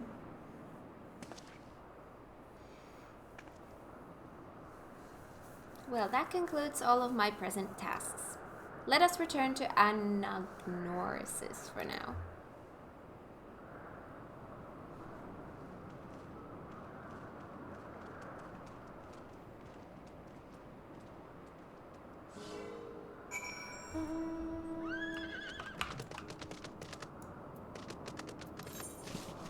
Not like that. This way. Oh.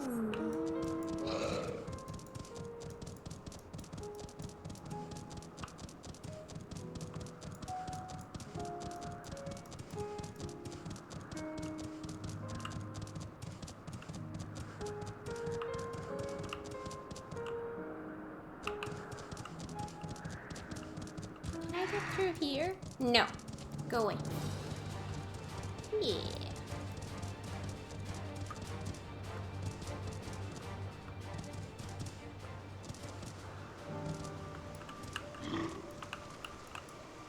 Current? There's a current? Where you are right now?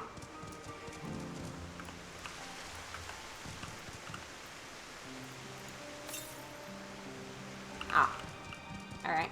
Well, I need to get there somehow. Let me see.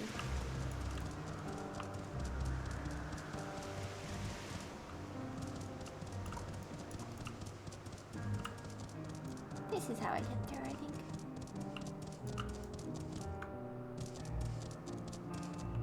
Ah, I see. I come... Ouch. Thank you.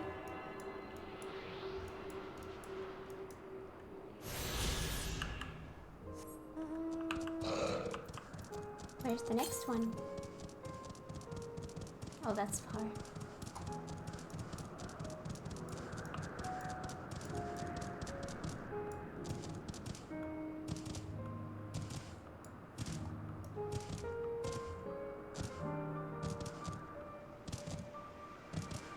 By the way, now that we're here, I can get the gear piece.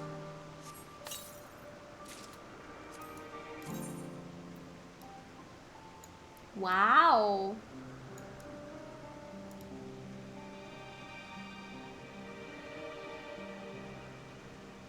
Wow. I like the, like,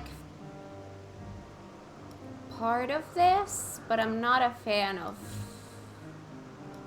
the very top. I mean, it's cool looking, but I'm just, that's not really what I want. So that's gonna be like this, and then this. Like that.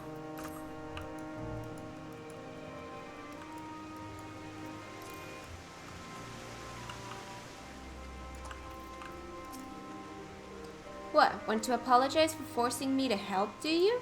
Save your breath.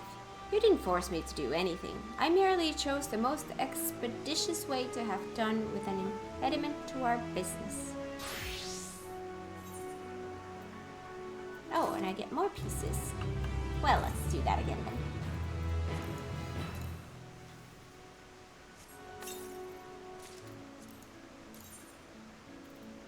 That's a big skirt. Okay.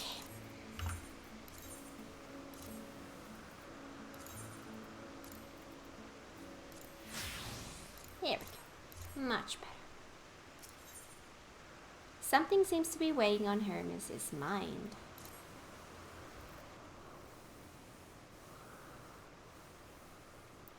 Tell me, Kat, in the course of watching me, have you learned aught of value? Nothing so far, but I'm hopeful that will change. Dynamis seemed promising. I'm not sure what I'm looking for, but I don't think I found it yet.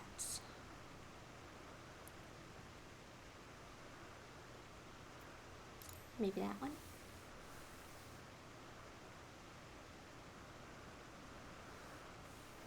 If only my work were more interesting. Nevertheless, I'm still indebted to you for keeping Mittion company. If there is aught I might do, you need but ask.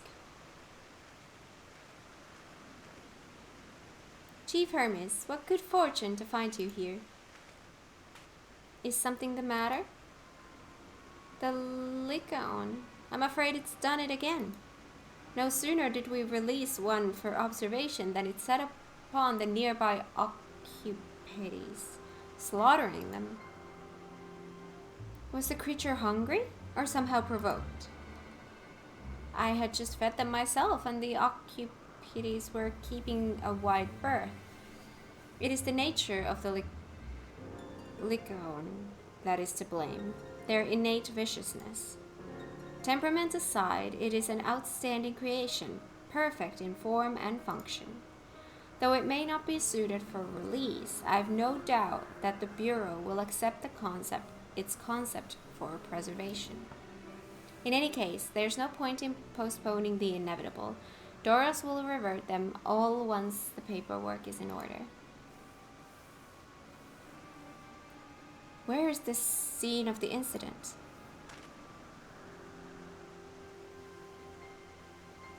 Just off the path to the 12 Wonders. As you make your way, you should see it on the left. I don't know if Doros is still there, however. Hermes, wait!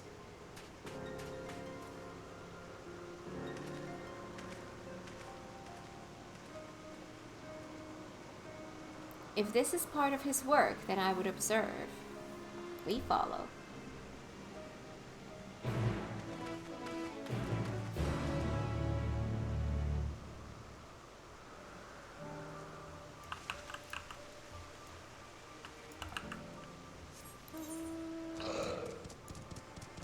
Okay.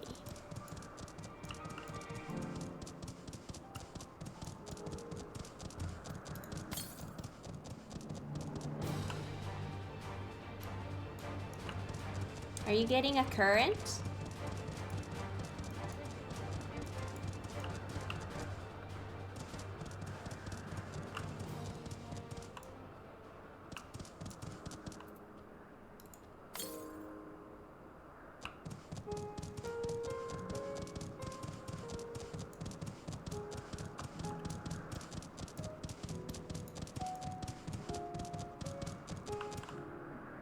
We can't get it yet?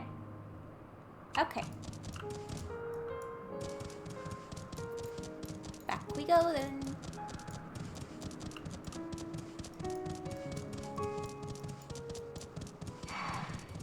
No.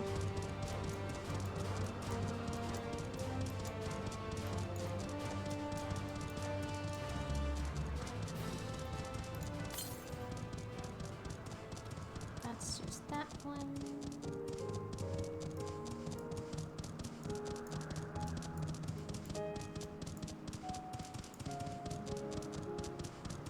Are there any in this direction? Ooh, south. No. There are tree enemies like that? Huh. Funny. Hello, Emmett. A fearsome beast, this Lycaon. But where is it now? The lacerations and burns are unmistakable. A Lycaon was indeed responsible. But the creature is nowhere to be seen. Doros must have taken it away. The man makes his base at the 12 Wonders. I shall go and seek him out there. Emmett Selk and I will search the area for good measure, just to make sure the Lycaon did not escape. My thanks. Let us meet at the 12 Wonders when you have finished. I will go on ahead. Please follow with Kat.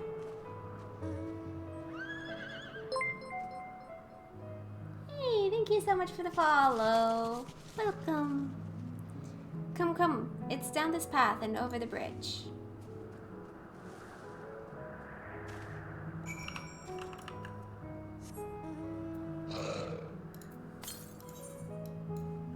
South.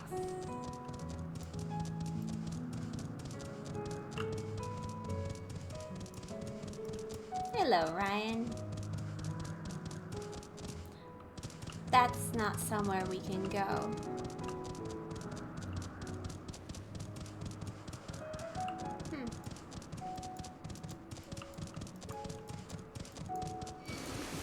No. Go away.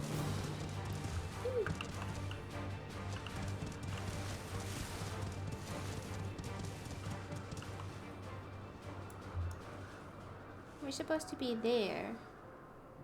Did you find a current?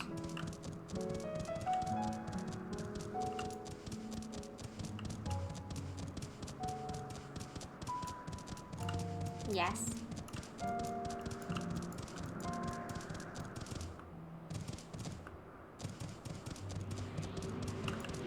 Yay!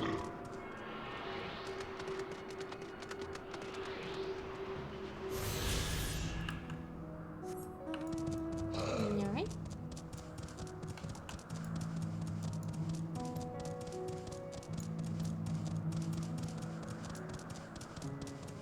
Is that an Aether Current quest?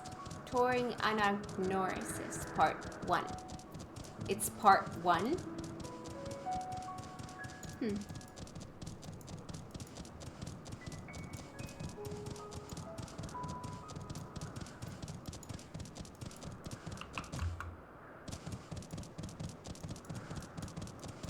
I discover a new location.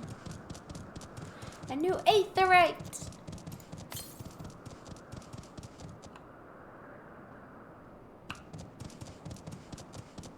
There's a current, I see it.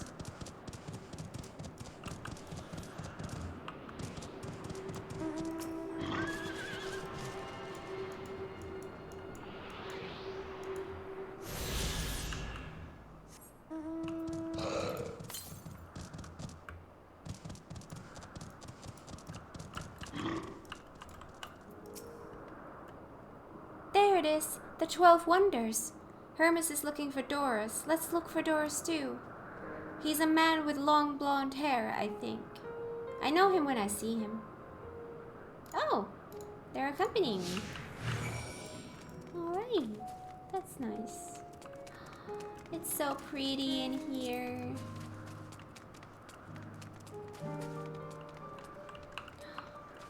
Oh, what a beautiful horsey. It's got wings.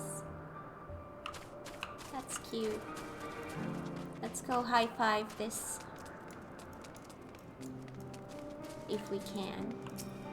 Yes, we can.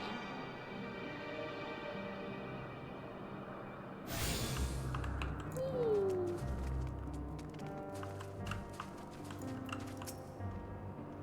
Once I get back and record today's results, I should finally be able to put that report to bed. Not Doris. His hair is long, but the color is wrong.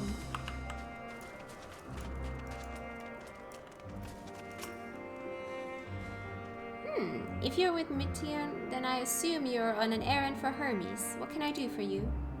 Sorry, wrong person. We're looking for Doris. I see. We do have similar hair, so people often mistake us from afar. I hope you find him soon. Okay.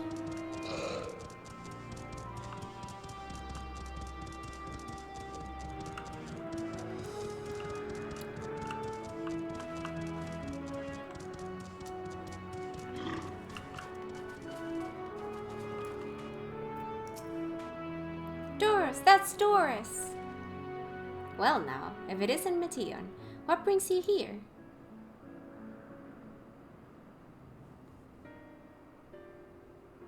Ah, I thought I heard familiar voices. I didn't realize you two had decided to help me search for Doris. Thank you. You're in charge of the Lika ones, I believe. Where are they now? Out in the fields in restraints. Frenzied as they were, I couldn't well return them to... Once I've submitted my report, I'll see them reverted without delay.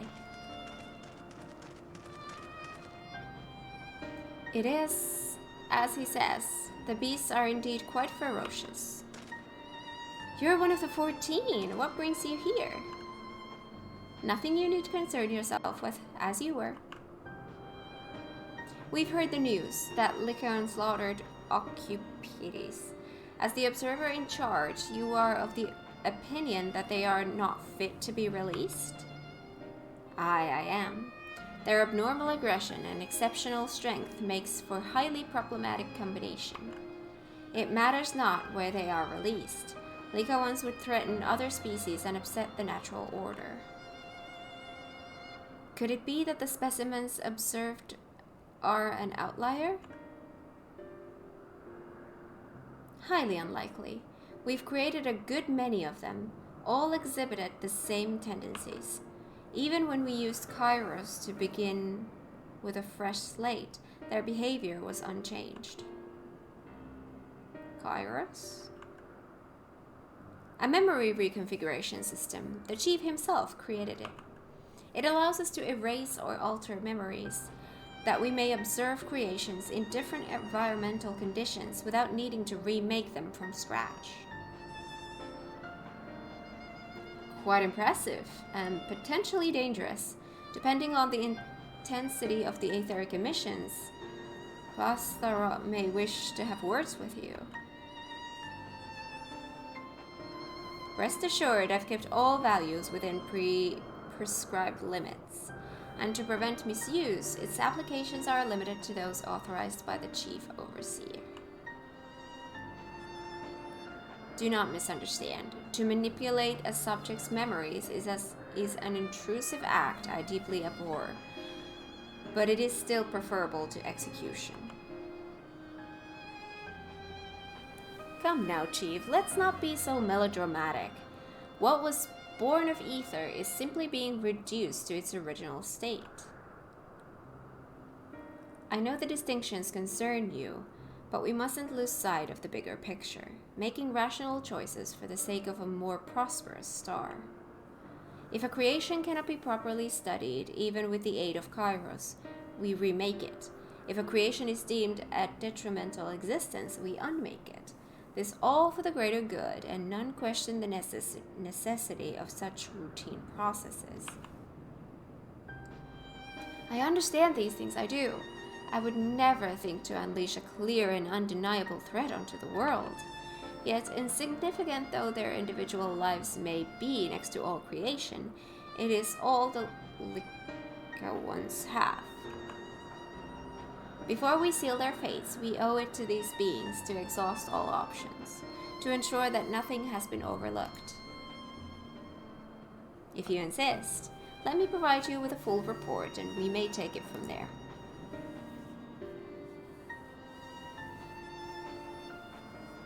Would it be possible for us to attend the discussion, that Emmett Selk may better carry out his duties?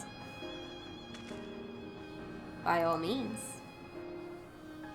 Pray show them to the meeting room.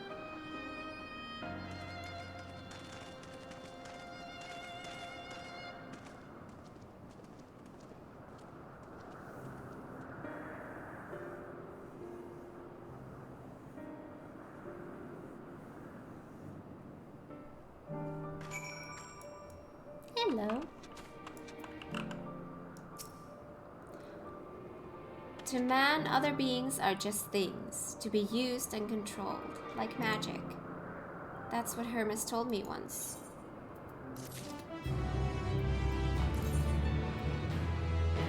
I get shoes.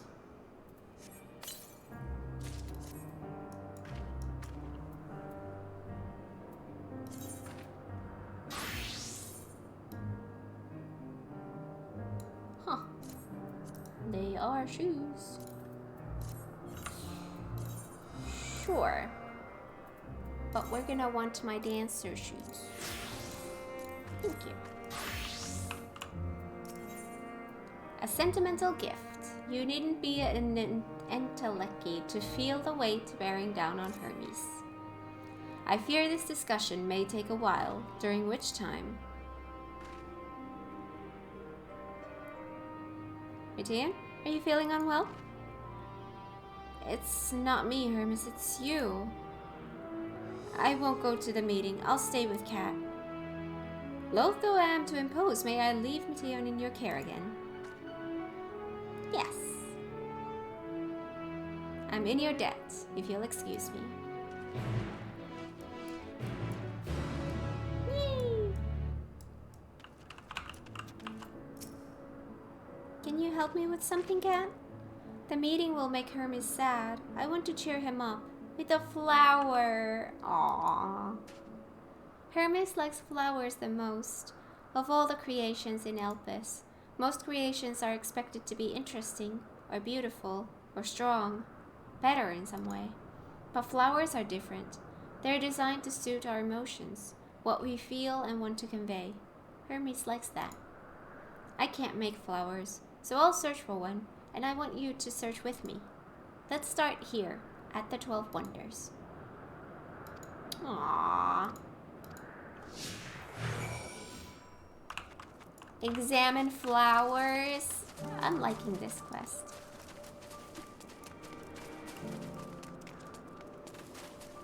There's one here. That's a tree.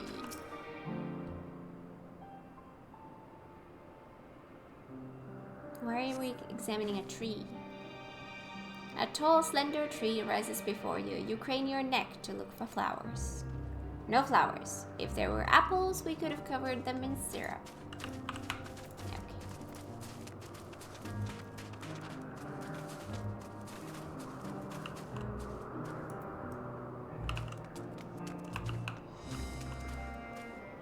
Oh, there.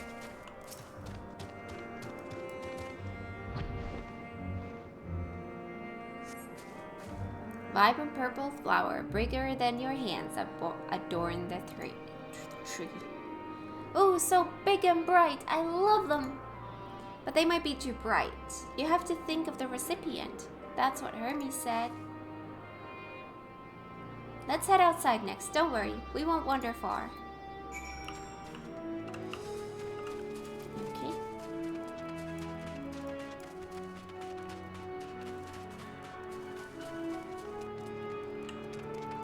This is such a pretty place.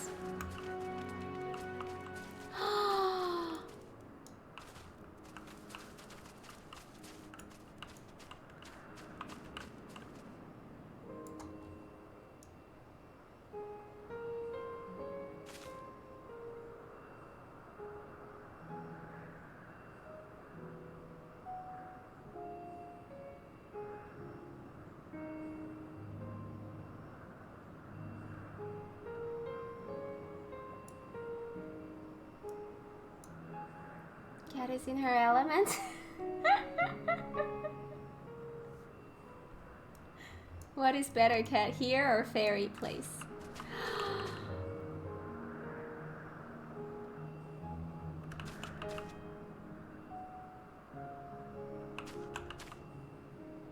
I can't.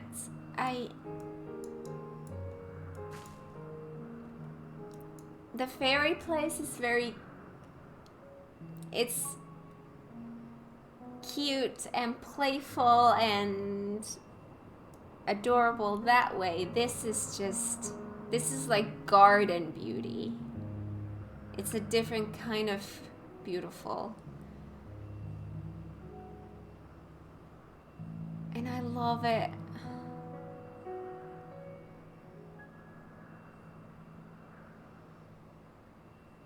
I don't know.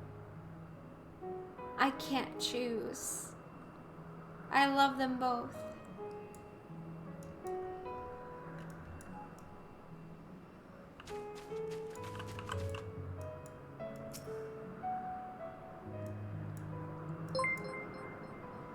Hey, thank you so much for the follow. Welcome to the stream. I hope you enjoy it here.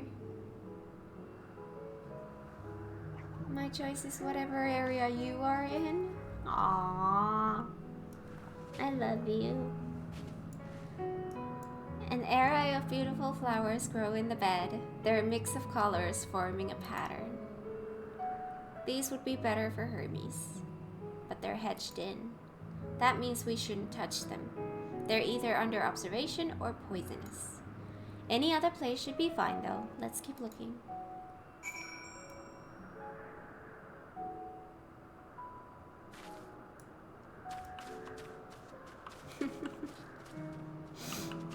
Sleeping in the flowers?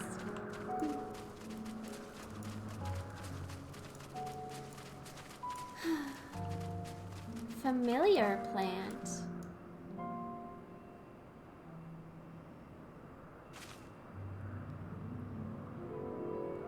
Don't we have these in the shroud?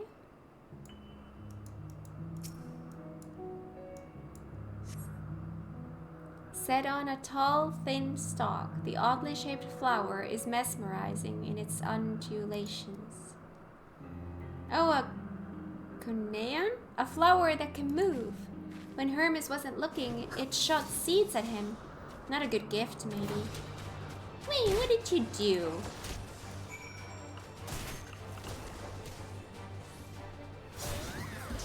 See, why would you do that?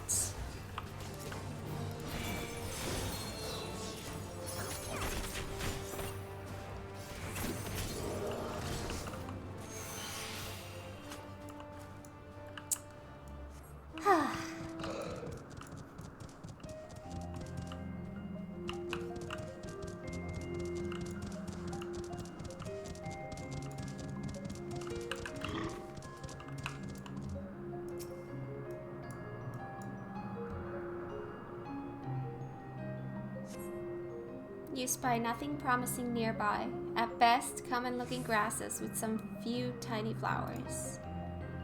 Nothing around here. Ah! Blue murdering butterflies? Yeah, I know. Over there, cat. Something big. Huge.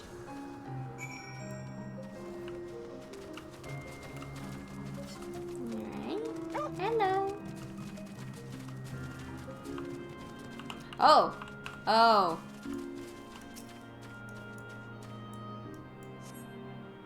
A terrible stench reminiscent of sodden old boots pervades the air. Without a doubt, the culprit is the marble-like creature before you. It's an it's an Adonis? The things around its mouth look like petals, but the flowers are the orbs on its head. When Hermes inspected it, it swallowed him up. He didn't leave his room for days. What do you think, Kat? Would he like it?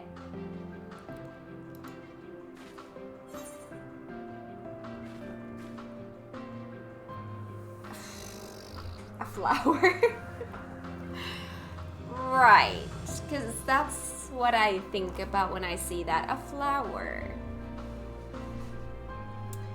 It's probably not the good sort of memory. I'd rather not go near that thing. A pretty flower? You think it is a pretty flower?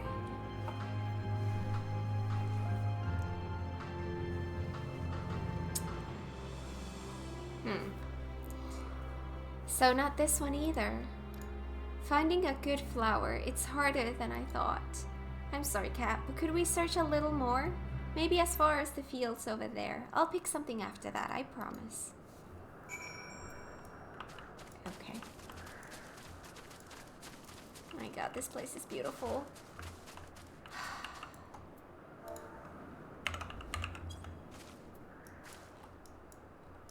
There are pink flowers here. It's a full flower bed with pink flowers.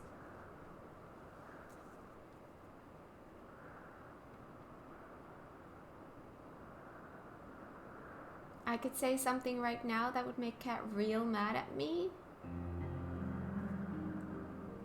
Why would you want to make me mad?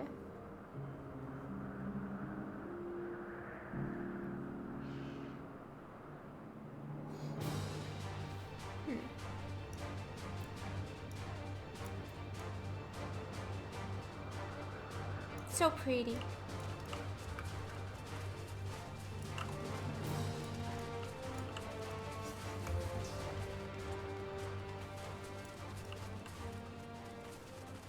Lush fields.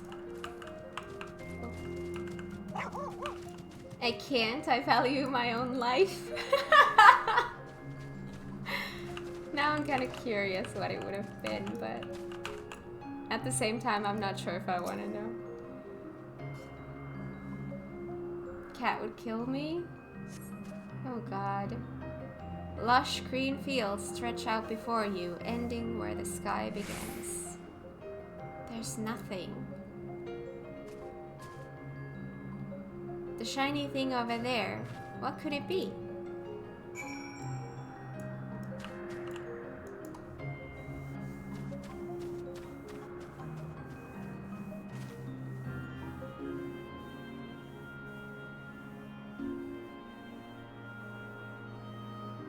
You might want to open the map for an Easter egg.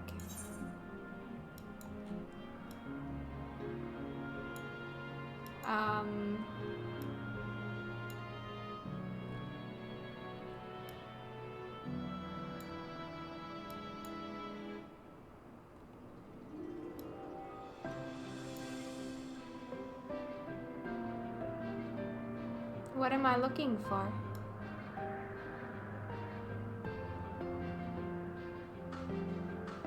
Map doesn't show anything? Okay. She will see it later? Okay.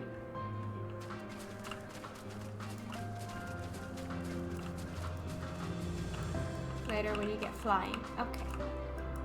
Shiny objects.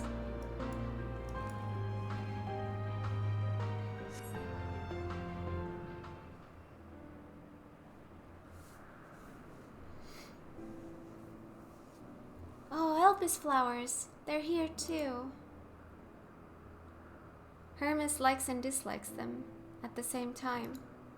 Like me, they're Endwalkers. Like me, they feel his pain and turn dark. That's only for Hermes though. For others, they're always white and bright.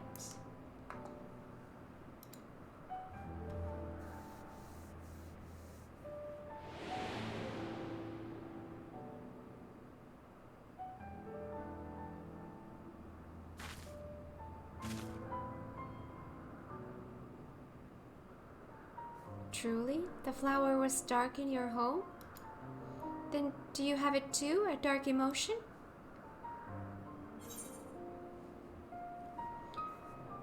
I've known the pain and sorrow of loss. I felt great fury and frustration. I've been plagued by doubt and anxiety. I dare say I have a few.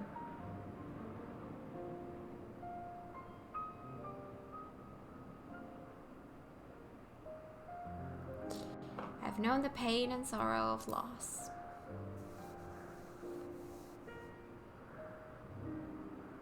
I see. Hermes has known the same. The feeling that a part of you is gone. Again and again, but no one notices. Please, Kat, won't you lend it to me? Your pain and sorrow. I want you to make the flower dark. In front of Hermes. He has been in a dark place since before he created me. He needs to know that he isn't there alone, that others are sad too.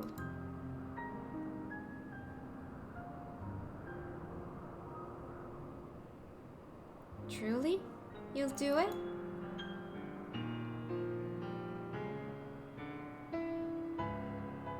Thank you, Kat. Thank you. It means more to me than I can say. I can't wait to see how Hermes reacts. Let's go back and fetch him.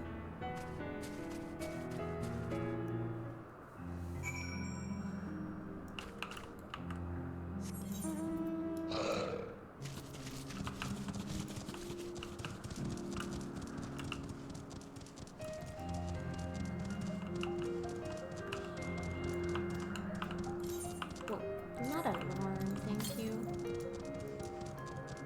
North. Alright. Here we go.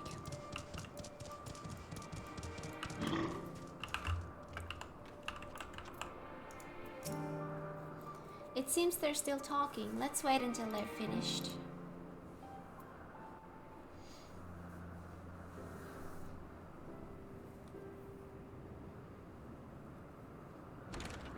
Congrats, Blue!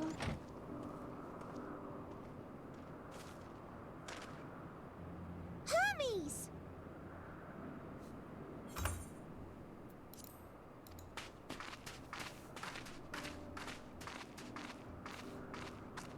Oh, you were waiting for me. You've finished talking? Yes. My God, she's cute. We've come to a decision. My thanks for keeping Meteon company. Emmett Salk and Hitheldeus have already retired to their rooms. There is room for you too, if you would follow me.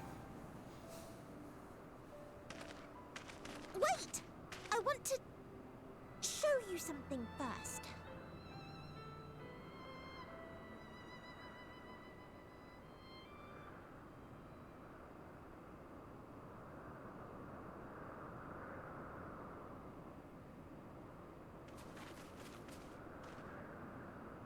Elpis flowers? Go on.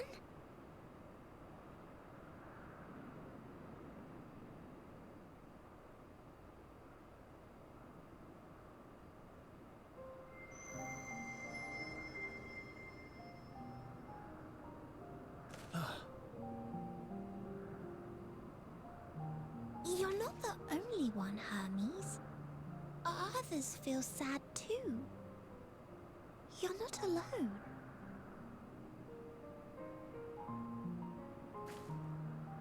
I see Mission has shared much with you.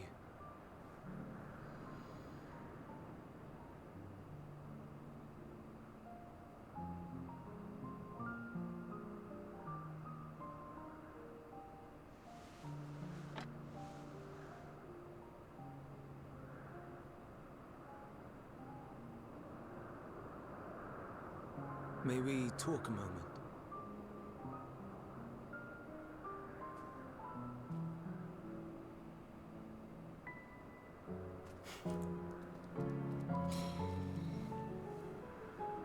Oh!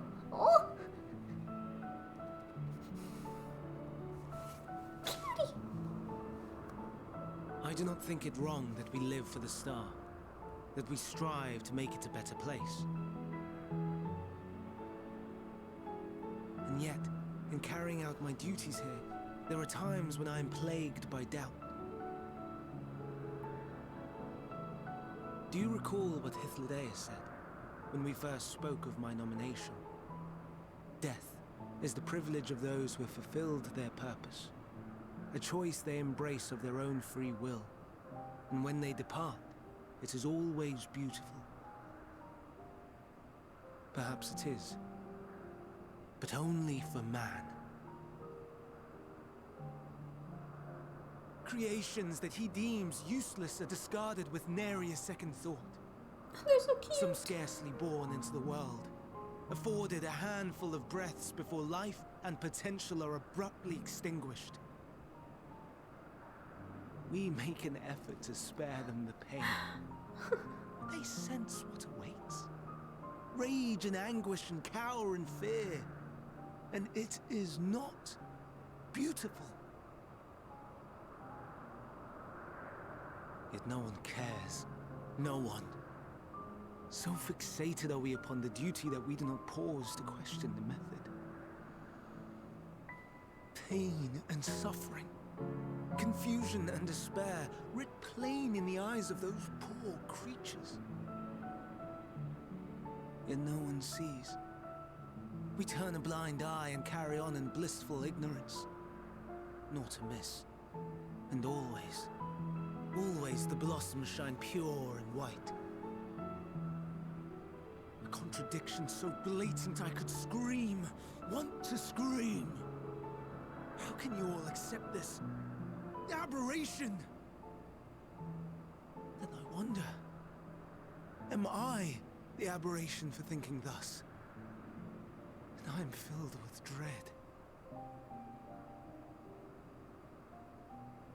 But now I know I'm not alone.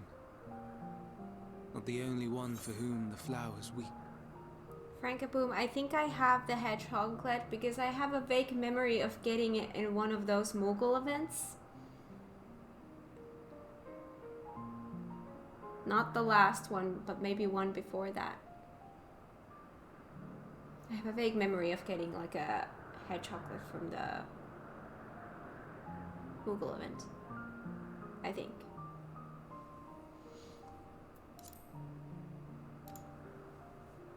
I won't ask what you thought as you kneeled beside the Elpis, or if you only did it at Meteon's insistence. Nevertheless, I thank you. To know that you too have experienced suffering is a comfort. A little bit. Glad I could be of service. Let's have no more brooding, eh? Oh, I could tell you all about suffering. A wee bit, yeah.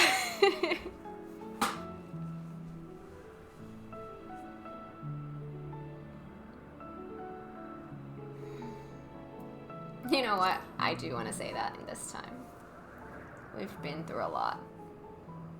Lest you misunderstand, I derive no pleasure from your pain. It's just the fact that you are still here in spite of your suffering gives me heart. The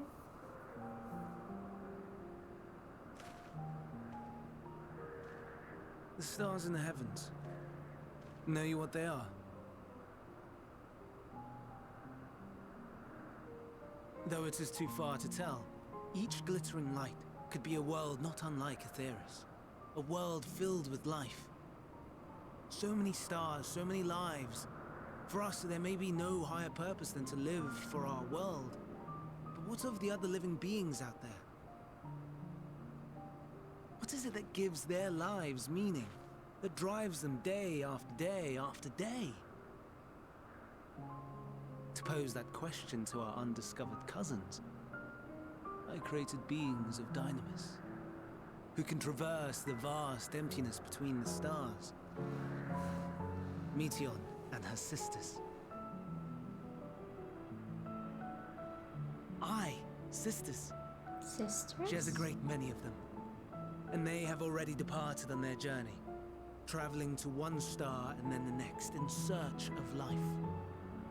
As one might expect, exploration on such a grand scale is rife with difficulties, and thus far I've naught to show for it. But I have faith that we will make some manner of discovery ere long. And when we do, I should be glad to share our findings with you, in gratitude for your kindness.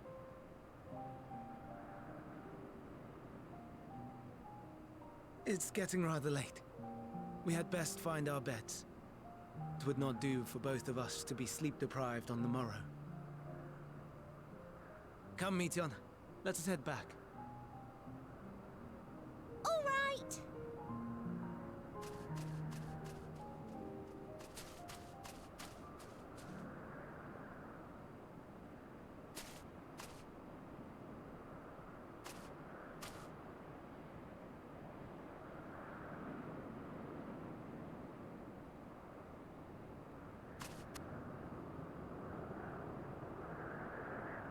My god, she's the most adorable thing in the world.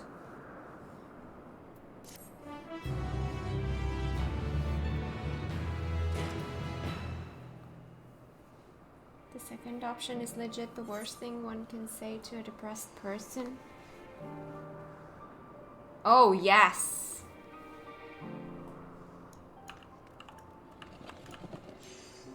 I hear crafting.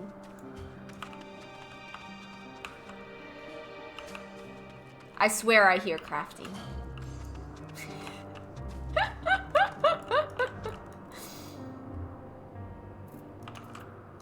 Hello, Emmett. Talk to me. He's just Sora on the roof. Oh, on the roof! Oh, I see it. There it is. Okay. The prodigal familiar returns, and after causing all manner of trouble while we were in our meeting, I'm sure. Like a true Dragoon main. Verdict and execution. Hermes appears solemn and sorrowful. Nope, you just hear things. Yeah, that's usually more likely. Cat is like, my crafter senses are tingling. That they are. That is a very, very, very familiar noise to me. An all too brief interlude, perhaps, but it is time I attend to my next task. As Emmet, Selk, and Hythlodaeus are aware, we reached a verdict regarding the fate of the Lycoans. 7 were created for observation, and all 7 must be unmade. Doris has followed the correct protocols, and as Chief Overseer, I can find no fault in his judgment. The Lycaones would disrupt the natural order, ravaging and consuming other species until they themselves starve and perish. They cannot be released into the wild, and they cannot be allowed to remain here in Elpis. I intend to petition the Bureau of the Architect to have the concept preserved as a restricted purpose hazardous life form. Hythlodaeus has pledged to support me in this endeavor. Yet whatever the Bureau decides, the existing Lycaones have served their purpose. Doris has already isolated the creatures and is preparing to carry out the necessary measures. I will join him forthwith. It is my duty to witness the conclusion to this study. If you are resolved, then we have but to accompany you. Of course. Let us be off then. We return to the main aisle.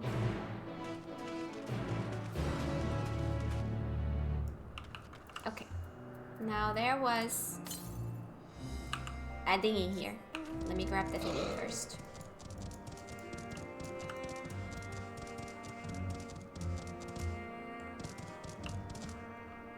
The flowers.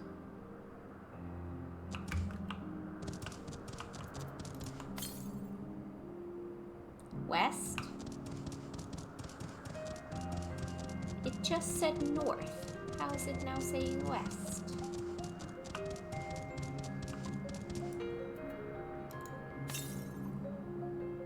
Northwest. Ah, I see it.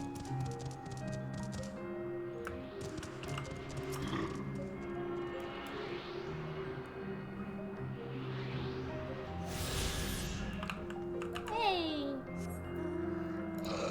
Is there another one close by? Northeast. Well, that's where we're going anyways. Oh no, how do I get back up? I did not think this through.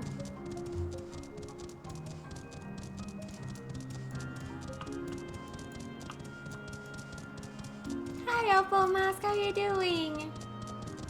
Welcome, how has your day been so far? Yes, I made it to Elpis. It's pretty in here, there are so many flowers.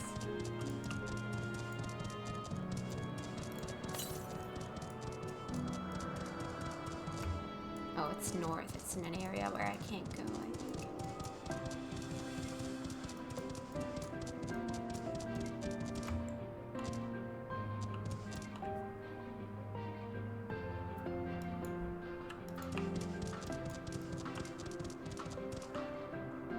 It's a lot of emptiness.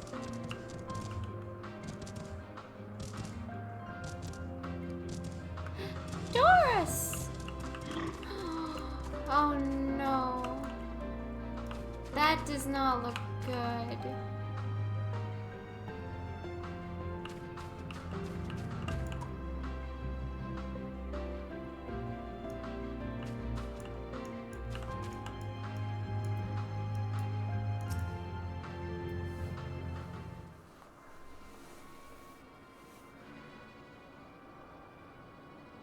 Doris, are you hurt? What happened here?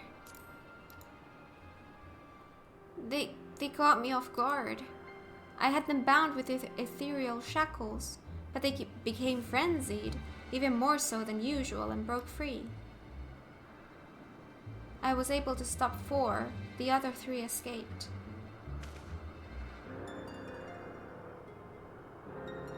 I see them. 2 have taken to the air above the 12 wonders.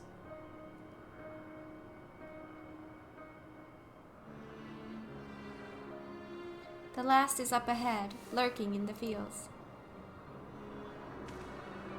You and Kat handle that one. The pair in the sky you can leave to me. If this is how it must end, then so be it. I will render assistance to Emmet Selg, unneeded though it is.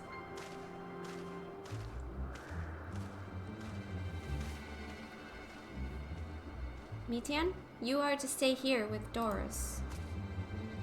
But Hermes, the Lycaones must be reverted. I would spare you their pain. And mine. This is my burden, not yours. But if you are intent on helping, then please follow my lead.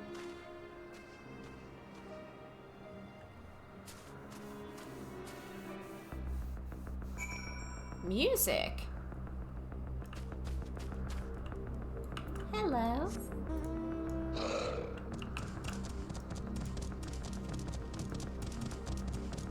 Music got all intense.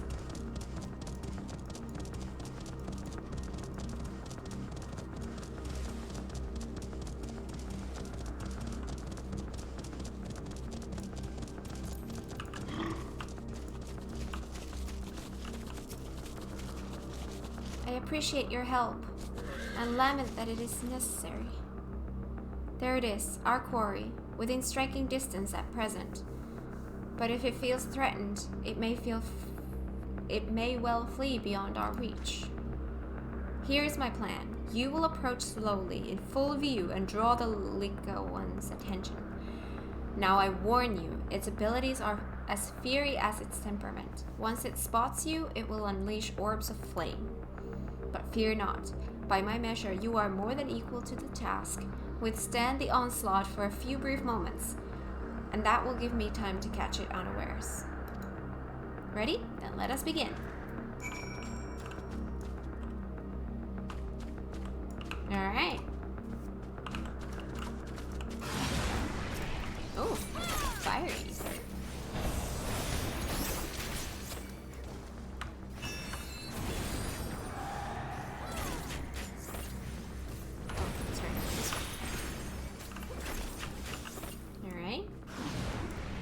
Now there's two of them. I should probably do these then.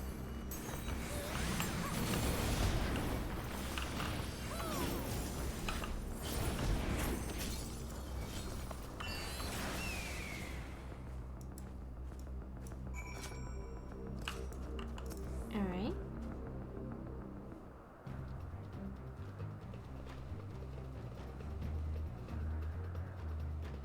Now.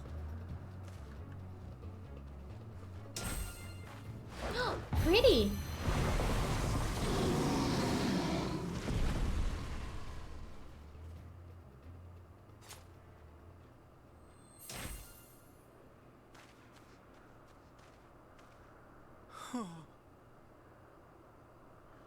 Forgive me.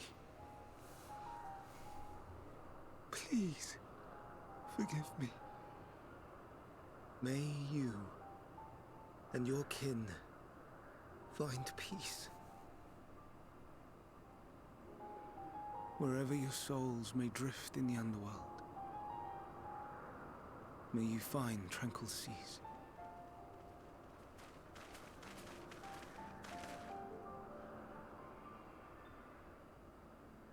Be not forgotten, in concept endure, to reclaim form and one day live again. Serve not the star, or any purpose save your own. Live again, if that be your desire.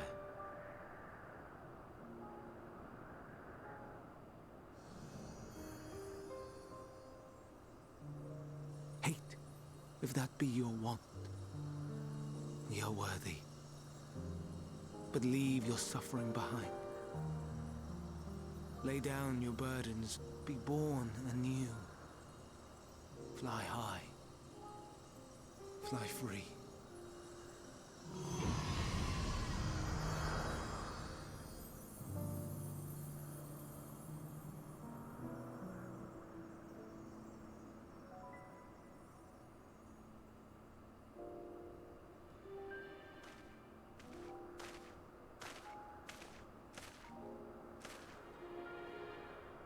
Join the convocation, Hermes.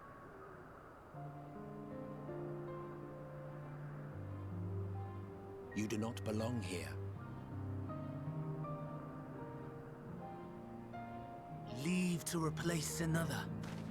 To be replaced. It changes nothing. Tell me, do you think it right that we sacrifice all these lives for the sake of the star. And when the star has reached perfection, what then? If all who are satisfied choose to die, shall we all die in satisfaction?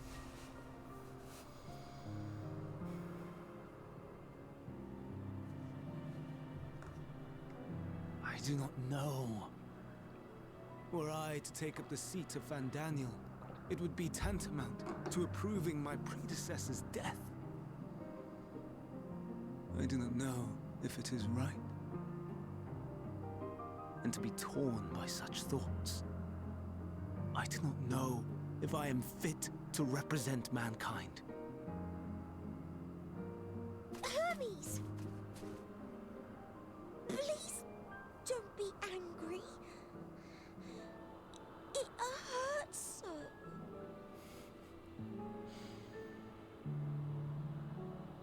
Forgive me. If you would still consider me in spite of everything, I beg some time to gather my thoughts. Meanwhile, Hythlodaeus, I fear I must trouble you to attend to the others. 'Tis no trouble at all. Take as long as you require.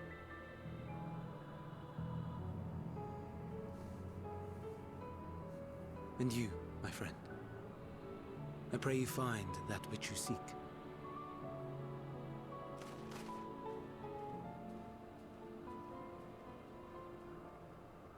I expect we have some few matters to discuss. Shall we return to the 12 Wonders for a time? Aye.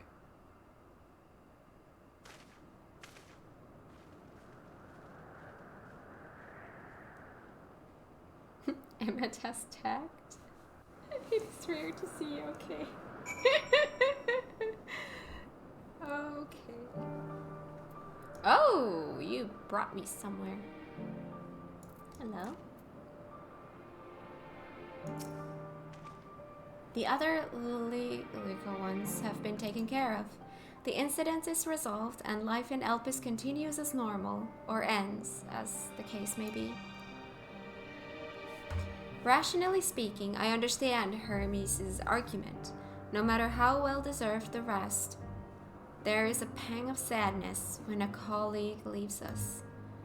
Yet never has a departure caused me such grief as Hermes appears to feel. What must it be like to experience such torment?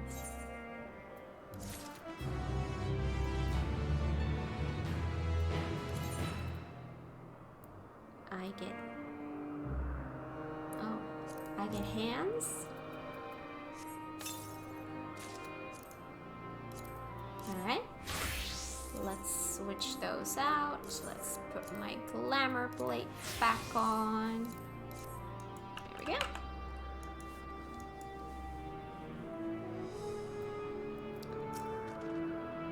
I don't know what answer he's searching for, or if it is within our power to give it, but I believe he would make a fine Fandaniel, and that if he rejects us out of hand, we will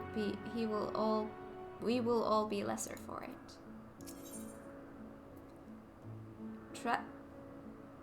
Level 87! I finished one whole level! Good job, me! Travelers at the crossroads. Hythlodaeus wishes to discuss plans for the remainder of your visit. That actually reminds me, is there a good stopping point in the near future? Where to now? If there's anywhere you would like to visit before we leave, I should be glad to show you the way. Hermes has not yet outright refused his position with the convocation, merely postponed the decision. As such, I may as well resume my assessment. If we cannot accompany him, then I will content myself with questioning his colleagues. Ever the pragmatist, then allow me to remain your humble guide. And what of you, Kat? Will you continue along with us? Wonderful! Our fellowship travels on unbroken. I say we explore another part of Elpis and see what new encounters there are to be had. If you would follow me, we will first head back towards Anagnorisis.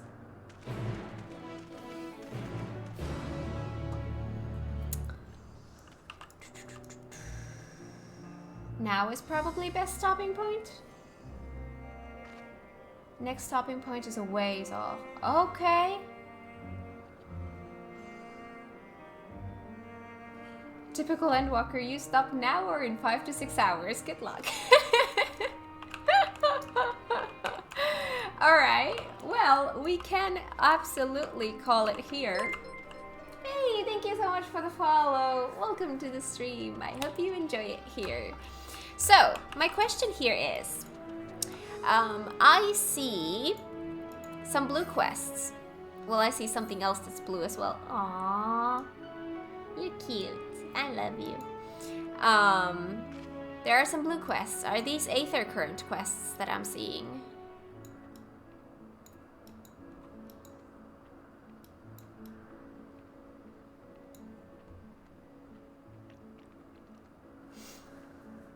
Not 6-hour stream? Is it even possible?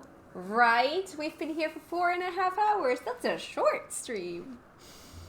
Current quests, yeah. Alright. I might want to start on those next time. You know what? I'm gonna grab this while I'm here. That'll be the final thing I do. At Hippotho's side is a familiar creature. My, what a familiar essence you have. Like that of a familiar. If you're familiar with the concept.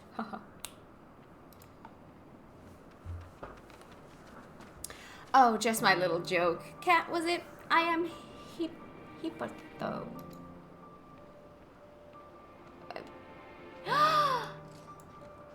I just noticed it. I was like, why is someone meowing? Ah! Yes, yes. We're getting to that. Cat, say hello to our familiar friend here. She's an Aileros. The Aileroi are one of our newest creations, highly attuned to abnormalities in their environment. At the first sign of danger, they'll sound the alarm, by which I mean mew loudly. Though we do our best to observe all of creations, Elpis is simply too large to maintain a constant vigil over each and every temperamental species. A more efficient means of detecting conflict between creatures was in order. Thus have I taken this Ailerus under my wing to further develop her capabilities in this area, and she does enjoy our little walks. This evening, we are testing her ability to pinpoint sites of conflict. Would you like to observe? Simply tell her that her task is begun and she'll do her utmost to locate destructive creatures. Please do subdue any unruly subjects once you've found them. We can't have beasts running amok. Oh! You do it straight away from here? Okay. Follow and try not to fall behind. Okay, I follow. We are following a cat. I like this quest.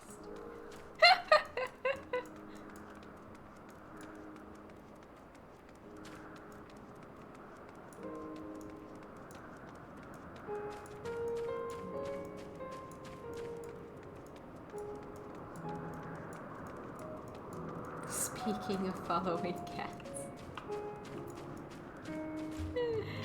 Ah! No! No! No! Go away!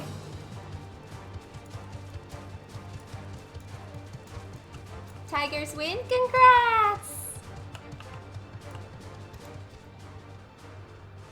The Ailerus alerts you to... Hey! Thank you so much for the follow! Welcome to the stream. I hope you enjoy it here. Choppy Paws. That's such a cute name. The Ailerus alerts you to 2 nearby creatures that are facing one another down and looks at you expectantly. Oh, I sense a hostile presence here. By the way, I'm gonna make you my dance partner. Alright.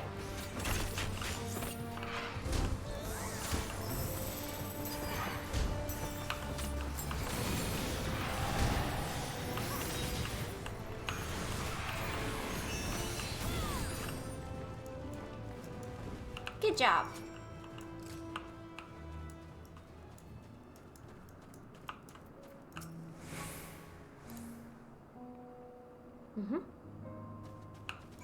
Alright.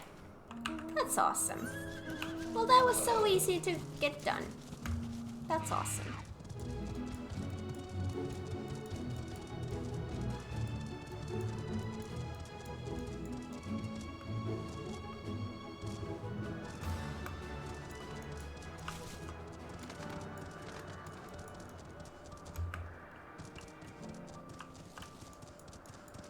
Oh my god, Opal.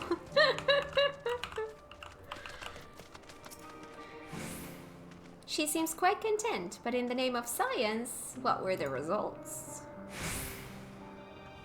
As I expected. Well done, little one. Magnificent creatures, the both of you. It's a shame we cannot give you a pair of tiny wings and a bell too, but it's against protocol, I'm afraid. The Aeloroi are enchanted with theirs at birth, so they are able to acclimate properly. I'm certain you have your own unique potential to rise to, however. In fact, why don't you join us for another phase of testing? Alright. So.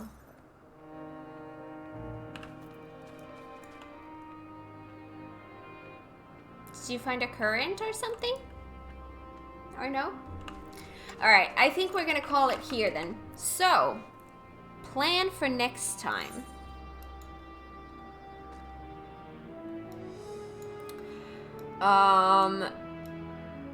There is a blue quest there, so I think next time I'm gonna start with doing that blue quest and then continue with MSQ.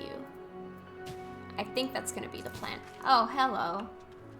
Are you exhausted? Has it been a long day? Do you need to go to bed? Are you getting sleepy?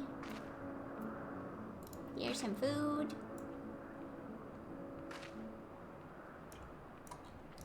You're cute. Alright. We're gonna call it here. I am gonna return myself to... Hi! Bye! Alright, so I'm gonna return myself to New Gridania. Bed would be nice, yes. We shall call it here, and we will continue on Friday. Same place, same time. Where am I? Here. Yes, and also if you're not on our Discord yet, please come and join us. The link is now in chat. We're there every day, so come and hang out with us. We would love to have you there. And yeah.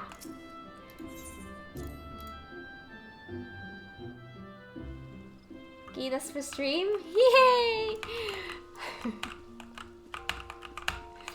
Alright.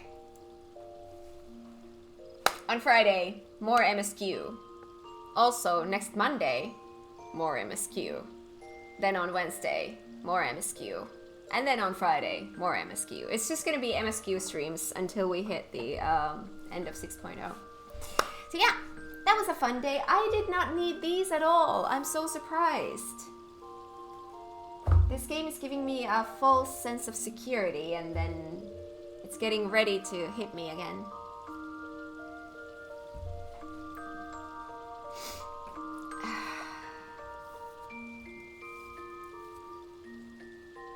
Mom, I'm at work. I'll enjoy VODs. Yeah. Thank you everyone for joining me here today. I hope you guys had fun. I sure did. Have a lovely rest of your morning, afternoon, evening, night, wherever you are in the world. And come join us on Discord. And I will see you guys on Friday. Same place, same time. More MSQ. Bye everyone.